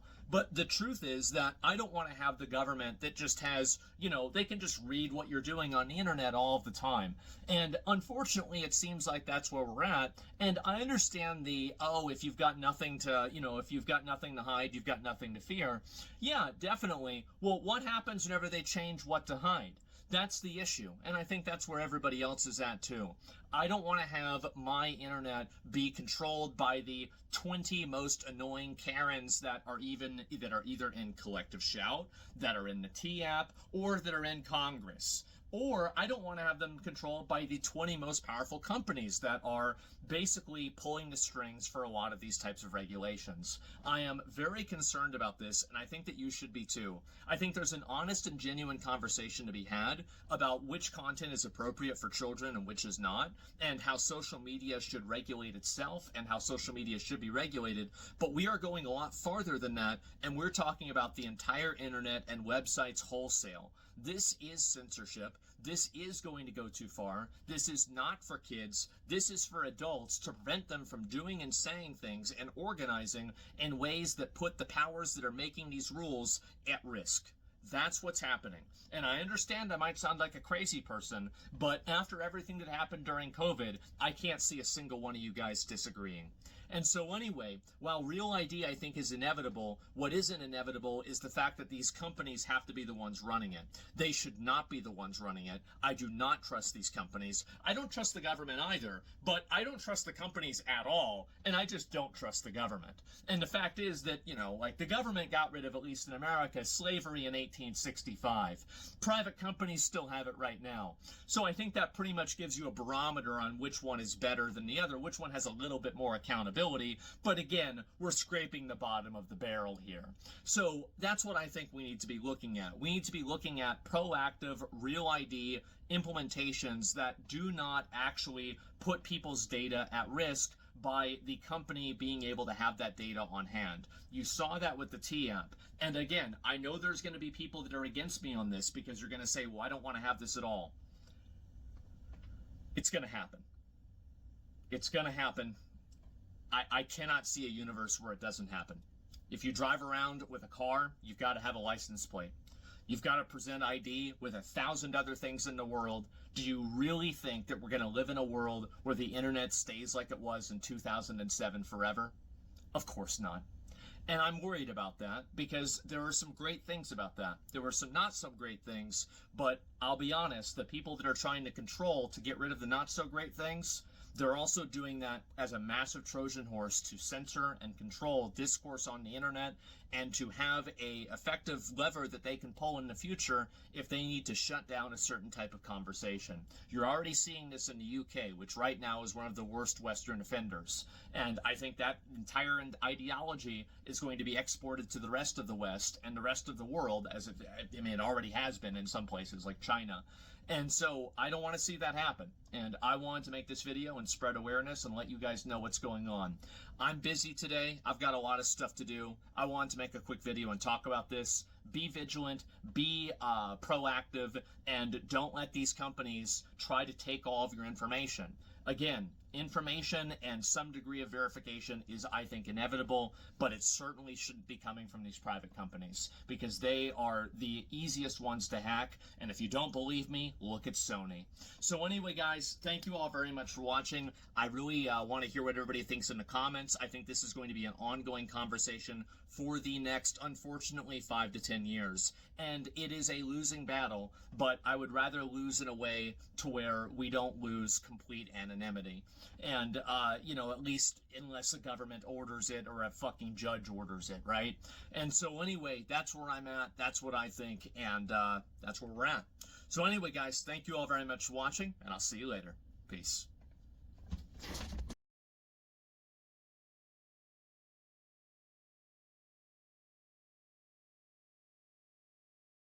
Hundreds of people got exposed. You know what's crazy to me is all the people that didn't get exposed. I feel like it's all the assholes that didn't get exposed. Cat Williams is an asshole. Fucking Kanye West hasn't been exposed. 50 Cent, Chappelle, yep, not yet. Ooh. All of these big dick deviants I haven't seen this. is all catching hell in 2024. It's up for all of them. It don't matter if you Diddy or whoever you is.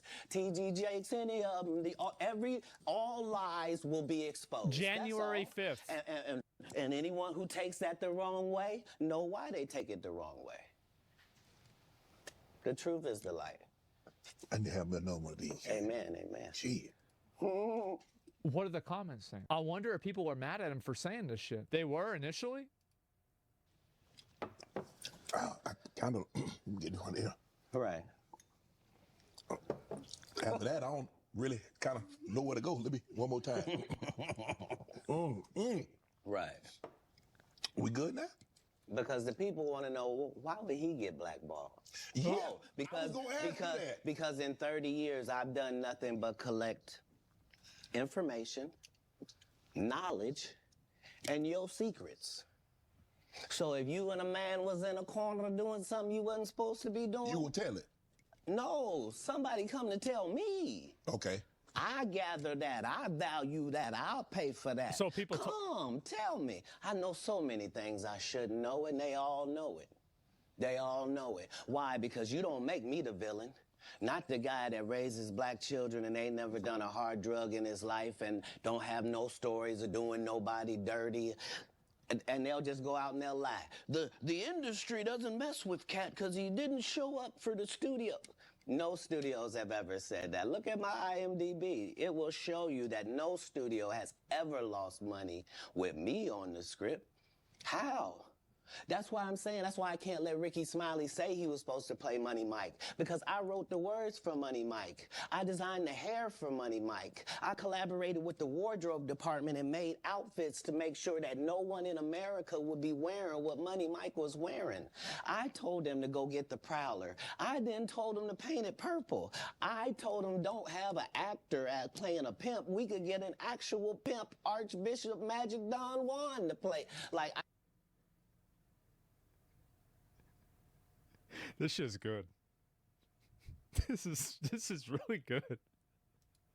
I did far too Oh my much God. work for somebody to come years later and try to tag along just for their own self-aggrandizement. Why didn't Cube set the record straight? Terry Crews could have set the record straight. Mike Epps could have set the record straight. Why none of them set the record straight? That's what you were supposed to ask him when he told you those lies that But no I didn't one's know it ever was a heard. lie. Right, but he's telling you something no one's ever heard of. Nobody has ever heard, oh, Ben Affleck and Matt Damon was in a movie, and somebody said, y'all should switch roles. Like, this is a business. But that's the thing, Kat.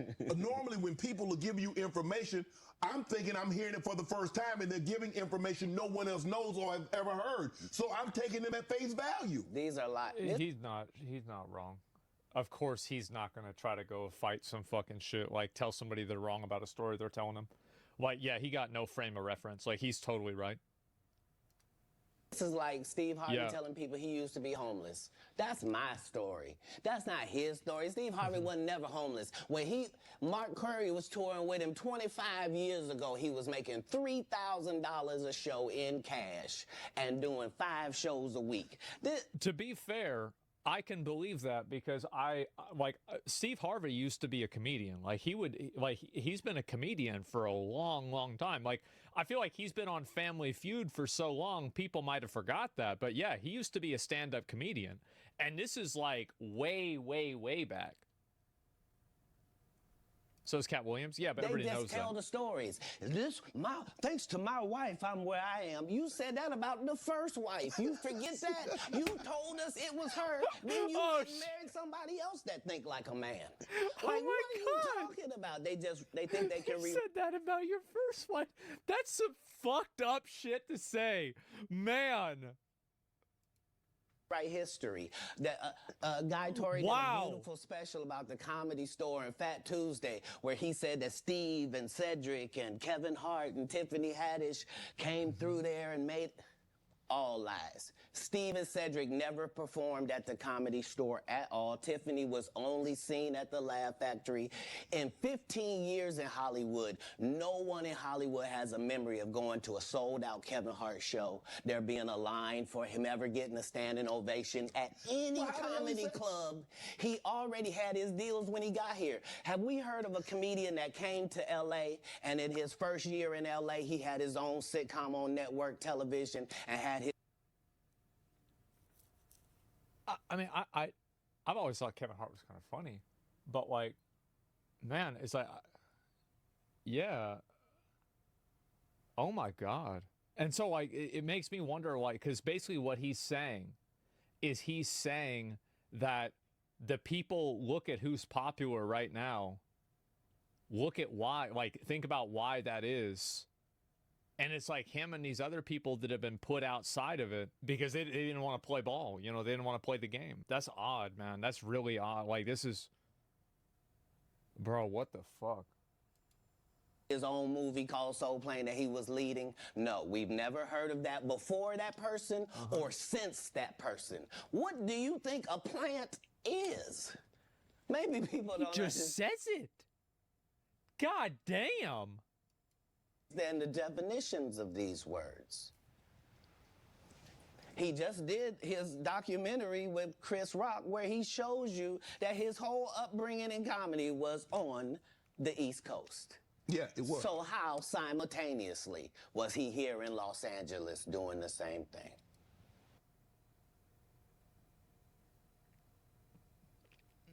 Man.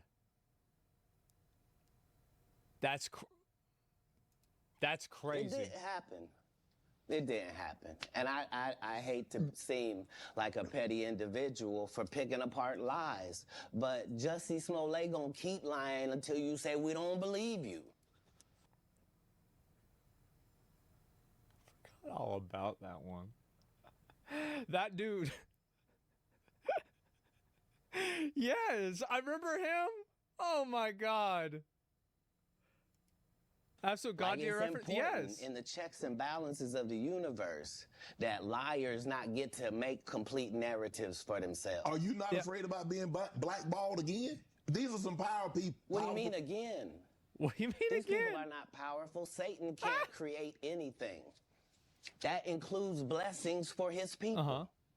That's why, do you know what the #1 job of somebody that sold their soul in Hollywood is? What? Is to act like it didn't happen. Jesus Christ. Oh my, like, this is nuts. Like, good shit. Yeah, this is insane, man. What? I've never, see, like, I've seen Cat Williams comedy specials, right? I've seen him in a few movies. I had, like, what the this is crazy. They all do the same job. Why do you think Gary Owen can't cross over and he already white and been in comedy for 25 years? If what I say ain't the case. It's a cabal. It's a consortium. They rock with who they rock with and they don't with who they don't. But I'm not scared of being the competition any more than you were when you lined up across from a superior team. Yeah, on paper, they're a better team. Right. They have all the assets and resources and we don't. But let us get on the line, boy. He getting up. And see if that factors in. I guarantee you it won't. Wow. Because Shannon Sharp got to be a different person than that other person. Absolutely. And he always was. That doesn't change when I change teams. That remains the same. That's how a legacy is built. So all of these shortcut takers, They canceled me for talking about Harvey Weinstein before the thing came out, but he offered to suck my penis in front of all my people at my agency. This is unbelievable. Like, he telling the truth. I just like, what the fuck, man? What am I supposed to do? He did all of that. I'm thinking I'm the only black person on the script. I get there, there's 3 other black guys on there. Woo. Huh. So you wonder what they did to get there. I told him no. What y'all do?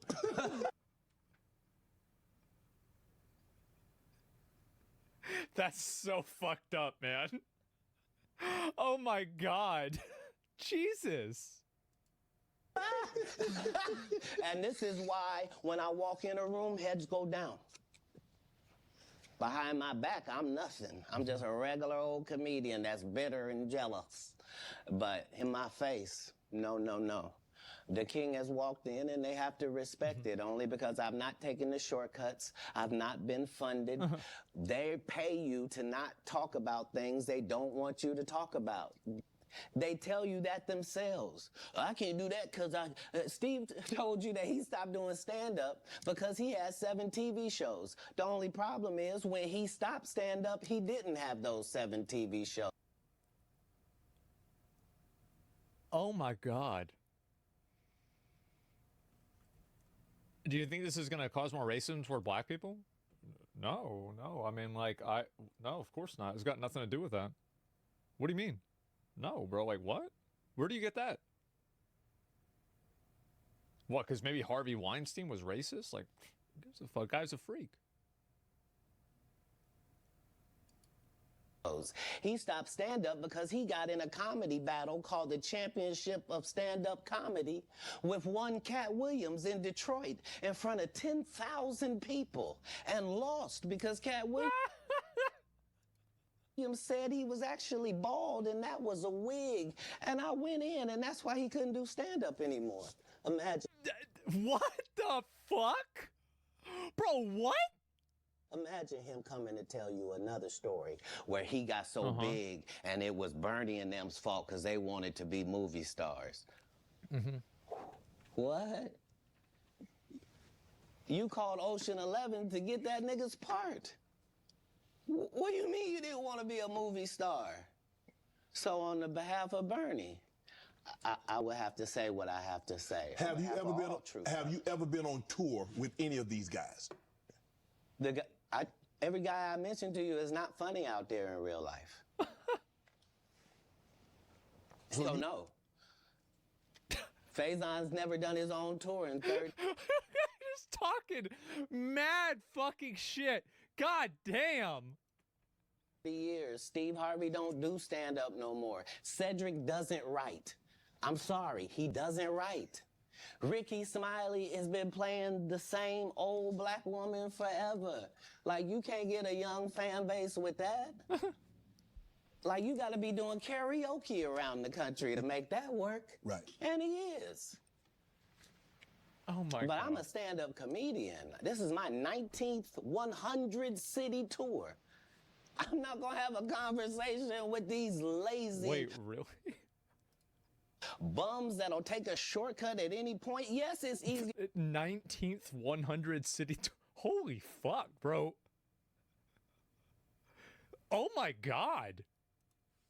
For you to juice than to get in the gym. But you don't get to bring that body in here talking crazy. Talk about how good you look. What? No, there's too many comics out there that called them bums. He said they're lazy to tell these jokes, man. Okay. Let's get to your upbringing. We're going to circle back and we'll get I want to protect him real quick because you had said for the Kings of Comedy, it was in 2018, 2019, but did you mean 1999? Because it came out in 2000, so I just want to make sure. No, I didn't. No. So what I meant to say was, remember, he said I couldn't do stand-up anymore. I had 7 TV shows. I said he didn't have any of those TV shows at the time. I know you talking about Cedric. Joke stealing from Cedric. Cedric. Okay. So you had said that 2018, 2019, but it came out in 2000, so I just want to make sure. Okay, no. What comes out in 2000? The original Kings of Comedy. Right. I'm on BET's Comic View, and they're using this as the commercial in 1998.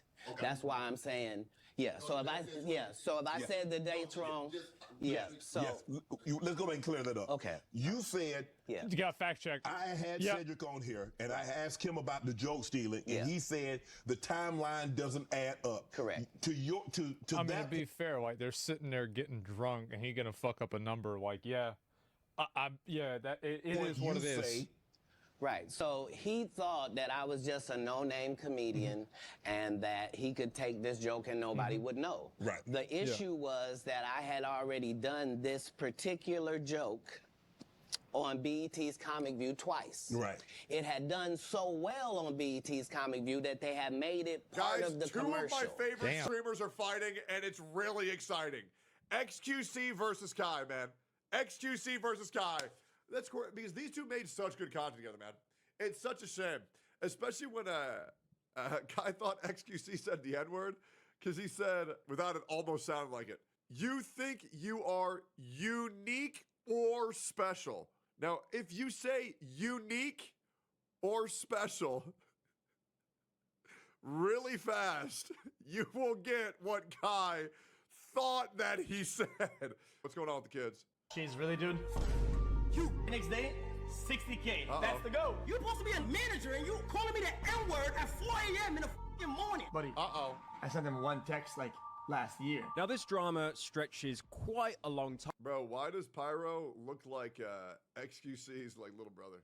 That's a crazy transition. Last year. Now this drama there's like pre-time skip XQC, bro. Stretches quite a long time ago, that being 3 months, which doesn't sound like a lot of time, but with how Pyro's trans XQC. That's XQT. Content is overtaking pretty much. Also, no disrespect, Pyro Cynical. I live with a friend of yours, as well as I think your content's great. I'm just a little bit of a dickhead. Love you, Pyro. You may not even like me. That's fine. I will always love your content. Anyways, moving forward. Every single just a little silly little joke. Platform. 3 months feels about 3 years now. Sure. Now, Kai Cenat, he needs absolutely no. Yep. He's one of the biggest streamers in the entire world. I most know him personally when he collabs with iShowSpeed, and they do a shouty match. But Kai Cenat is a generous person. Like, for example, he has platformed multiple smaller streamers in the past. Like, for example... Ain't ever far away. Close as we can. Get on the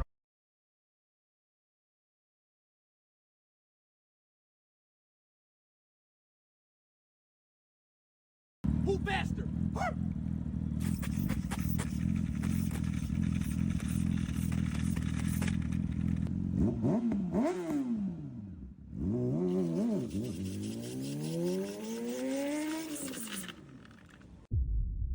Who faster?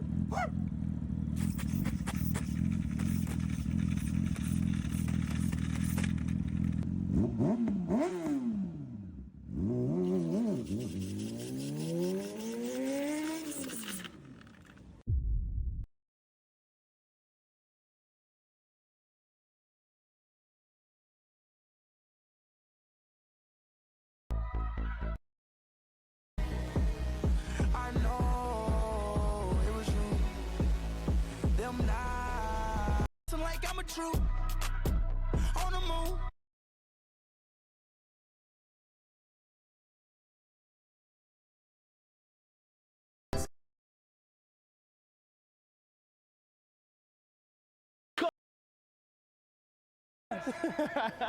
Damn, yo, back don't hurt? Yeah, you just gotta stand up straight. You can actually skate pretty well. I don't even think we need to teach you. Cool. So part of this, we gotta do something about this. We gotta do something. We got there's something it's obesity, man. People getting fat. They're getting real fat nowadays. We got a hog problem in the society now. People eating too much food and not doing anything and being fat and then making up excuses and buying Labubu's.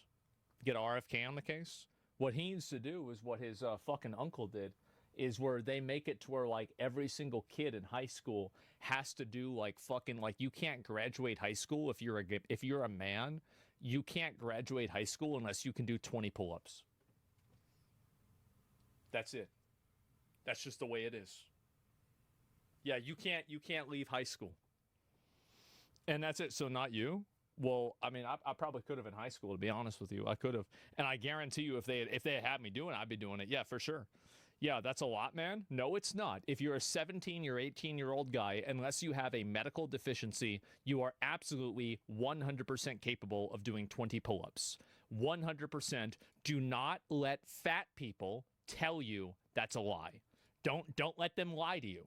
You can do that. Yeah, 20s in a row though, with one break. I would say if you have one break, that's fine.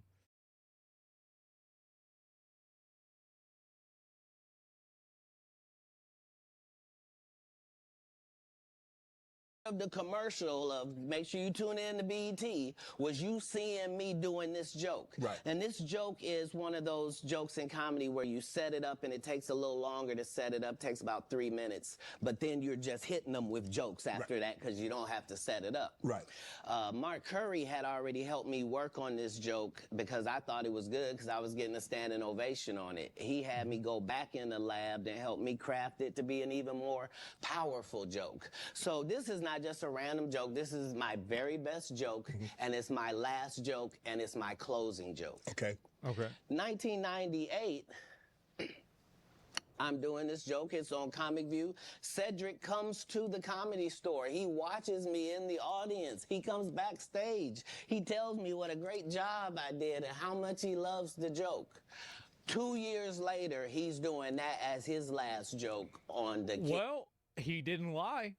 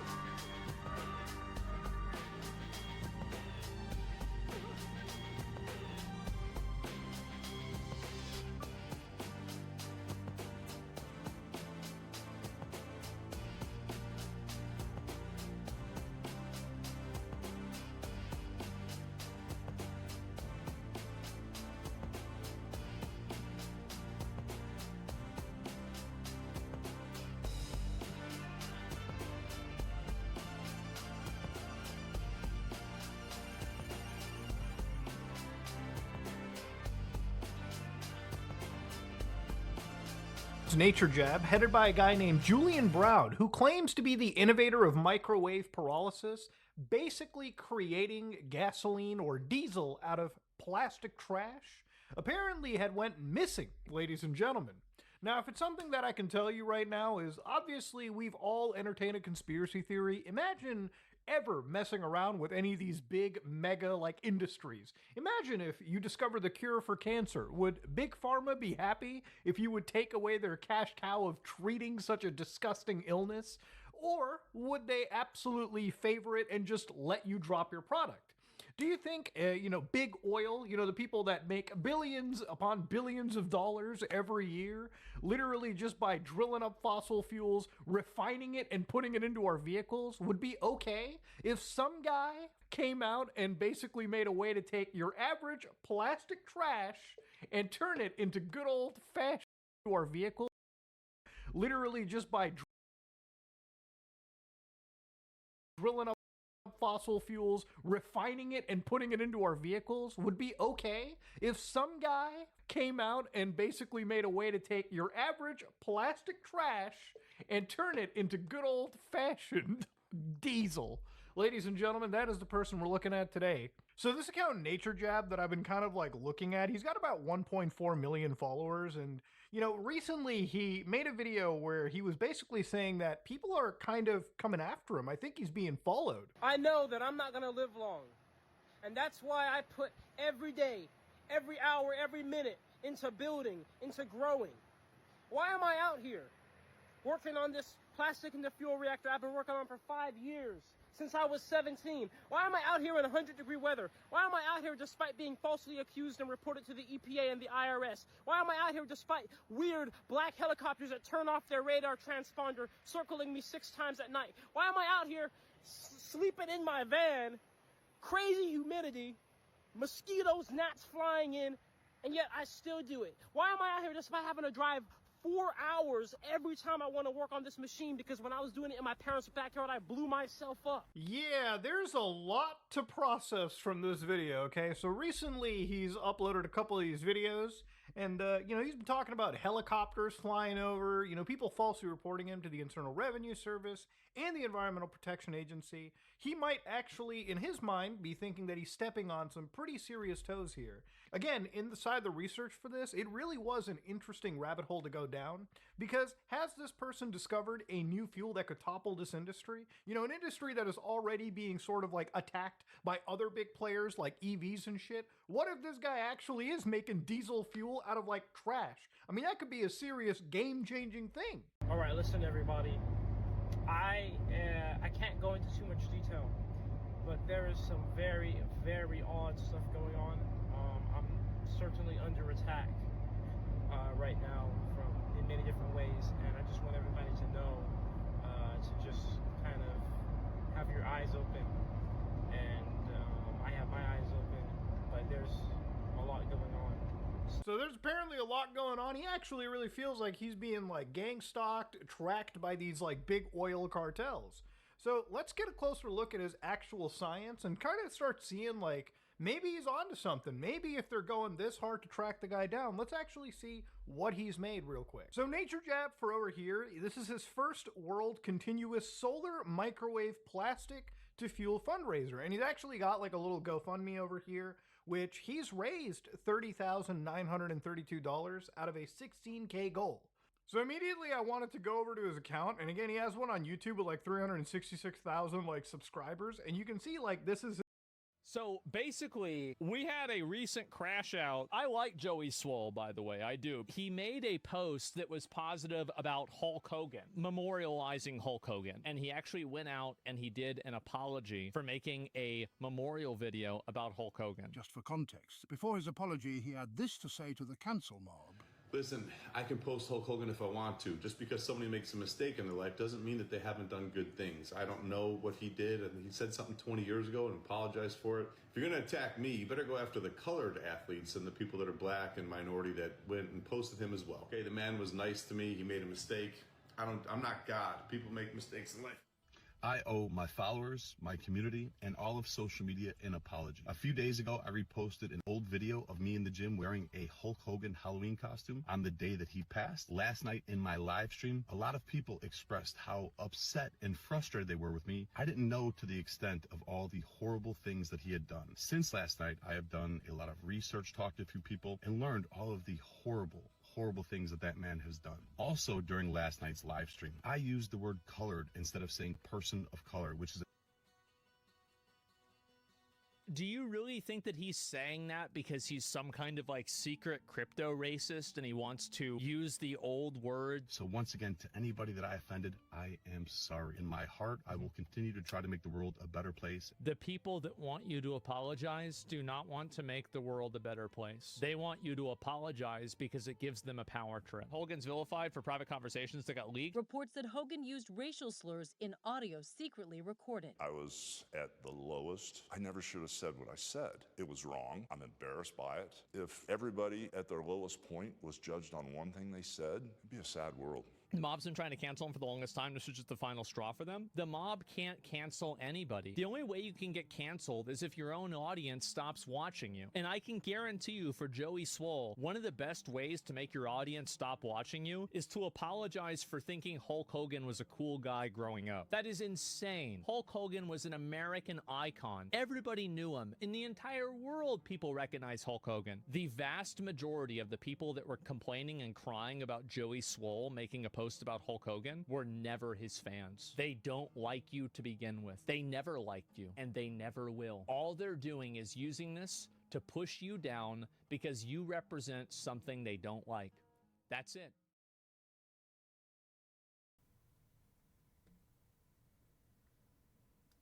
What is your name?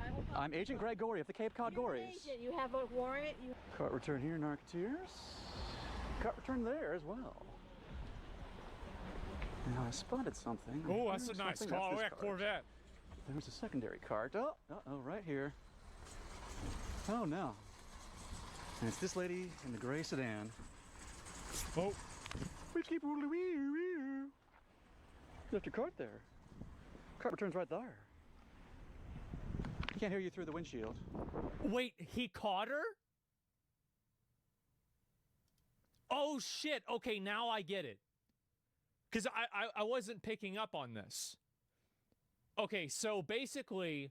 Cart? Oh, right here. He sees that this woman is in her car, and he sees the shopping cart is here. Okay. I understand now. Oh, no. And it's this lady in the gray sedan. We keep rolling. You left your cart there. Uh-oh. Cart returns right there. Can't hear you through the windshield. I asked you something. Get something to put it back. That's not your cart? Really? You sure? I do not believe her. Get in front of the car. Get in front of the car. Please get in front of the car. That's not your car. Please get in front of the car. I can't hear you. No, here's a Please get in front of the car. Like a jerk. Or lazy bones on board. Pardon me. Just so used to having.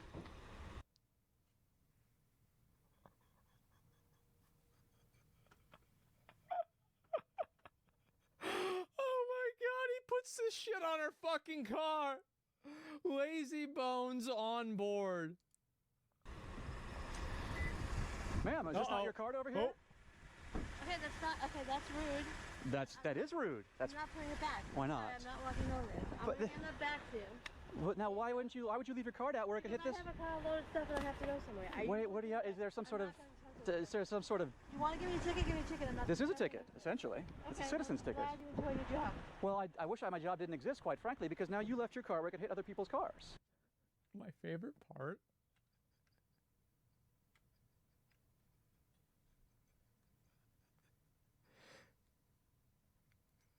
What the hell is going on here? What is this? Cars. Oh my God. Thank you, sir. I'm trying to be polite. I'm not polite. Wait, what did he say? Am I being polite? You're a good man for doing that. Thank you, sir. You're a good man. Hey, there it is. That's a that's a real American right there. Yep. Holding her accountable. I'm trying to be polite. That's right. Am I being polite? Glad you do it. Thank you, sir. Glad, yeah, This is for not a sure. paid actor, by the way. Hey, I'm trying to have a nice day, but this could hurt someone else's car. Even the other guy is liking it. So there's no angles or Didn't really know how to react to that. car, it's running. Oh, there's a baby. My wife's there. Oh, okay. I didn't see she was in the box.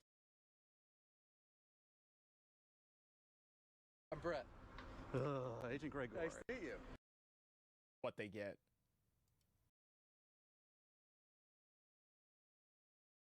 Maybe not. We shall see. Where'd my truck guy go? Oh I think he's my gone. As soon as- God.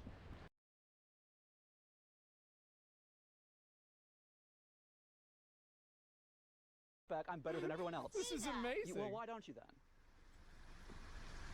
Why don't you?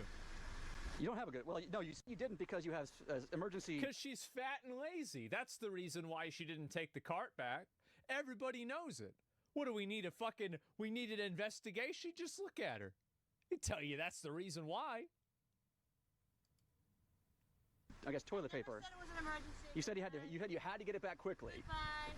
Goodbye. It seems I defeated each and every one of your arguments in succession. I don't have any arguments to defeat. It's my choice to put it back and not. I choose not to put it And back. you said because you have emergency, you have food. You must put it back. There is a sign that says please put your carts back here for safety. It's in every cart return. This row?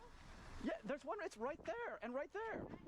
It's a 10 well, Have not 10 a good step. day. I'm exaggerating. 40 step. Please, we have our phone number on there. You can call. You will? You'll think about it. Repeating have a good day BJ's. doesn't absolve you of responsibility, madam. Agent Greg Gorey, and I didn't get my photo opportunity. Agent Greg Gorey out. Wow. Well, Marketeers, we are here at the cart return, and our man in the truck has just split the spots. You will see. Let's keep Is that where the car goes? We have to get him quickly here. You left your car right there, splitting the spots, sir.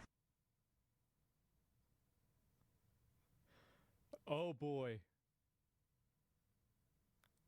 Oh boy. Well, you see your cart right there? And now it's blocking part of the spots. It's hard for people to load their groceries. What the F is the problem? You're the F of the problem, sir. Now, if someone wants to do exactly what he just did, there's a cart sitting in the way of them loading their truck. Yeah, there it is. They're loading their truck. Use the proper possessive on the gerundive. And off he goes. Oh, man. Oh, wait. Oh, it's expecting a driving toss. Well, sir. He has driven. He has stopped. Now we'll see if we get the toss. What's he doing? No, the weirdo's the one who leaves his card out here. I got another one for you. I'll put it on the rear here. Just gonna wait for him. Okay, it's got our phone number on it, okay? That way you can call us. We can Put it throw it on. right there in the trunk. On account of This that is fucking amazing. tailgate appeared to be aluminum. Oh. Thanks for stopping, Hi. sir. Can I get you a sticker real quick before you leave?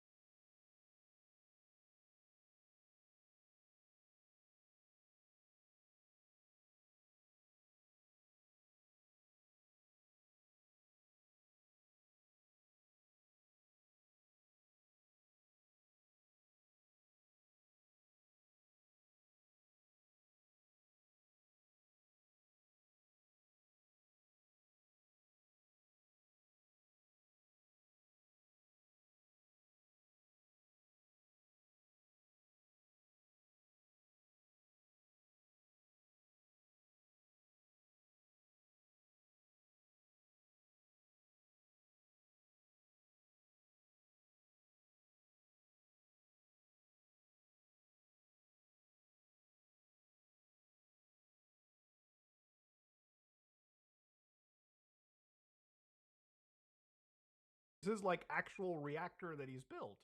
So again, he's been doing this apparently since he was like 18. Like he's like a young inventor type fella. And again, this is like interesting to see because apparently it all comes out in this really shitty, like, you know, the shitty goo.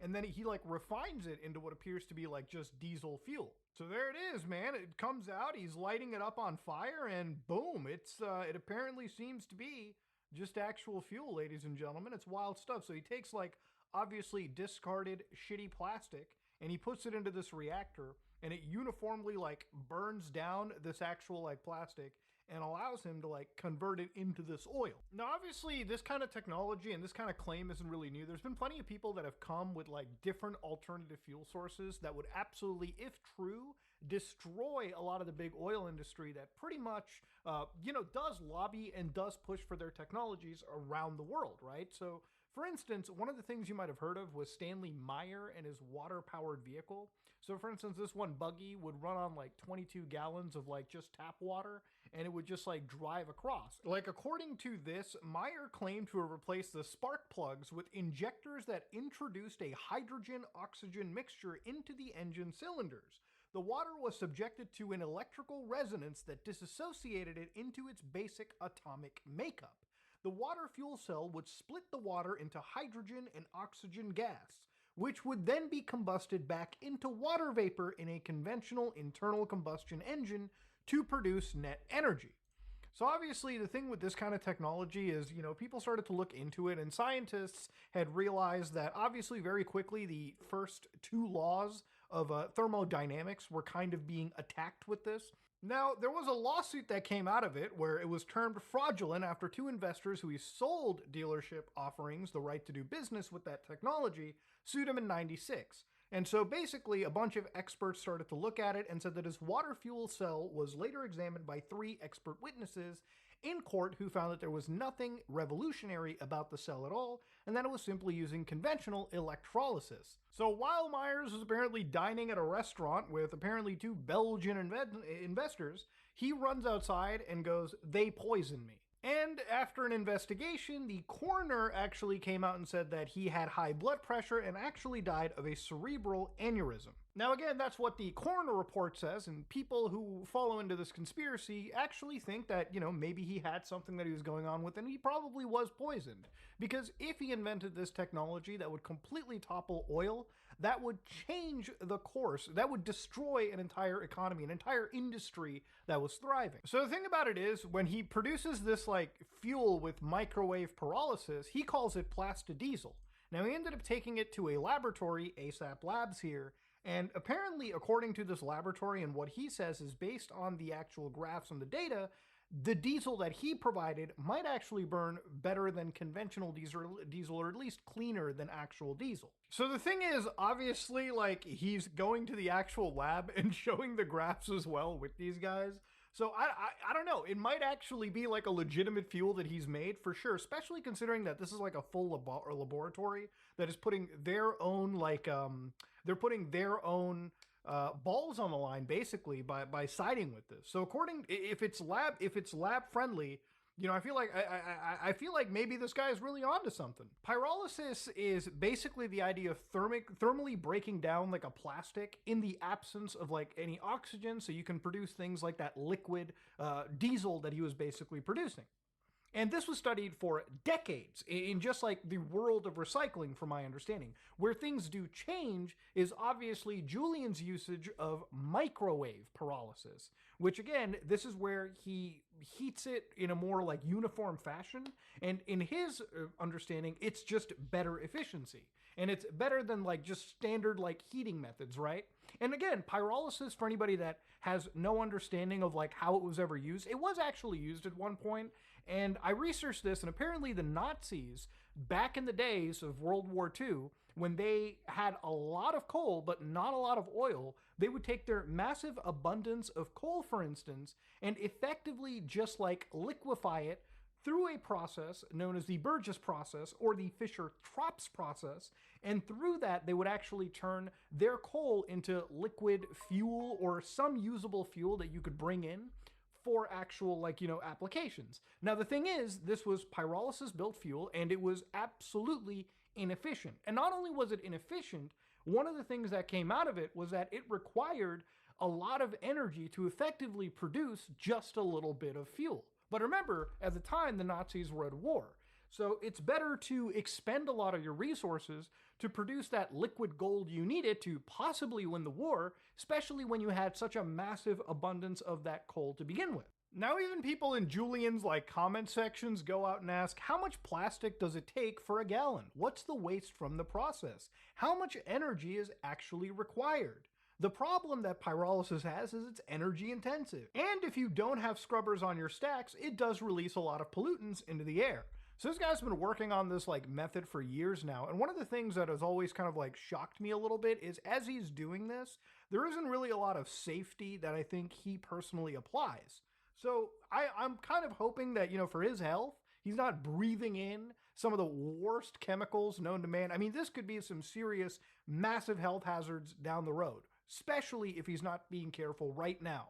And when you look into the history right over here, this is from blackenterprise.com. After finding out that plastic is made from crude oil and can be turned back into fuel with a reactor, I decided to build a reactor. Putting my welding experience to use, I saw a problem that needed a solution quickly and desperately. So I really do think that this guy is coming at this from a really altruistic end. He's probably seen a lot of trash in the areas. And, obviously, if you want to maybe clean up the trash problem, this guy is basically turning what people have thrown away into usable energy.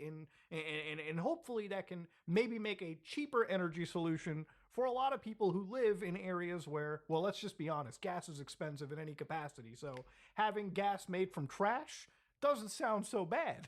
So even they write over here that, as reported, the use of pyrolysis is not without its drawbacks. While it produces a cleaner burning fuel, it's also a process that adds a lot of pollutants to the atmosphere. So obviously, like with anything, there is always a anti-account here. For instance, UnnatureJab on Reddit writes, 4 months ago, the use of microwave technology in chemical synthesis is well established, and over 250 scientific papers are published each year as supported by the results of the Web of Science search on title Microwave Entopic Chemistry being used in organic synthesis and materials processing. I really feel like this is probably something that Professor Dave can probably break down in a much better manner.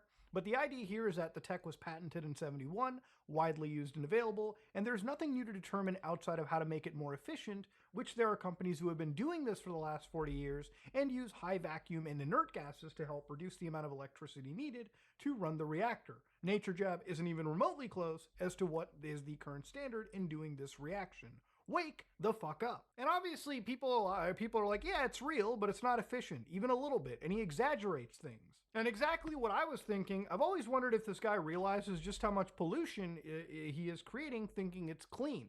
I remember doing a really scaled down version of this when learning chemical cracking and extracting styrene from dry distillation of polystyrene. Looking at the MSDS of styrene, that shit is nasty.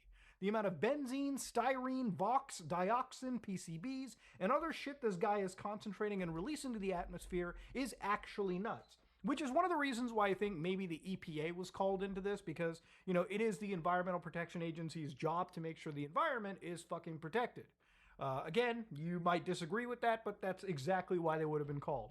I don't know why the IRS so much, maybe to audit the GoFundMe. But yeah, obviously people have raised some valid concerns. It's a scam, it's not revolutionary, and my skepticism about it makes me think him showing any gasoline that's been made from his process is a prop. Accusing that maybe the guy is just buying gasoline. People send this guy tons of money because they don't know better. I'll admit, if he were to show the cost and energy and his steps to refine the diesel and gasoline after pyrolysis, I might not think so negatively. And that's the thing, it's not necessarily a scam. From what I've understood, the science here is actually well documented for decades. It's just a matter of it's not as good. It's not this end all be all that he's been showing. And this is one of the problems with TikTok conspiracy theories is immediately people started getting freaked out on the internet. They're like, where is this guy? Did Big Oil get him? Did they pop him in the head for possibly creating an energy source that they can't control?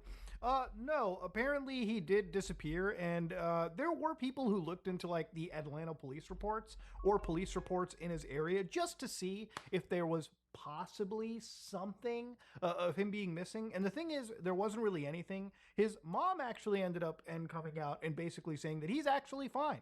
I can confirm Julian is safe, but in the best interest of his security, I'm not able to provide any more information.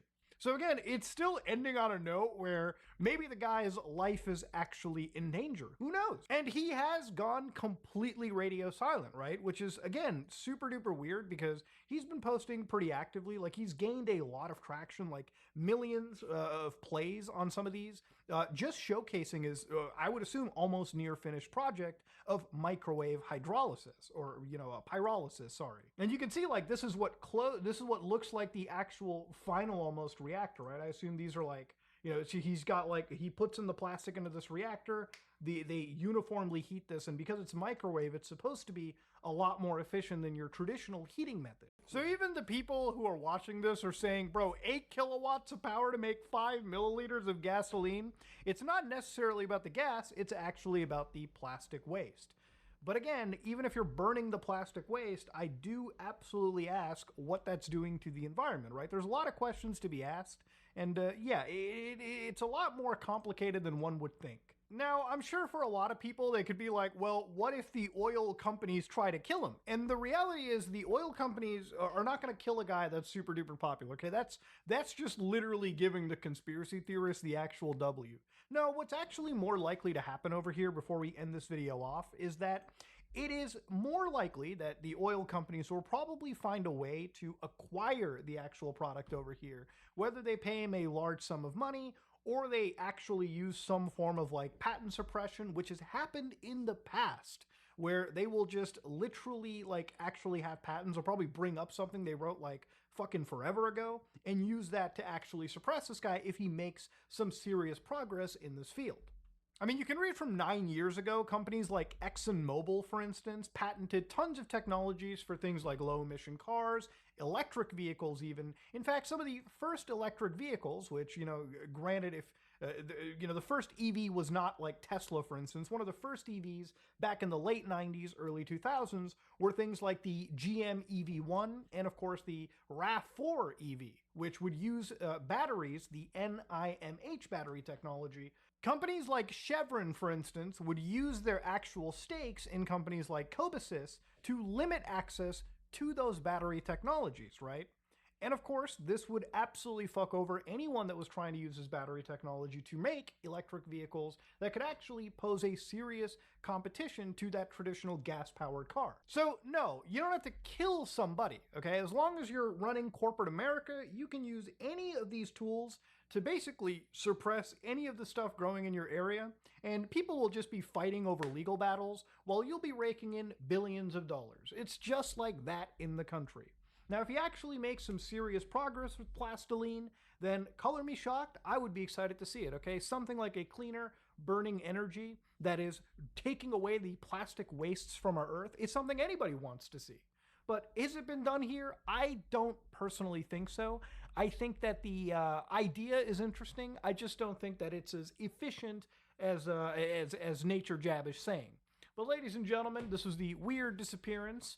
Guy came back in the nick of time, and whether those black helicopters are real or big oil is tracking him down, this has been an interesting scientific rabbit hole to go down. Ladies and gentlemen, if you like what you saw, please like, comment, and subscribe. Just like if you dislike it, I am out.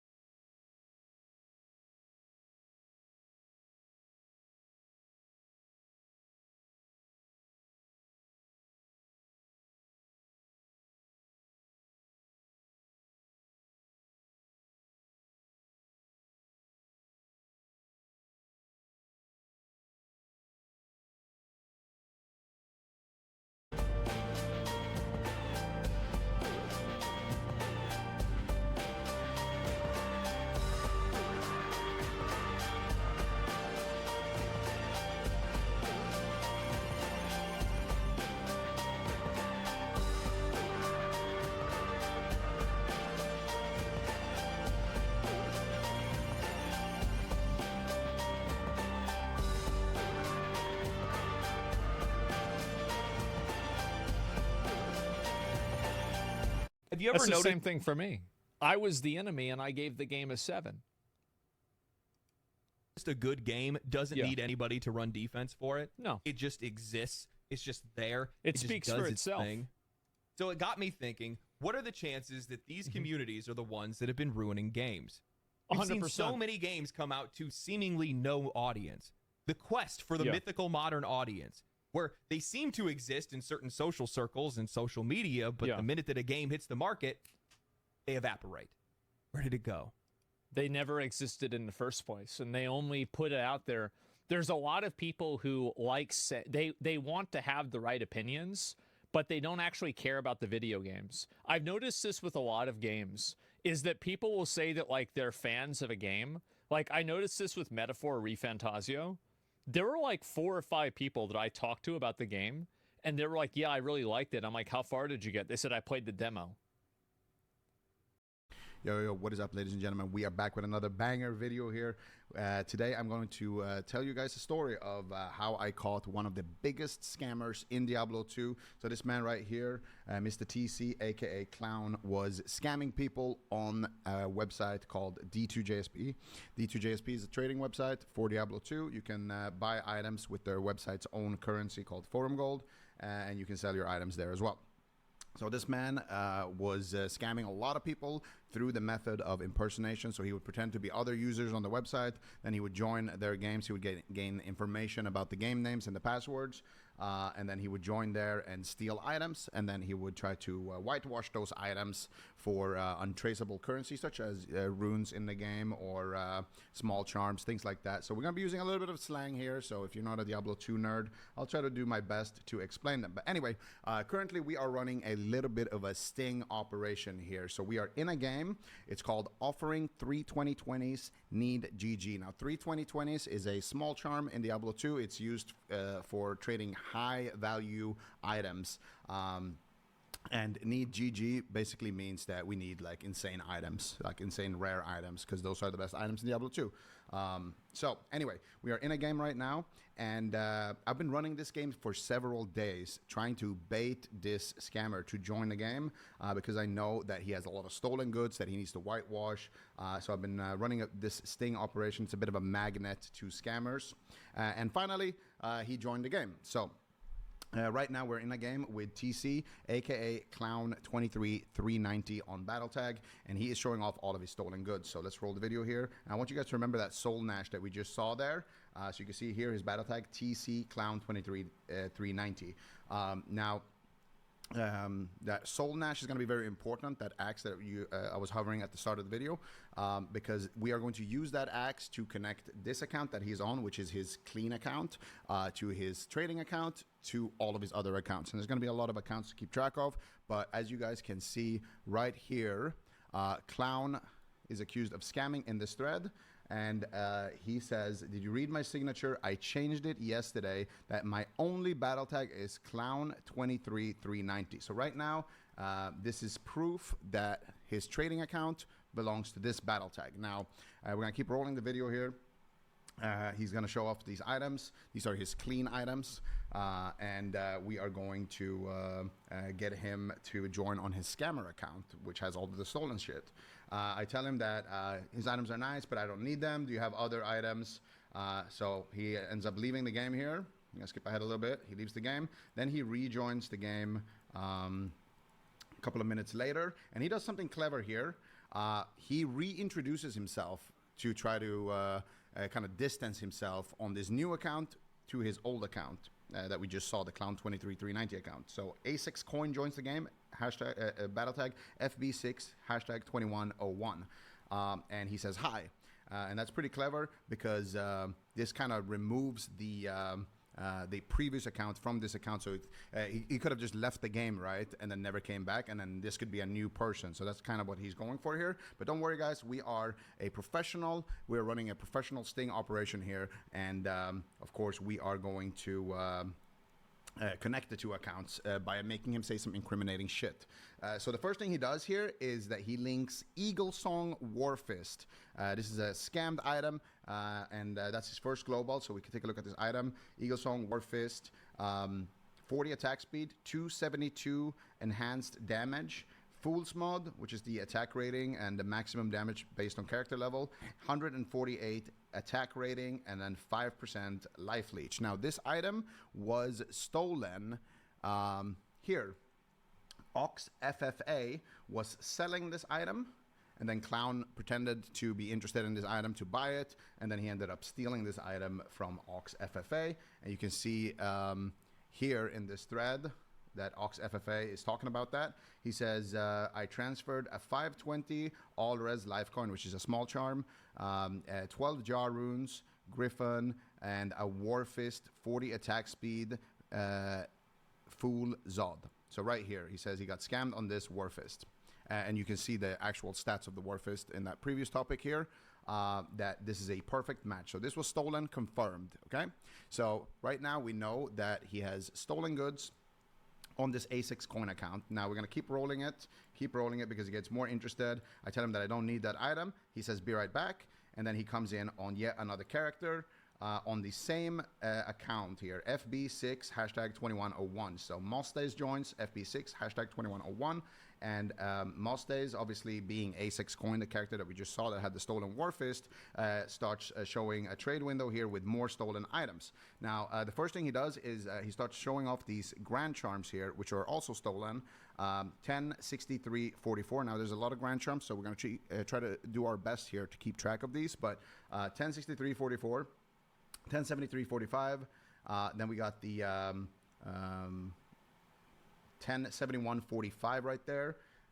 And let's see, what else does he have? 1064.44, 1069.43, 1067.44, 1063.44. Okay, so now we are going to open up this topic here, which is Mr. Eng36 here. Eng36 says, I've been scammed by somebody with the BattleNet ID CEO 21776, impersonating as CEO X, which is this user right here. So somebody has pretended to be this guy, and he stole high melee Grand Charms. So you can see here, 6 high melee Grand Charms. The character name was Berserker. Now, we can see here, Berserker in the game, battle tag CEO hashtag 21776. Now you can see here, 1071.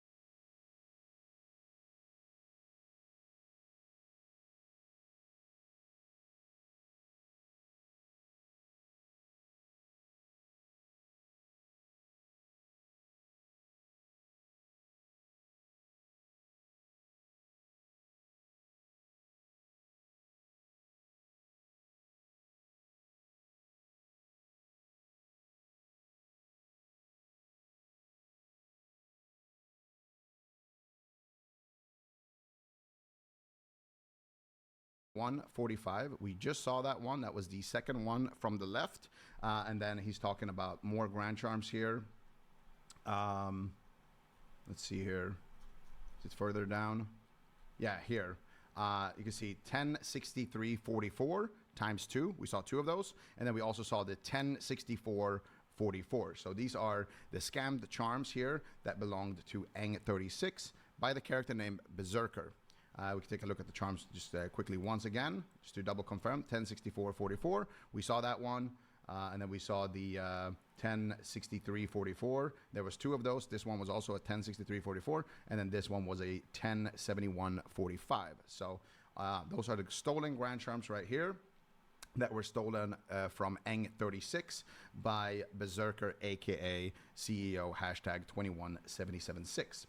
Now, of course, we're going to tell him that those are nice and that we don't need them. So now we need to connect the account that he's on currently with the account that we saw in the beginning, which he has linked to his trading account, his clean account. So we say, is that all? And then he tries to scam me for some forum gold. And I tell him that I'm not interested. I give him a fake user. He gives me a fake user. He asks me who I am. I tell him I'm some random guy because I don't want him to see that I'm onto him. And I don't want to, blow the cover. He asked me how many 32020s I have, blah, blah, blah. He wants to add me and scam me through Discord. And then here I say, can you link Soul Nash again Etienne axe? Now, this is the axe that we saw right at the beginning of the video, the axe that he had on his clean account, aka the clown hashtag 23390 account. So if clown 23390 had just left the game and never came back, and then now this Mostez FB account came in and he had nothing to do with that other account, it was just a different person, and this guy is just a random scammer, he wouldn't know what we're talking about here. He would have no idea. So we're just doing this to incriminate this account and connect it to the other account. So I ask him, is this item good for Barb v. Barb? I pretend to be interested in Barb versus Barb equipment. I don't even play this Barb. He says that it's very good, and he tells me the stats of it. So now he incriminates this account and lets us know that he is, in fact, the same user as Clown23390. I ask him for the price. I tell him I'm going to think about it. If I don't get a better offer, I will add you and I'll buy it off you. And he adds me, and then we say goodbye. So there's more to talk about here. So what we know so far is that Clown23390 is Clown on the 2JSP. He has said that himself. Then we also know that FB2106 is Clown, but on his other account. And then we also know that the items that he has belong or were scammed by CEO 21776. Now there's another user here who also got scammed for 28 jar runes here. And this guy is accusing Clown of scamming him. So Clown wanted to make a trade for a 25 small charm, which is a 20 life, 5 all resist small charm. It's like a kind of a high value currency. He wanted to trade that for a bunch of jar runes. Clown didn't have the items that he promised, so I left the game. Then later on, I went to make the above trade with coins, and Clown joined the game pretending to be coins. I started dropping the jaws. Then the real coins joined the game and informed me that the character named Berserker was not him. I was only able to salvage 7 jaw, meaning Clown stole 21 jaw runes. So what happened here is Stamboski was selling jar runes. If we can see, does he still have that thread open? It doesn't look like it. But anyway, Stamboski had a thread open, selling 28 jar runes. Clown made an offer, gained information for the trade, for the game name, for the password. Then he said, oh, I don't have the item, and then he left. Stamboski later on had another offer in his thread by somebody named Coins. Coins said he was going to buy all of his runes. Then Stamboski used the same game name that he had with Clown. Clown obviously tracking this thread and monitoring the situation, joins the game, pretends to be Coins, steals 21 jar runes from Stamboski. Now, what's interesting here is that it's the same character that stole those Grand Charms, character named Berserker, but this time around, his battle tag is different. It's Cornflakes 21219. Now, the reason for this is because he has switched his battle tag name. Now, my personal involvement in this, and we're going to talk about that in a second as well, is that I bought unknowingly in-game, I traded in-game currency for stolen Grand Charms. So I bought some of these stolen Grand Charms that were stolen from Eng36. So when I did that, later after that, Clown added me on battle tag and tried to scam me on this CEO battle tag. So you can see here Cornflakes, and he even makes a game. He says CEO11 join me. So you can see here in my logs, his battle tag has changed from CEO 21776 to Cornflakes. Cornflakes 21219. So he has changed that battle tag. presumably because it was getting a little bit too hot. There was a little bit too many scam accusations against him. So that is the explanation for that. So now let's take a look at what we have so far. Now, we know that Clown 23390 is Clown on JSP. We know that Sexcoin, aka what was the battle tag? FB2106. FB2101, FB62101.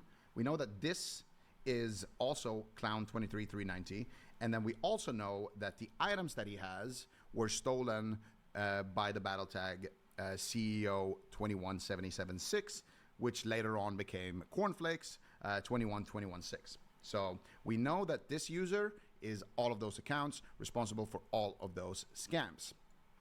Now, we've connected all of that.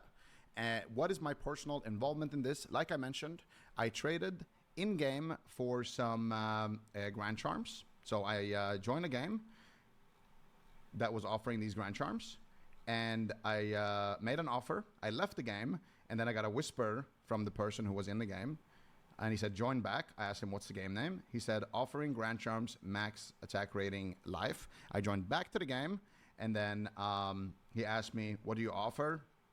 I told him my offer, and then I bought the charms off him. Then I posted these charms on the trading website to flip them for profit, and Clown immediately accused me of stealing those Grand Charms. I sold that Grand Charm, and now you're selling them. This will be reported to a moderator. So this guy knows that this thread, somebody's going to notice that these are stolen items, and he's trying to get ahead of the situation here by redirecting the aggro onto me to try to frame me. Now the problem with that is that he is framing one of the sweatiest people on the internet. Like he hasn't seen the Shadow Resist video, he hasn't seen the Firestar video, he hasn't seen what we do on the internet to people. So he's trying to frame me of all people. Now, luckily for him, our boy Eng36 here, who got scammed on these charms, 40K trade, no mediator, by the way, is gullible as fuck. And Mr. Eng36 here ends up changing his accusation here. He doesn't even have a JSP account to accuse. And he changes his accusation here to me.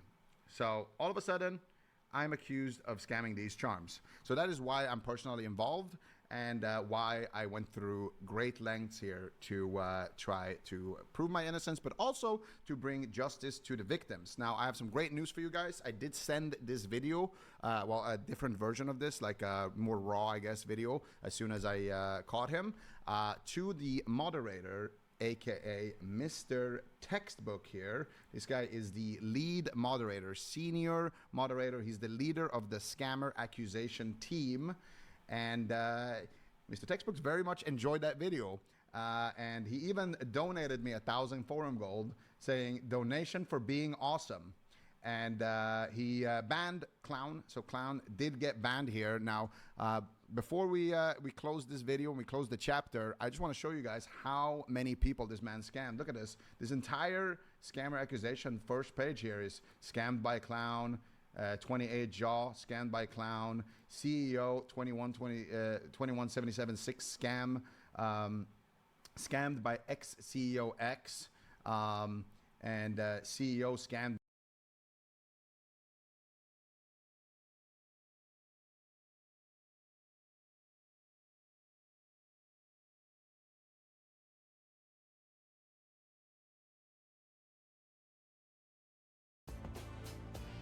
me, and you can see here all of these victims all got some justice. The person who scammed you is this scammer tag requested, and you can see here he has not been seen since his gold got locked, and that's what you get, my little shit, when you try to frame the wrong person, and when you're walking around being a dipshit. So hopefully you guys can all laugh about this, and hopefully you guys enjoyed the video.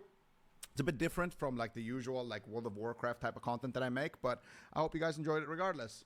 I'll see you guys potentially in the next one. Peace.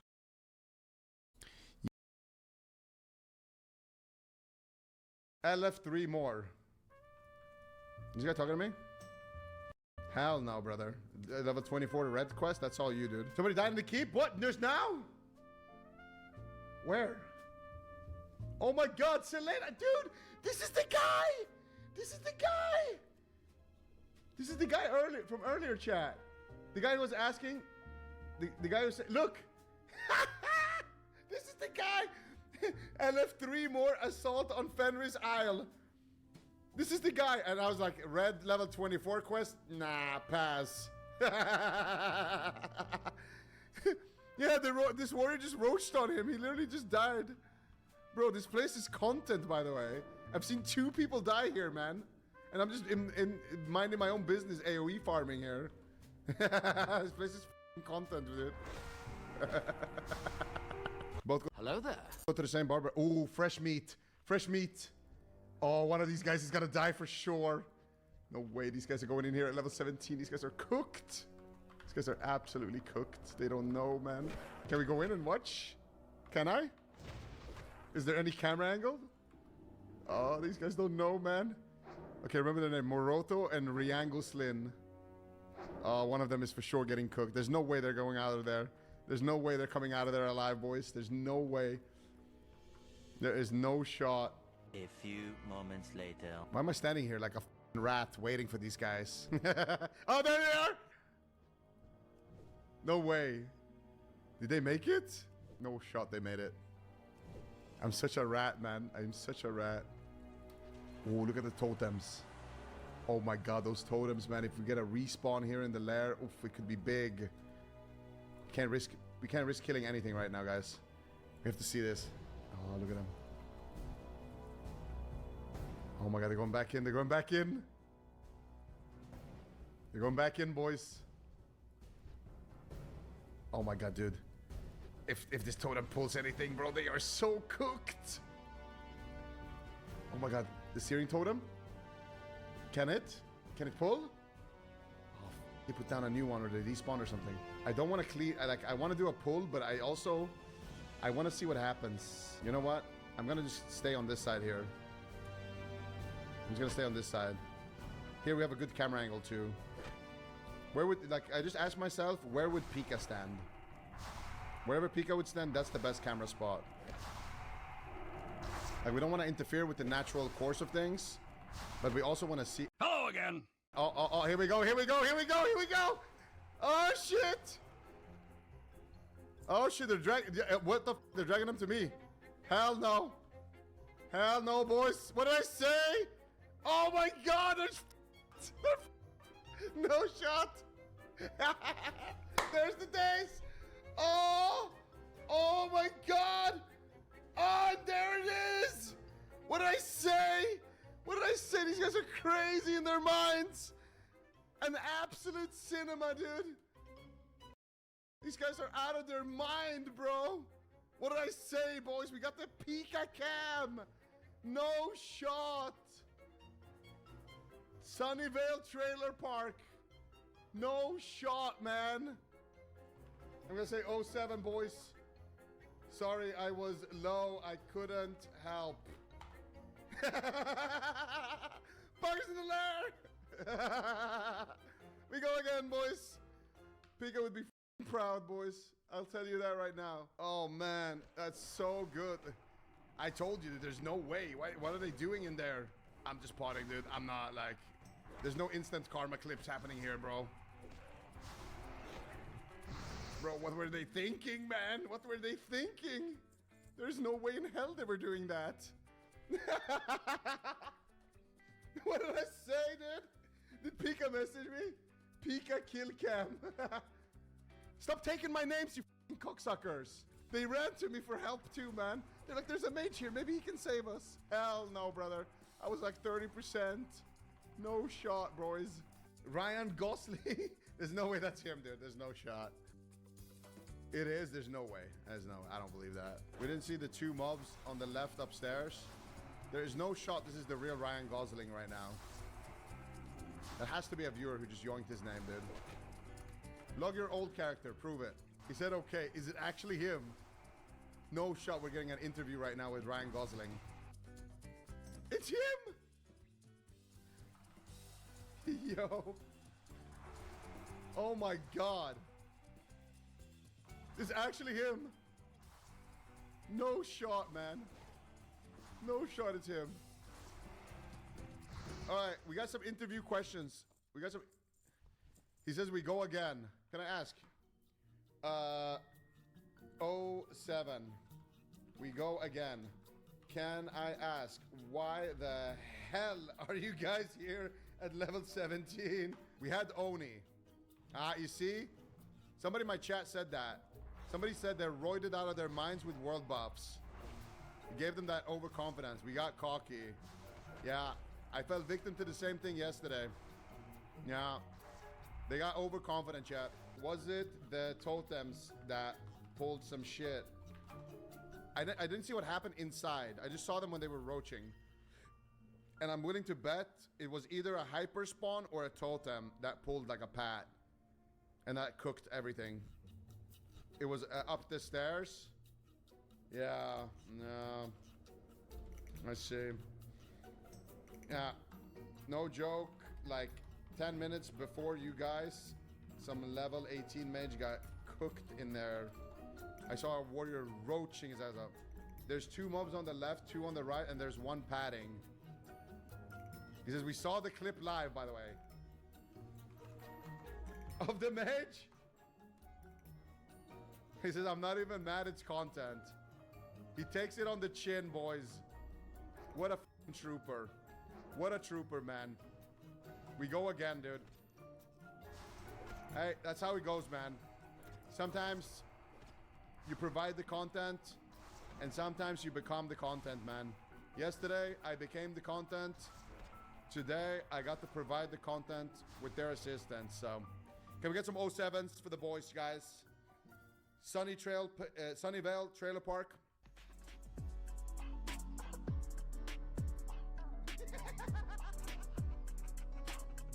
Picasso! There's 2 of them, dude.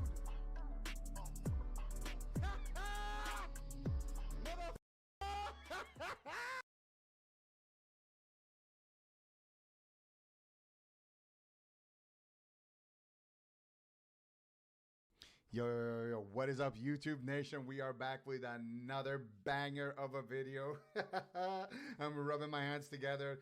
This is one of the most insane things I've seen on hardcore. You know, when the video starts like this, we got something special in store for letting him live. And I say, I don't want more Nihilum blood on my hands. Then we let him go. Me and the hunter agree that he's now my butler. If we're ever in need of a hunter, he's going to be the guy. If I need a hunter for a dungeon, he's going to be our guy. So today, we go to Skoloman's, and he instantly whispers me, yo, I can come Skolo. We do a Skolo together, and now we've made a new friend. So it's all good. This is at 12 o'clock, this chest. I think you can see it here. Yeah, it's 12 o'clock. So this is yesterday, 12 o'clock.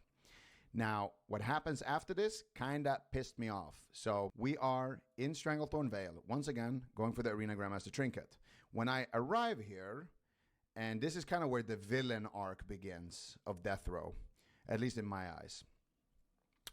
When we arrive here, there is a level 40 priest, this guy, and a level 39 rogue, this guy. They're in a party. They want to go for the chest. There's also 2 alliance players, level 42 and level 40 as well.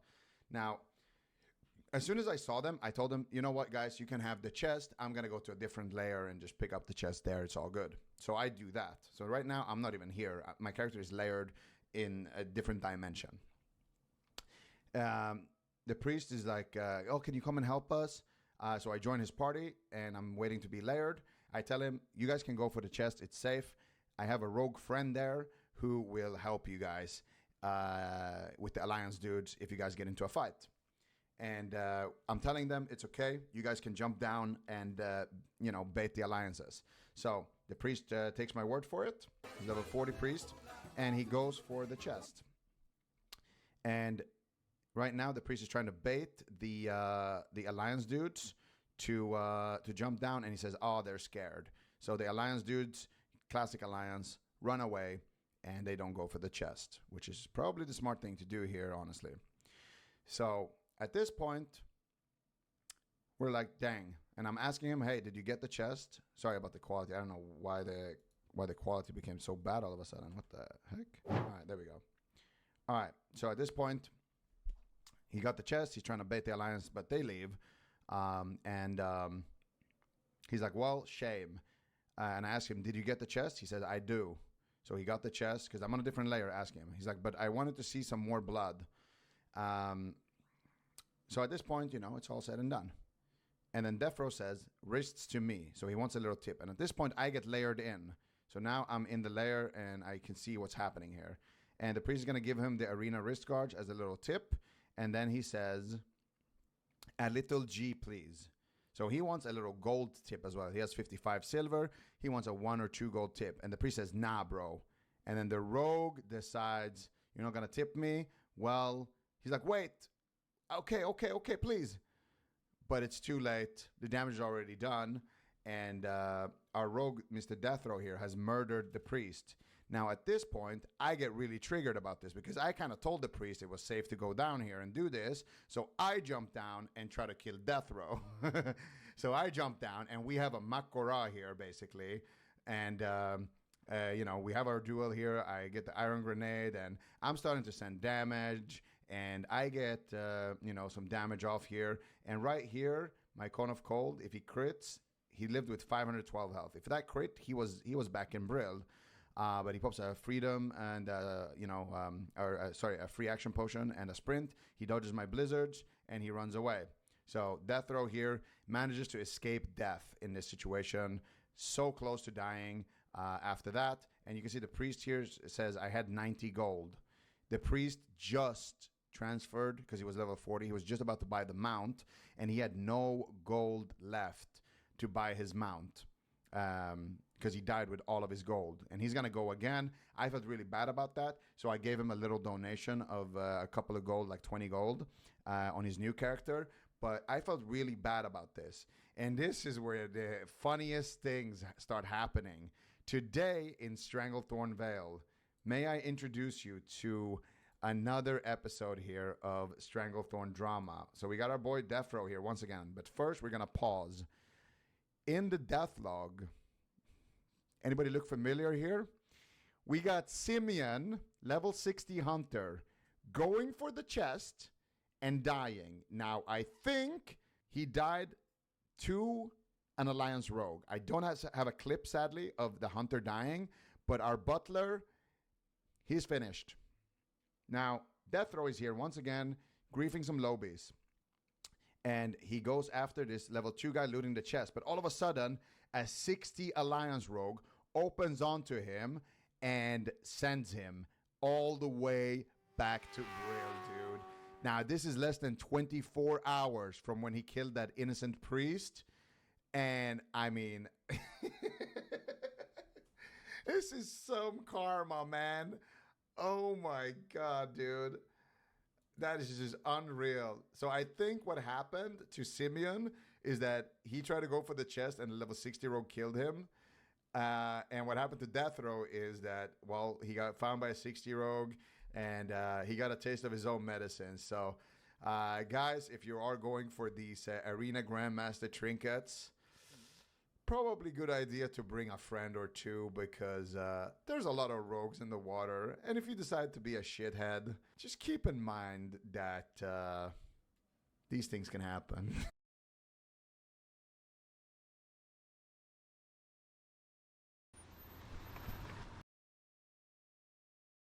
I'm sure. This was crazy. Who does this? Why would anyone ever see a TikTok money glitch and run straight to the bank? No. Because they're stupid. That's why. What do you mean why? What do you think? Yeah, it's obvious. I said it's heavy. It is blonde. Damn. No. There for that free money. No. Man. It's safe to say this TikTok money glitch just ruined so many people's lives, as for some reason people think it's a good idea to try a TikTok money glitch. Now you may be asking, what is this glitch? Well, the TikTok money glitch is you run up to somebody and you pull a gun on them and you say, give me your money, and then they give you their money. It's like this crazy thing. It's like Grand Theft Auto or something. Can you believe that? Short version is What? it's check fraud. And if you are dumb enough to actually do this, you will be financially ruined and likely go to jail for this. But there are a handful of scams going on currently. The main money glitch people are talking about is there's apparently some glitch in the Chase banking app where you can deposit a large check that is bad, and then you have a short time limit to actually withdraw the money in cash from the ATM before the check is cleared. And I guess absolute idiots, they're doing this on their own accounts. And then you have other people. Bro, this is it's actually crazy how much people are like hating and like negative about Ninja. Little taper fake guy. Well, I mean, like Ninja's the Fortnite guy. Remember that? I mean, that was really popular. Here we go. Correct me if I'm wrong, you blue-haired but I'm 90% sure the word fell off was created after your f***ing career. Ninja! Fuck you, Ninja! Fuck you, Ninja! Yeah! Brother, you are a f***ing hater and a joke. You're like 30-some years old, blue hair. If you haven't been following streamers lately, you might not know that many of them Bro, I didn't even see some of these other ones. Don't like Ninja. It's not because of how he acts on streams. Listen here, you little shit! But because of some things he said. Before we dive into this, make sure to subscribe to the channel and let's get started. For those who don't know, Ninja was the top streamer on Twitch during the Fortnite craze. At his peak, he averaged 125,000 viewers per stream, set records for viewership and subscriptions, and even played games with celebrities like Drake. He was the guy. How long have you been playing Fortnite or been a fan? Probably for about a month or two, maybe. Ninja was once at the peak of success, but then his popularity faded. Instead of supporting and showing respect to newer, more popular streamers like Kai Sena or Stable Ronaldo, Ninja became known for his negativity. The first to be fair, like Stable Ronaldo, like I forgot even why like they popped off on each other. Like because it's like I'm sure I talked about this when it happened, but I don't even fucking remember. Mixer destroyed him. So here's the thing, right? Is that Ninja was already losing a lot of popularity before he went to Mixer. Like he was already on the downswing, and you can verify this just by going to his records, right? I mean, it's easy to see. It's on Twitch Tracker. So I don't really think it's that big of it. Like I think that again, the problem is that people take Ninja seems to be a bad loser. And I think because of that, people keep trying to bait him for reactions when somebody does something that Ninja didn't do. He's a jealous, but yeah, people say that. I don't really know how true that is, but he certainly gets clipped in ways that make it seem like it's true. He just signed. He's a jealous, but yeah, people say that. I don't really know how true that is, but he certainly gets clipped in ways that make it seem like it's true. Major sign of this negativity was when he criticized Stable Ronaldo during a live stream. What did he do? Ronaldo is like literally like 1/20th of our following and is. Well, I mean, to be fair, like Stable Ronaldo was talking shit about him. I mean, like I mean, like if somebody made a clip of me talking shit about me, I would absolutely fucking roast them. So it's like it's easy for me to see like why Ninja would say this, but I forgot why Ronaldo said it in the first place. So it's like, you know, who started this shit, basically? Irrelevant. The payphone guy? So we should probably just keep opening cases. I love Ronaldo.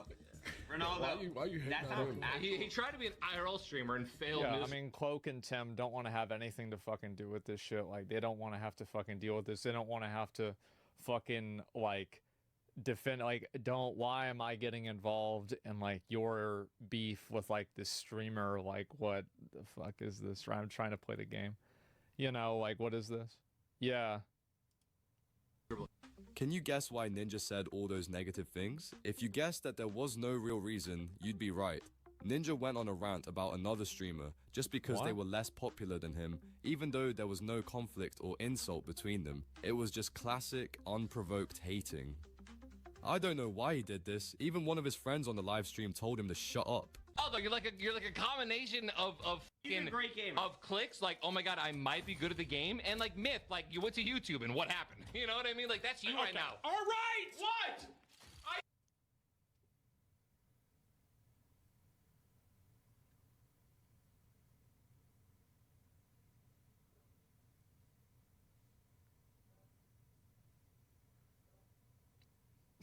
All right. Stop it. Yes. The Myth comment was undeserved. I've met Myth. I really like him. I like him a lot. I think he's great. What the fuck?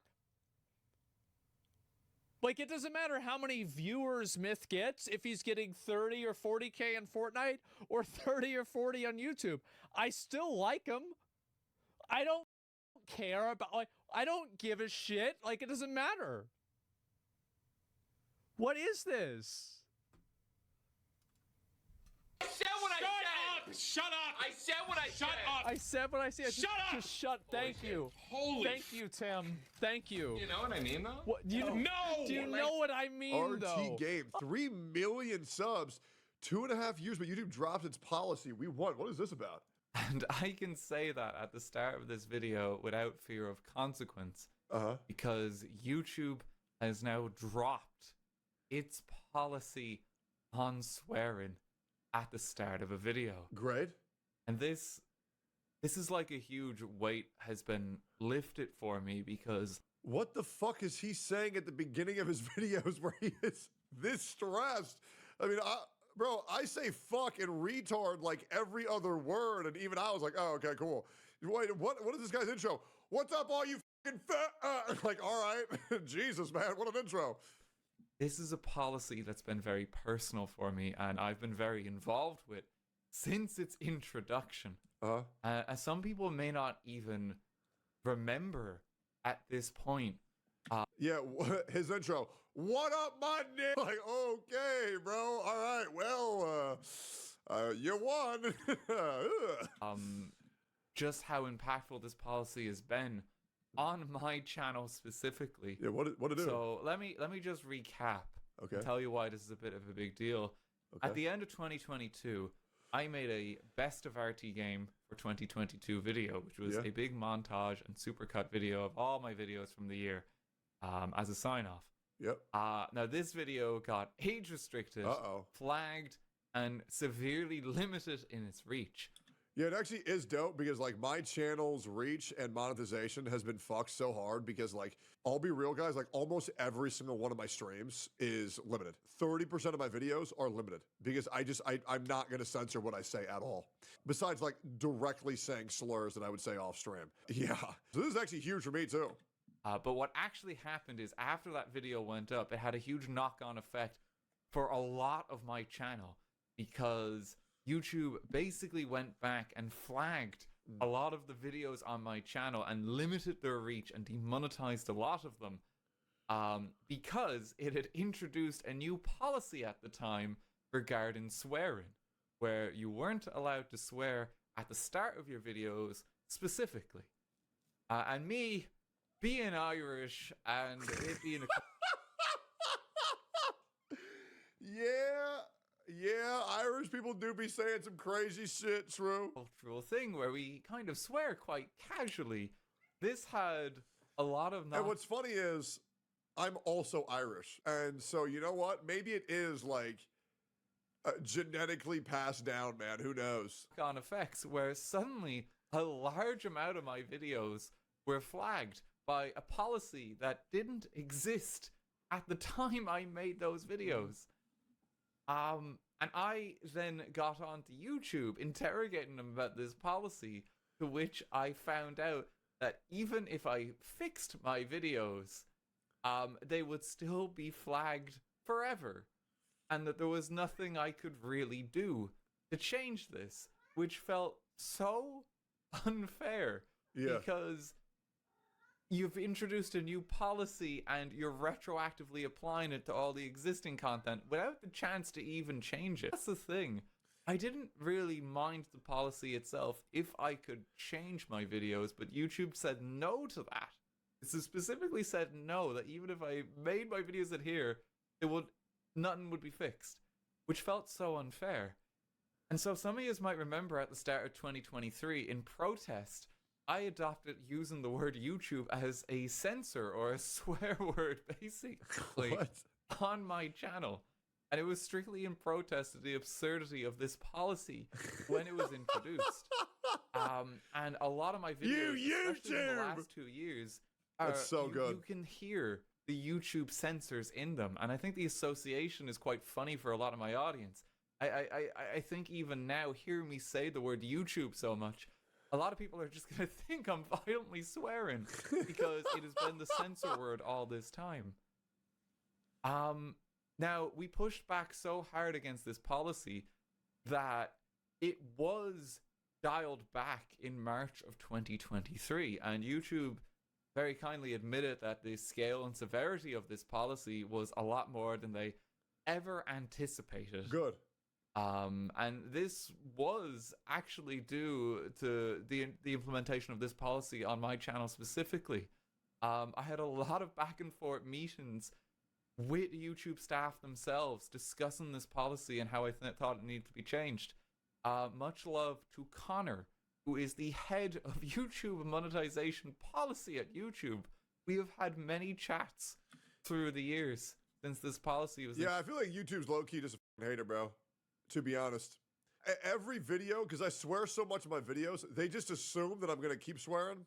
So they limited like almost like, I mean, literally a third of my channel. Because for some channels, I'd be saying some crazy ass shit. They say, well, he's probably just going to keep saying this. We might as well like pre-demonetize his ass. Or my editors have to upload a video, get it checked for 4 hours before they upload it, because almost all of my videos, or at least a big majority of my videos, start off with no currency even before I upload. Introduced. He's an Irish even lad before as they well, check. They so, just you know, assume. we've always had some it crack sucks. there. They pre-check them, yeah. And it was always nice when the policy was dialed back. What's limiting mean?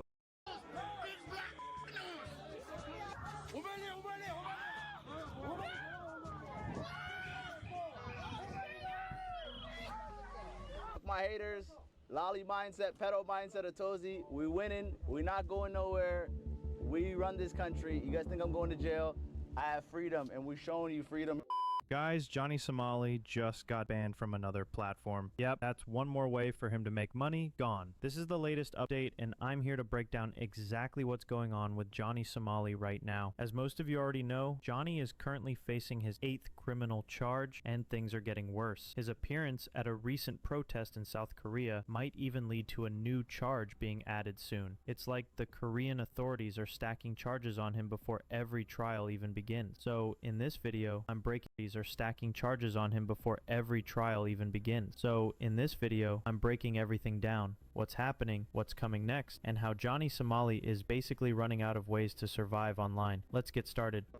So first of all, Johnny Somali just got banned again, and this time it's from beacons.ai. From what it looks like, he probably violated their terms of service because his entire profile is now gone from the site. Now, for those who don't know, beacons.ai is kind of like a portfolio website. You can connect all your social media accounts to it and put the link in your bio so people can find all your platforms in one place. And, more importantly, it lets you make money through affiliate links, promos, and other offers. But now Johnny Somali's profile, completely removed. We don't know if he even made any money from it, but the fact that they banned him is a good sign. It shows platforms are starting to shut him down one by one. And let's not forget, more consequences might be on the way. South Korean authorities are reportedly considering even more charges before each trial. And yes, they haven't forgotten that Johnny attended a protest in Korea where he wasn't welcome at all. Everyone knows he went there just to create chaos.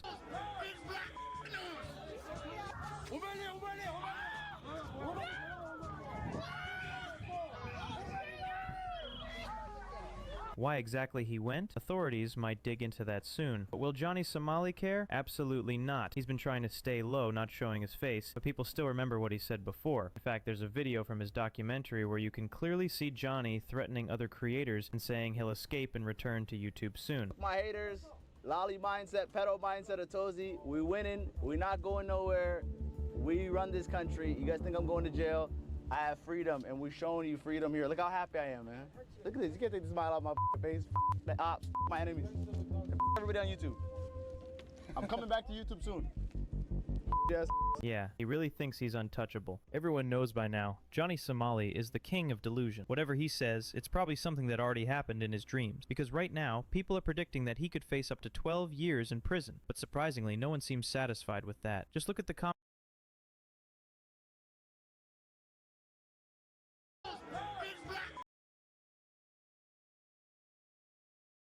for everything he did. So there's 40 years minimum. And then there are people saying 12 years just isn't long enough for everything he did. So clearly the public wants harsher punishment. But Johnny, he's living in a completely different world. He genuinely thinks he won't get much time in prison, if any. He believes that he'll just get deported or maybe just pay a fine and walk free. In fact, he's acting like he wants to get arrested. I'm not making this up. You can hear it from Johnny Somali's own mouth. He literally says he's waiting for police to come get him. I did that was to show, like, look at how crazy I can go, and they will not put me in the cell.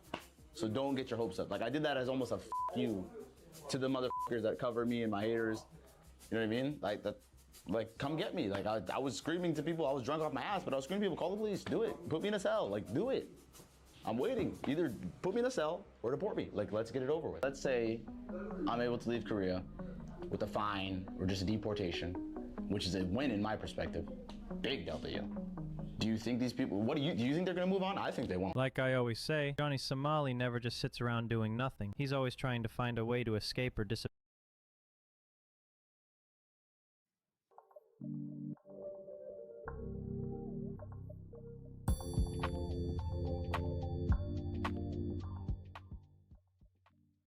Andy Bryan, the CEO of Stanimir, is considering a lawsuit against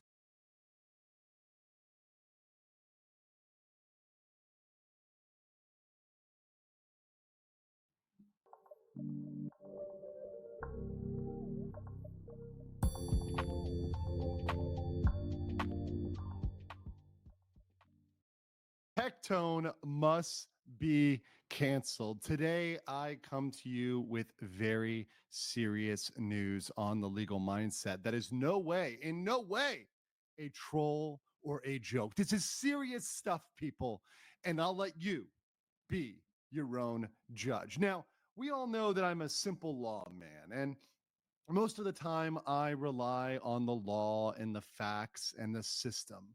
But it comes a time when the system has failed us. It comes a time when I must put aside my values, my core beliefs, that people should not be silenced on the internet, that people should be allowed to speak, that people should be allowed into a free market of ideas. I should put away those silly concepts and allow people to be canceled.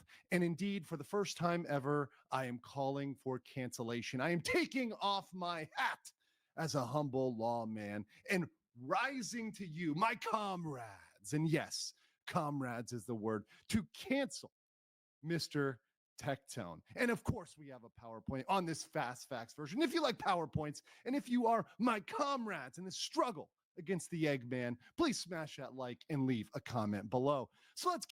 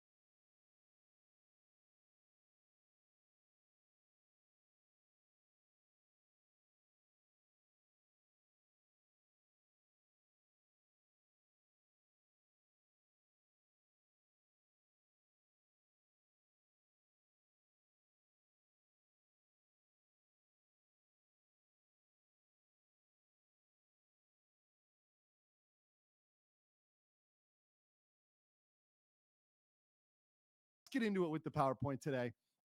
Now, I am, of course, a very fair person, and I would only base this on evidence and facts, hard facts that are indisputable and undebatable. So we're going to talk about that today. Now, in the words of our great prophet, Hassan Piker, sometimes our system of law, our flawed capitalist system, needs to be thrown aside with its rules and objectivity. Yes, we need to give that away and adopt a more just system, a more proper system, a system that is perhaps more similar in a as a humble lawman. Let's get into it with the PowerPoint. So we're going to talk our species can make to not take this possibility seriously. So let's have a look. The new interstellar object was discovered on July 1st by the Atlas Survey Telescope in Chile. It's been named 3I Atlas, and it's only the third confirmed interstellar object ever. It's on a path through our solar system on a hyperbolic trajectory at about 66 kilometers per second. It'll make its closest approach to the Sun in late October and then head out again, unless it stops by and asks to speak to our manager. A certain Harvard astronomer by the name of Avi Loeb, together with some colleagues, published a paper on the archive in which they hypothesize that this object could be technological and possibly hostile, which is also what I said the other day as we were inspecting our fridge content. As one can expect, this idea quickly spread all over the popular science media. Avi Loeb also went to complain about Wikipedia gatekeepers, and that when the details of 3I Atlas were summarized on Wikipedia a few days after its discovery, the editors of that entry omitted any reference to anomalies, right after deleting "Trust Me, bro" as a quoted source. For context, Avi Loeb also previously claimed that the interstellar object Oumuamua from 2017 was alien tech, which turned out to be wrong, and that he'd found alien tech at the bottom of the ocean, which also turned out to be wrong. So, somewhat unsurprisingly, now no one's listening. Let's not forget that in the fable of the boy who cried wolf, the wolf eventually does come to eat the sheep. So let's look at what Loeb is saying. Concretely, the anomalies he says should raise eyebrows are that, first, the object's on a near-ideal exploration path through the solar system. It comes in at almost the same plane as most of the planets and will in one go get close to Jupiter, Mars and Venus. Then again, well, that could be just coincidence. Second, Loeb and his colleagues say the object's very unlikely to be an asteroid because it looks quite large, and an asteroid so large is unlikely to make it into interstellar space and into another solar system. The currently best explanation of astronomers is that it's a comet with a big glow around it. But Loeb points out the glow doesn't fit that of comets. It seems to be missing spectral lines that you'd expect from gas emission. So he asks, well, if it's not an asteroid and not a comet, then what is it? Then again, astronomers point out the spectral lines might be obscured by dust, and it's just a comet after all. Dust, it turns out, is a very versatile explanation. It's basically the dog ate my homework of astronomy. Third, Loeb points out that the path of the object's almost perfect for the purpose of potentially staying in the solar system. That'd only take a small propulsion burst upon its closest approach to the Sun, and that'd put it into a stable orbit around the Sun. Then again, well, it could be coincidence. So, as you can see, the evidence that the object is an alien probe is in all fairness weak.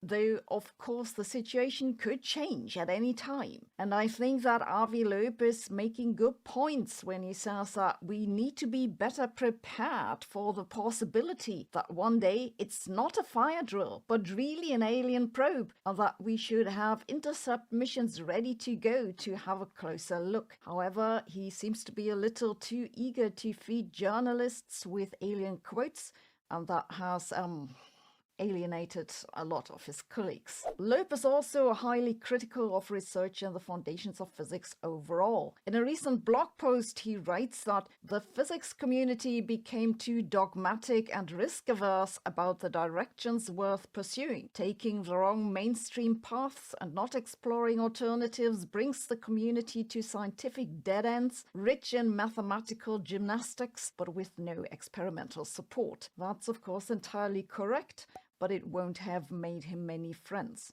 So the bottom line is, there's no good reason to think the object's alien tech. We're just watching a fast-moving glowing object that defies categorization and might be hostile, but no worries, we've got it covered with blog posts. How does that work? Why is that so? If those are questions you also like to ask, you should really have a look at Brilliant. It's a great way to practice.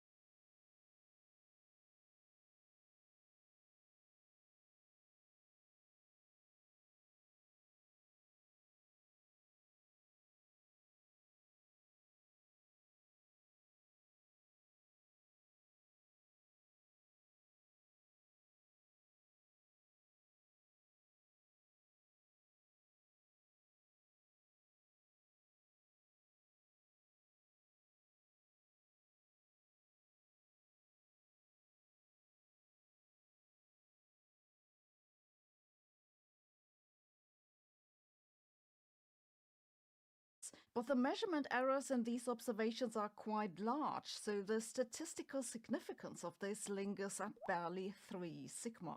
If this was psychology, 3 sigma would be worth a TED Talk, 2 best-selling books, and a mandatory awareness program. But in physics, 3 sigma isn't much.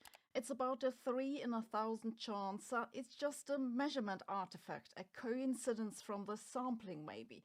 But still, it's not nothing. So why have astrophysicists pretty much ignored this? It's because if it were real, if the density around us really was 20% below average, that'd be really hard to explain in the current standard model of cosmology.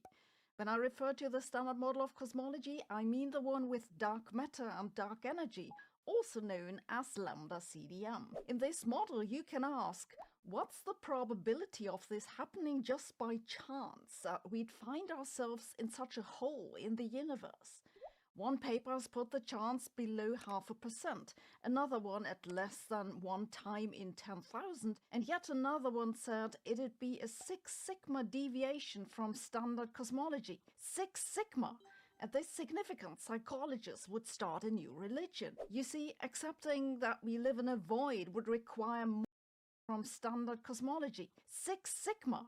It'd be a 6 sigma deviation from standard cosmology. 6 sigma! At this significance, psychologists would start a new religion. You see, accepting that we live in a void would require more of a deviation from standard cosmology than just believing the measurements are all a little off.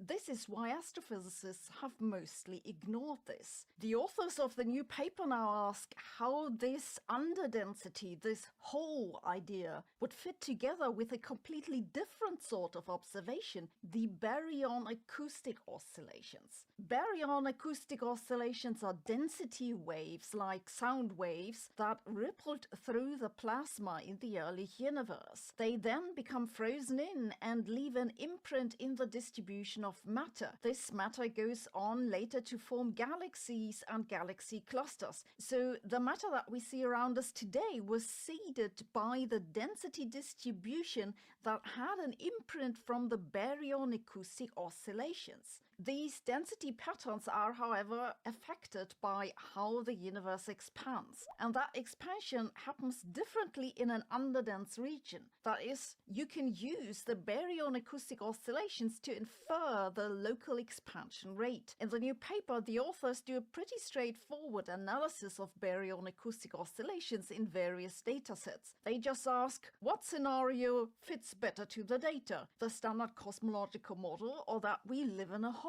They find that the standard cosmological lambda CDM model has a 3.3 sigma mismatch with the data. But if they assume that we find ourselves in a hole in the universe, the tension goes down to about 1 sigma. That's basically no tension. They do not, in this paper, combine this analysis with the earlier findings from galaxy counts and galaxy clusters.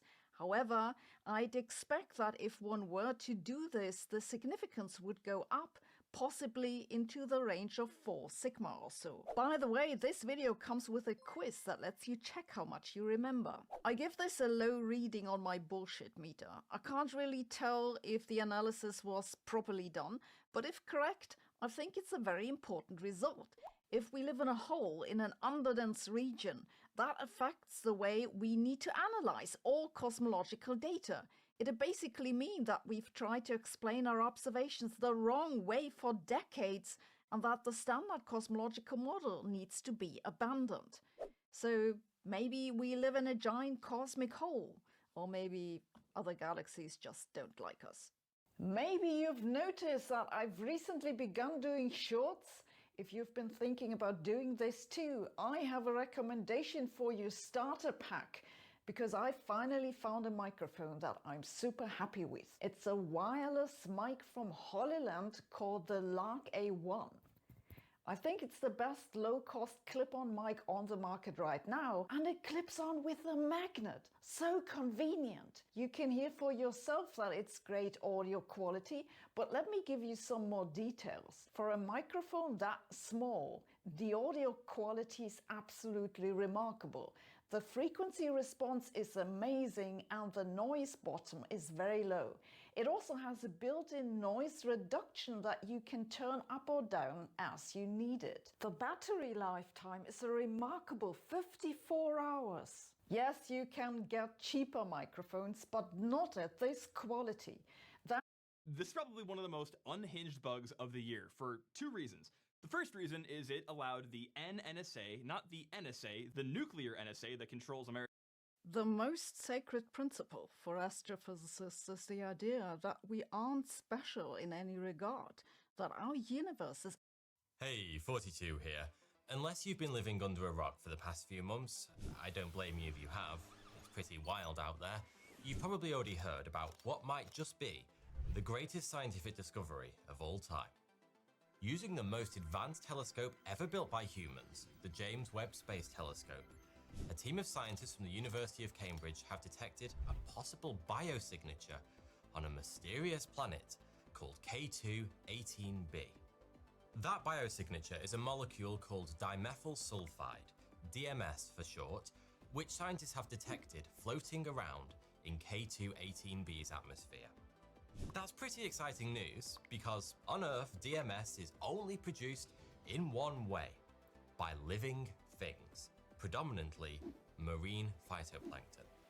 In other words, there's an excellent chance we just detected alien life for the first time. Or is there?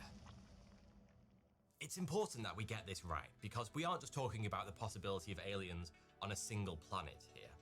If there really is life on K2-18b, it will completely change our understanding of the entire universe and our place within it. Located in the constellation Leo, K2-18b can be found 124 light years from Earth. On a human scale, that is a distance so vast it's beyond imagination. But on the scale of the universe, even the scale of our own galaxy, Earth and K2-18b are basically neighbors. If life in the universe is vanishingly rare, as some scientists suspect, the odds of finding two inhabited places so close together would be astronomically small. The equivalent of dropping 2 grains of sand at random anywhere on Earth, only to find them lying a few millimeters apart in the Sahara. If K2-18b is inhabited, it wouldn't just represent first contact, it would also be incredibly strong evidence that the universe is full of life, that Earth is just one amongst millions, perhaps billions of inhabited planets out there in the cosmos. So yeah, this is kind of a big deal. But as the late great Carl Sagan once said, extraordinary claims require extraordinary evidence. Which leads me to the question I'm going to answer in this video. Are the claims about K2-18b truly extraordinary? Have we finally found aliens, or is this just another false alarm? Let's find out. Today, we have a problem. We're drowning in distraction, we're overworked, stressed, and burning out. We rely on the wrong energy sources. Too often, people look for quick fixes like excess caffeine or sugary energy drinks, but there's a better, healthier solution. Magic Mind is the sponsor of today's video, and they sent me some of their shots to try. Magic Mind shots are packed with organic, California-grown matcha. Matcha naturally contains both caffeine and L-theanine, and that second ingredient is the key here. L-theanine smooths out caffeine release in your body, so you no longer get jitters. The energy boost lasts for longer, and it eliminates the post-caffeine slump commonly experienced with coffee. I originally tested Magic Mind for 7 days after they sent me some, and the difference was transformational. They slayed my midday energy slumps. I spend most of my days writing. After taking Magic Mind for a week, my daily word count increased by over 20%. That's pretty good, so I've continued drinking Magic Mind shots every day since. Really. To try Magic Mind yourself, follow the link in the description below and use code 42 or scan the QR code on screen to get 48% off your Magic Mind subscription. Magic Mind also donates 5 cents for each bottle sold to mental health charities that help US homeless communities. And they're so confident in what they've built that you have 100 days to ask for a full refund if you don't like it. No questions asked. Even if you drank the shots, there's literally no risk. K2-18b was first discovered in 2015 by the now retired exoplanet hunting Kepler Space Telescope. Despite technically orbiting its parent star in the habitable zone, at first it didn't look like the greatest candidate for possible biosignatures. It's simply too different to the only planet in the universe that we know for sure harbors life, ours. For one thing, at about 8.5 times the mass and 2.6 times the radius, it's much bigger. It's also much closer to its parent star, orbiting at a distance of just 0.15 astronomical units. Speaking of its parent star, that's very different to ours as well. Known as K2-18, it's a red dwarf, about half the size of the Sun, that produces just 2.5% of the Sun's total energy output. In the search for extraterrestrial life, we tend to focus our attention on planets similar to Earth, and it's fair to say K2-18b is anything but. However, in 2019, scientists made a discovery that changed everything. Water vapor in K2-18b's atmosphere. Water vapor alone isn't considered a biosignature. We found it in all sorts of places that almost certainly do not harbor life. But this discovery was still a big deal, because it was the first time that water vapor had ever been found in the atmosphere of an exoplanet orbiting in a habitable zone. The 2019 study used data from the aging Hubble Space Telescope, and the detection was relatively faint and limited in resolution. But it was enough to convince NASA it might be worth pointing the soon-to-be-launched James Webb Telescope in K2-18b's direction. And in 2023, they did exactly that. And the results were intriguing. Whilst James Webb data did not definitively confirm the original water vapor detection, it did provide strong evidence for the presence of methane and carbon dioxide, as well as just the finest whiff of DMS, a potential biosignature. It was a groundbreaking find, but to begin with, nobody was all that excited. As was the case with water vapor back in 2019, the initial DMS detection was weak, with a statistical confidence of just 2 sigma, meaning the signal stood out from the noise by only 2 standard deviations. In practical terms, that left a 5% chance that the result was a random fluctuation rather than a real detection. But a follow-up study published earlier this year raised that confidence level to 3 sigma, meaning just a 0.3% chance that the signal was a statistical fluke. The study, published in the Astrophysical Journal Letters in April of this year, was extremely cautious about mentioning the A word. Astronomers usually are, because, at least so far, whenever they do, they've always been wrong. But project lead Niku Madhusudan has been far more bullish. In a press briefing after publication, he describes the DMS detection as astounding and a revolutionary moment. In his words, "These are the first hints we are seeing of an alien world that is possibly inhabited." Unsurprisingly, that kind of talk sent the entire international press into a first contact frenzy. But was it actually justified? Well, on the face of it, the logic chain seems extremely solid. The study found very strong evidence for DMS in the atmosphere of K2-18b, and DMS itself is extremely strong evidence of life. But all is not quite as it seems, and to understand why, we need to delve into the cutting-edge science behind this potentially paradigm-shifting discovery. So, first things first, how did we figure out what's in the atmosphere of a planet located 730 trillion miles from Earth in the first place?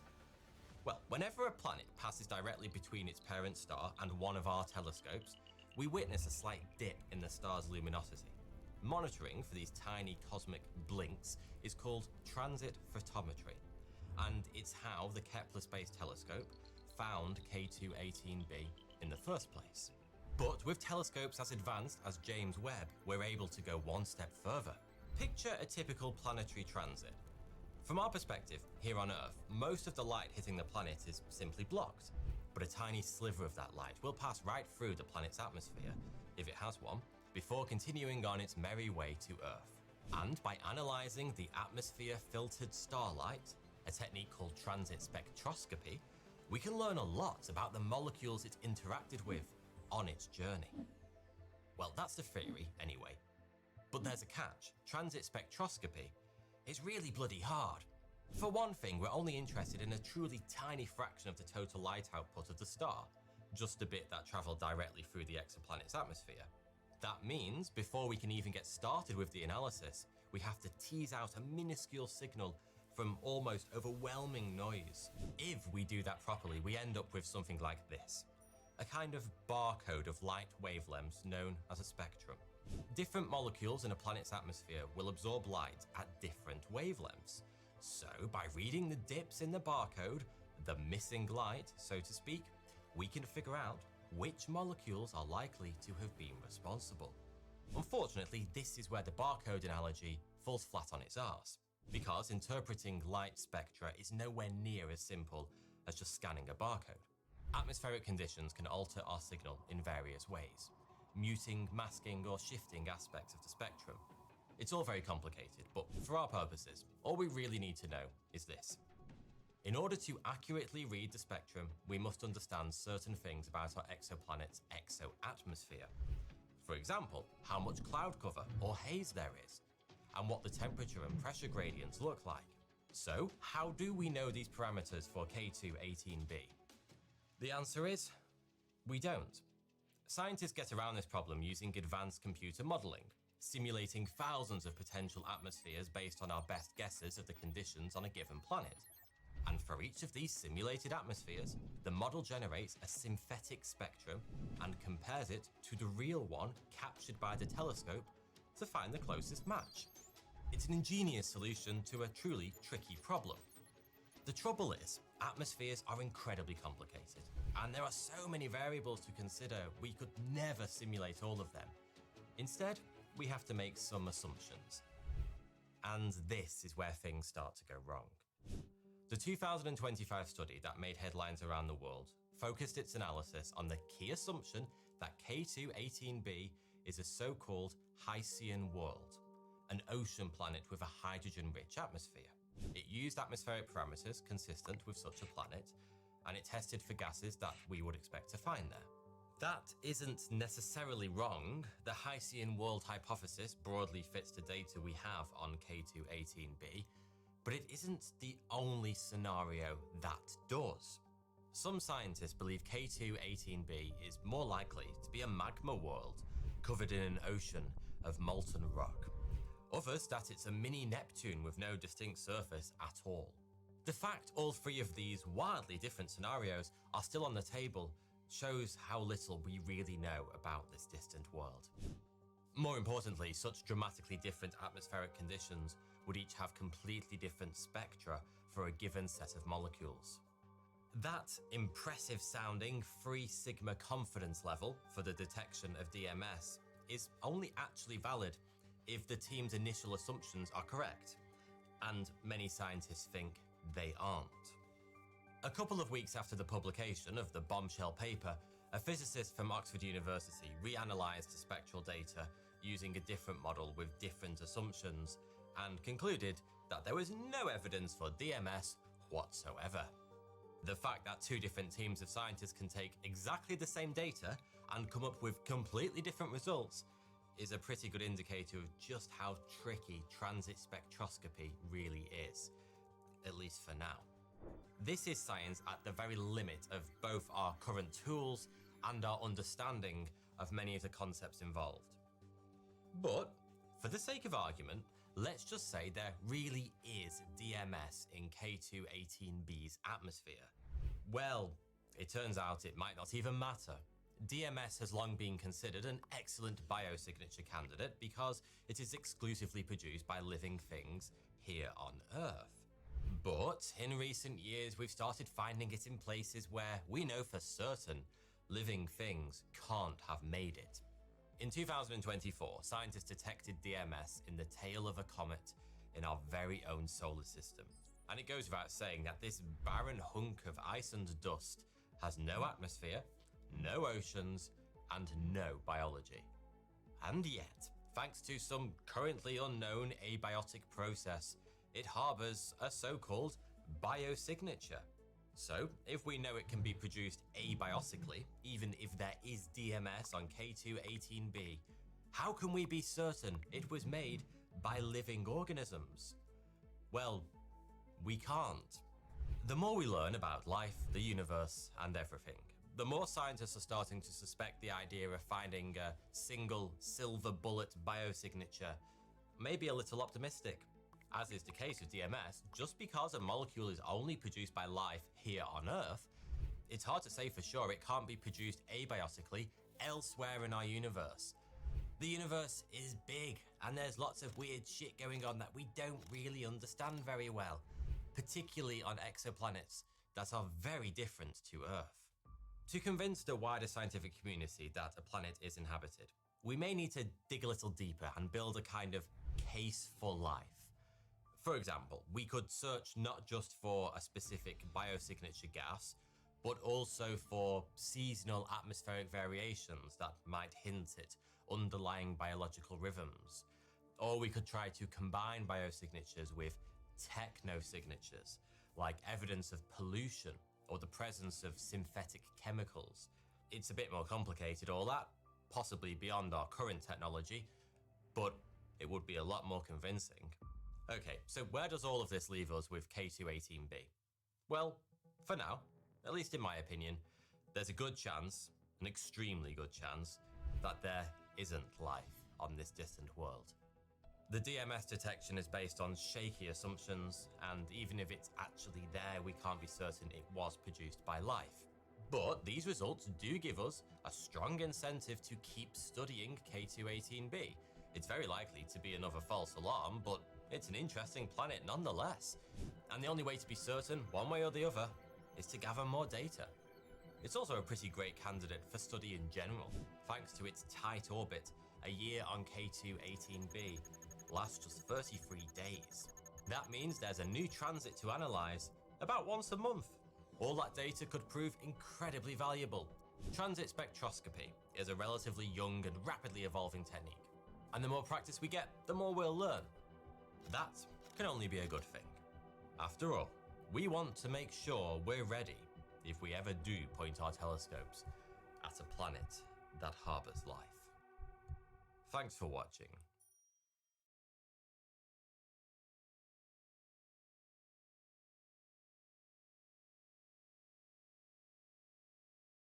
Arthur C. Clarke had a sequel to 2001: A Space Odyssey. It's called 2010 Odyssey 2, and at the end of it, an alien intelligence converts Jupiter into a star.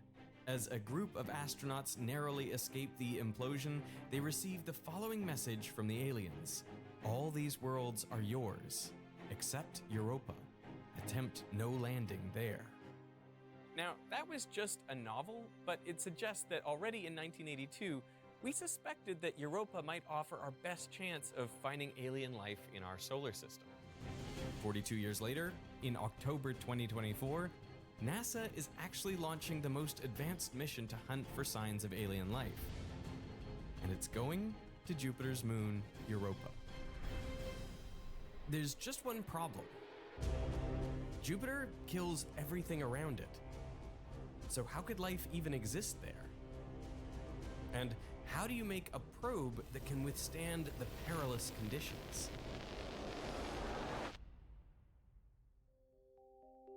Deep inside Jupiter, there is so much pressure that hydrogen is believed to take the form of a metallic liquid.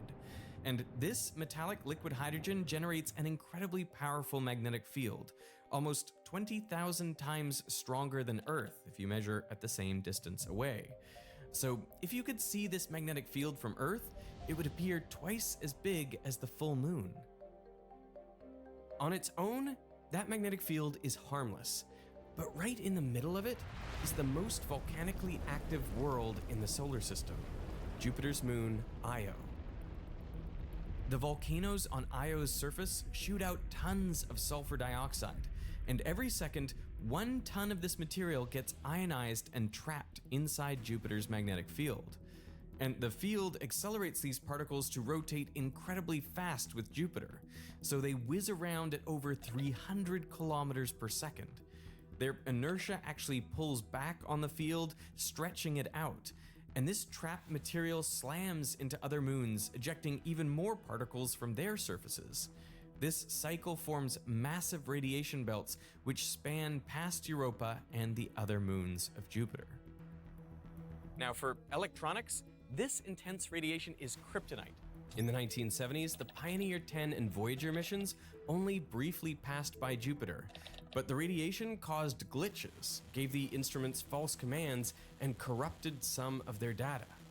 Even with modern shielding, a spacecraft within the radiation belts would only survive for around 3 months. So how will NASA's new mission, the Europa Clipper, orbit Europa for over 4 years without getting fried?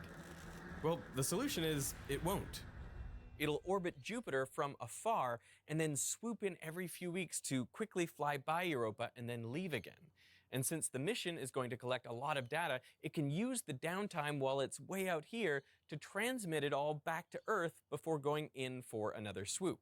In all, it'll do 49 flybys, mapping almost the entire surface. That's actually how the Clipper got its name, after the fast and nimble 19th century Clipper ships, quickly dipping in and out of ports. But of all the places in the solar system to look for life, why Europa? If you stood on Europa's surface, you'd be hit with 5,400 millisieverts of radiation in a single day. That's 1,800 times more than the annual dose here on Earth. If you stay here for a couple hours, you would eventually die from radiation sickness. But Europa contains a secret. When Voyager 1 passed by Jupiter in 1979, it took this photo of Europa. If you compare that to most of the other moons in the solar system, you'll notice something is missing. Craters.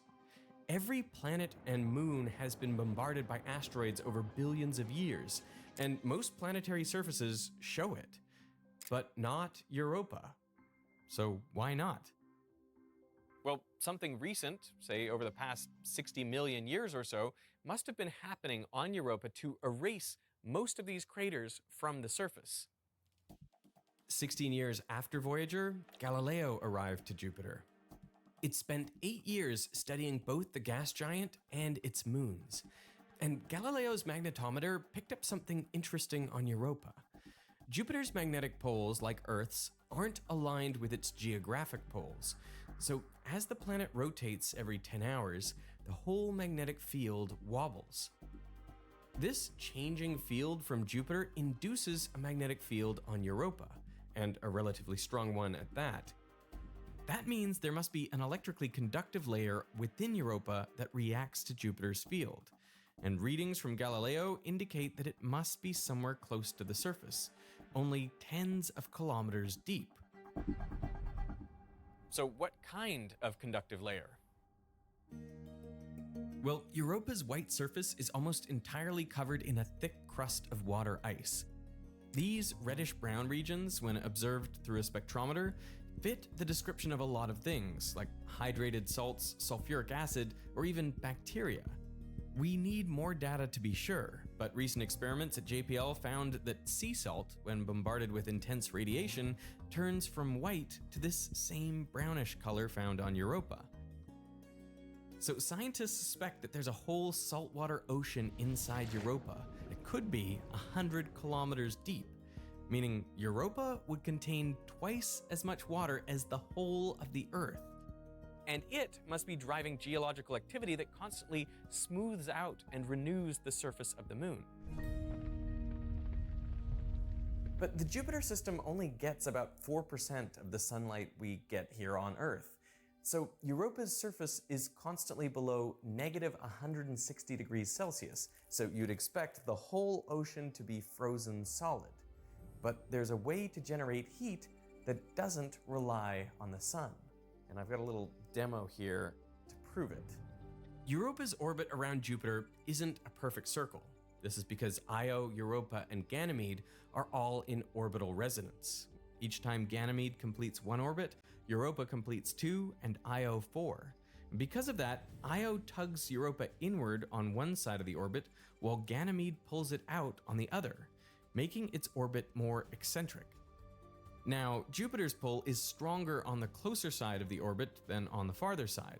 So Europa is constantly being stretched and squeezed, stretched and squeezed.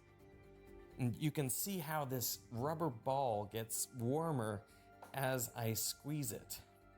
Scientists believe that the friction caused by the tidal flexing of the entire moon can generate enough heat to keep the ocean liquid. This effect gets stronger the closer you get to Jupiter, which is why Io is so volcanically active. So you can see this ball is significantly hotter now. I held onto this ball at the same time to make sure it wasn't just the heat coming in from my hand. What sort of temperature of the ocean are we thinking? So it depends on how salty it is. So melting temperature of ice, or maybe depressed by 10 degrees Celsius below that if it's a very salty ocean, similar to cold oceans on Earth. And how would the flexing differ if there's this big liquid ocean versus if there's no ocean there? If there's no ocean, Europa should flex by only about 1 meter in amplitude. But if there's an ocean in there, then it flexes with an amplitude of 30 meters. So that's an enormous deflection, and that will come out pretty clearly in the gravity data. Another argument for how thick the ice shell is, we see these very strange features on the surface that are arcuate in shape, but like multiple arcs put together. We call them cycloids, and not something you'd expect to see on an icy moon. And we think they form if a crack propagates at just the right speed, about the speed someone would walk, and is following the changing stress field of Europa being squeezed as it orbits around Jupiter. And if there were no ocean down there, there wouldn't be enough of an amplitude of that motion to explain the cracking. But if there is an ocean, then it could explain the cracking. All that tidal flexing pushes magma in the outer core up, closer to the seafloor. Water flowing through the crust above it is heated and it picks up minerals from the ground, ejecting them into the ocean. This creates hydrothermal vents. And where we find these on Earth, we also find life. Thousands of meters below the surface with no sunlight, these vents are oases for ocean life. The life forms down here rely on unique bacteria that feed on the minerals from the vents, rather than from the energy provided by the sun. How long are we thinking that Europa has had an ocean?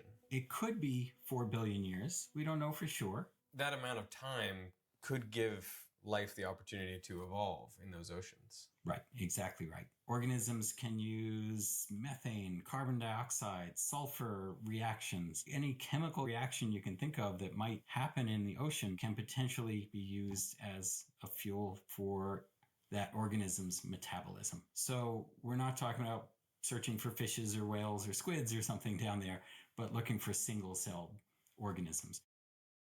We were so concerned there might be life on Europa that when the Galileo mission was ending in 2003, it was deliberately crashed into Jupiter to avoid the risk of contaminating Europa. But Clipper will not be able to drill through the kilometers thick neighborhood, the solar system, and are used to familiar faces like Jupiter, Mars, and of course, Earth. But out there, over 18 billion kilometers away from the sun, and beyond the heliopause, is the cold oblivion of interstellar space. The 2 Voyager probes are the only man-made objects ever to cross Evidence this that our threshold universe to this day. And until recently, only 2 known objects have ever made the opposite journey, passing from interstellar space into the solar system. These were the famous Oumuamua in 2017 and Borov9 in 2019, which brought with them the thrill and perhaps even fear of being visited by something from the depths of space that humans cannot hope to reach in our lifetimes. In the 6 years since these visits, we've been enjoying some so villainous. Even Frieza subscribed. In today's video, Hassan is now mad at me for literally showing his own clips in context, and he's crashing out at commentary channels. Local Hassan orbiter and terminal simp Mike from PA has exposed himself, and a clip is going viral where he is calling Jews a ethnicity. Somebody's mask accidentally slipped and he forgot to say the word Zionist this time. Not looking good for Hassan's little goon squad. Asmongold has responded going after Twitch, recommending people to even go after advertisers. Ethan has responded as well, just absolutely dunking on Mike. Mike from PA has responded, subscribe to expose the truth about every single Hassan orbiter. Now let's begin with Hassan calling out slop tubers once again. Hassan thinks apolitical commentators are poisoning the brains of America's young men. So somebody tweeted out, in late 2023, the serious thinkers on this website and in the media at large called you a Q-level conspiracy theorist radical if you suggested that Israel intentionally bombed a hospital. So Hassan responds, there's an entire commentary sphere of YouTube that is poisoning the brains of America's young men under the guise of apolitical commentary. Wow, I wonder who he's talking about. Whose only involvement with Israel commentary has been to try and smear the few content creators who have actively spoken out against Israel. Right, this is Hassan's go-to strategy. Just instantly make it a political issue and instantly make it an Israel versus Palestine thing. Dude, people are calling you out because you specifically, even unrelated to this war, are a complete scumbag who constantly does propaganda and lies non-stop. Not to mention you're an ultimate terrorist glizzy gladiator, okay? You give them the Gluck Gluck 9000, and that is not a political issue. That just shows you are so brain-rotted that you legitimately think that's an okay position to have. Now, who is he talking about here? Well, let's do some maths here. So, he talks about apolitical commentary. Obviously, Asmon, he calls him specifically Asmongold. Hi, while we're moving, I thought to myself it's a good idea to fix the broken touchscreen on my laptop.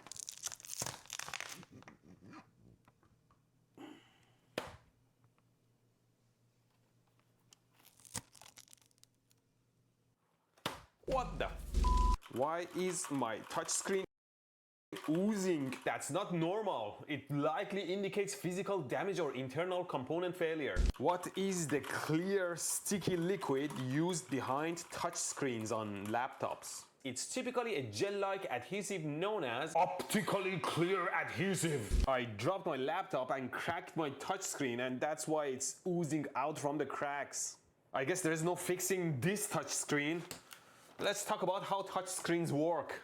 More specifically, capacitive touchscreens that have taken over the world as the most popular touchscreens on the smartphones and laptops and everything. How do they work, you may Google? They use electrostatic fields? What's electrostatic fields, you might ask? A force field created by static or stationary electric charges. Did you guys provide wrong?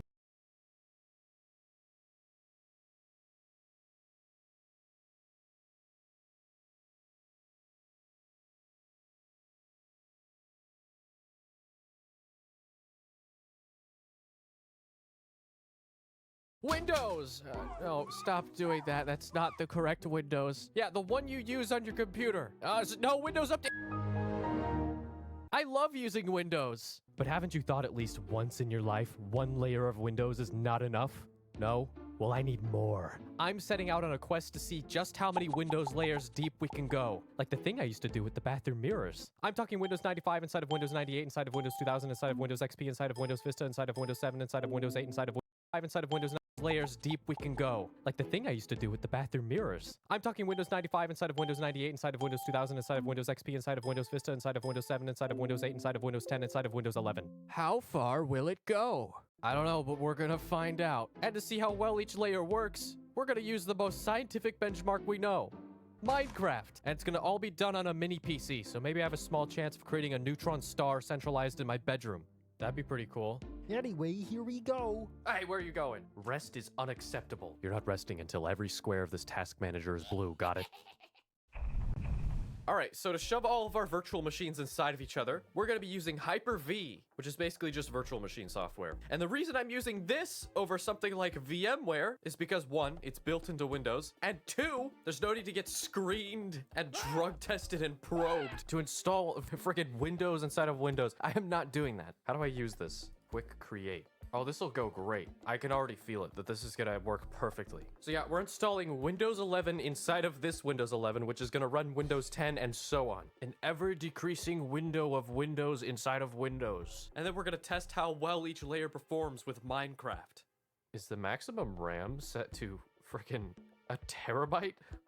What? Okay, let's just give this 32 gigabytes of RAM. Processor, can I give it everything? How many cores do I have? 16? Don't mind if I do. 16 it is. Here we go. Hey, it's booting into Windows 11. I don't need a product key. We are committing piracy. And now it's time to wait. This might be the fastest I will ever see Windows install in my life. Actually, as this goes, do we think it's gonna get faster or slower? Because each lower version of Windows is technically made for an older computer, so it is therefore lighter, but also it's running inside of multiple layers of Windows. So either it's gonna even out or be incredibly slow to the point where I can't finish it. I bet the second one. Let's name your device. How about we name this Snake Eating Itself? Snake Eating It. Oh, I'm eating it. I'm eating it. Colonel, I'm eating it. How would you like to set up this device? What does creating a horrifying layer cake of glass classify as? Because that's what this is. Personal use? Sure. I don't know, man. I just installed the Windows. Oh, it's restarting. World's fastest Windows 11 install. Not really, but kind of, maybe. Now, if we could just keep up this speed for the next, how many Windows are we gonna do? Like 8? That's gonna be fine. It'll be great. Don't worry. Oh, and then we're gonna play Minecraft in here. Don't you forget. I know your attention span is the size of an ant. Hey, look, stimulation. Please keep your computer on. Well, what if I just want to turn it off right now? What if I don't want to use Windows anymore? I want to install a Moog OS. Oh, here's the part where it tries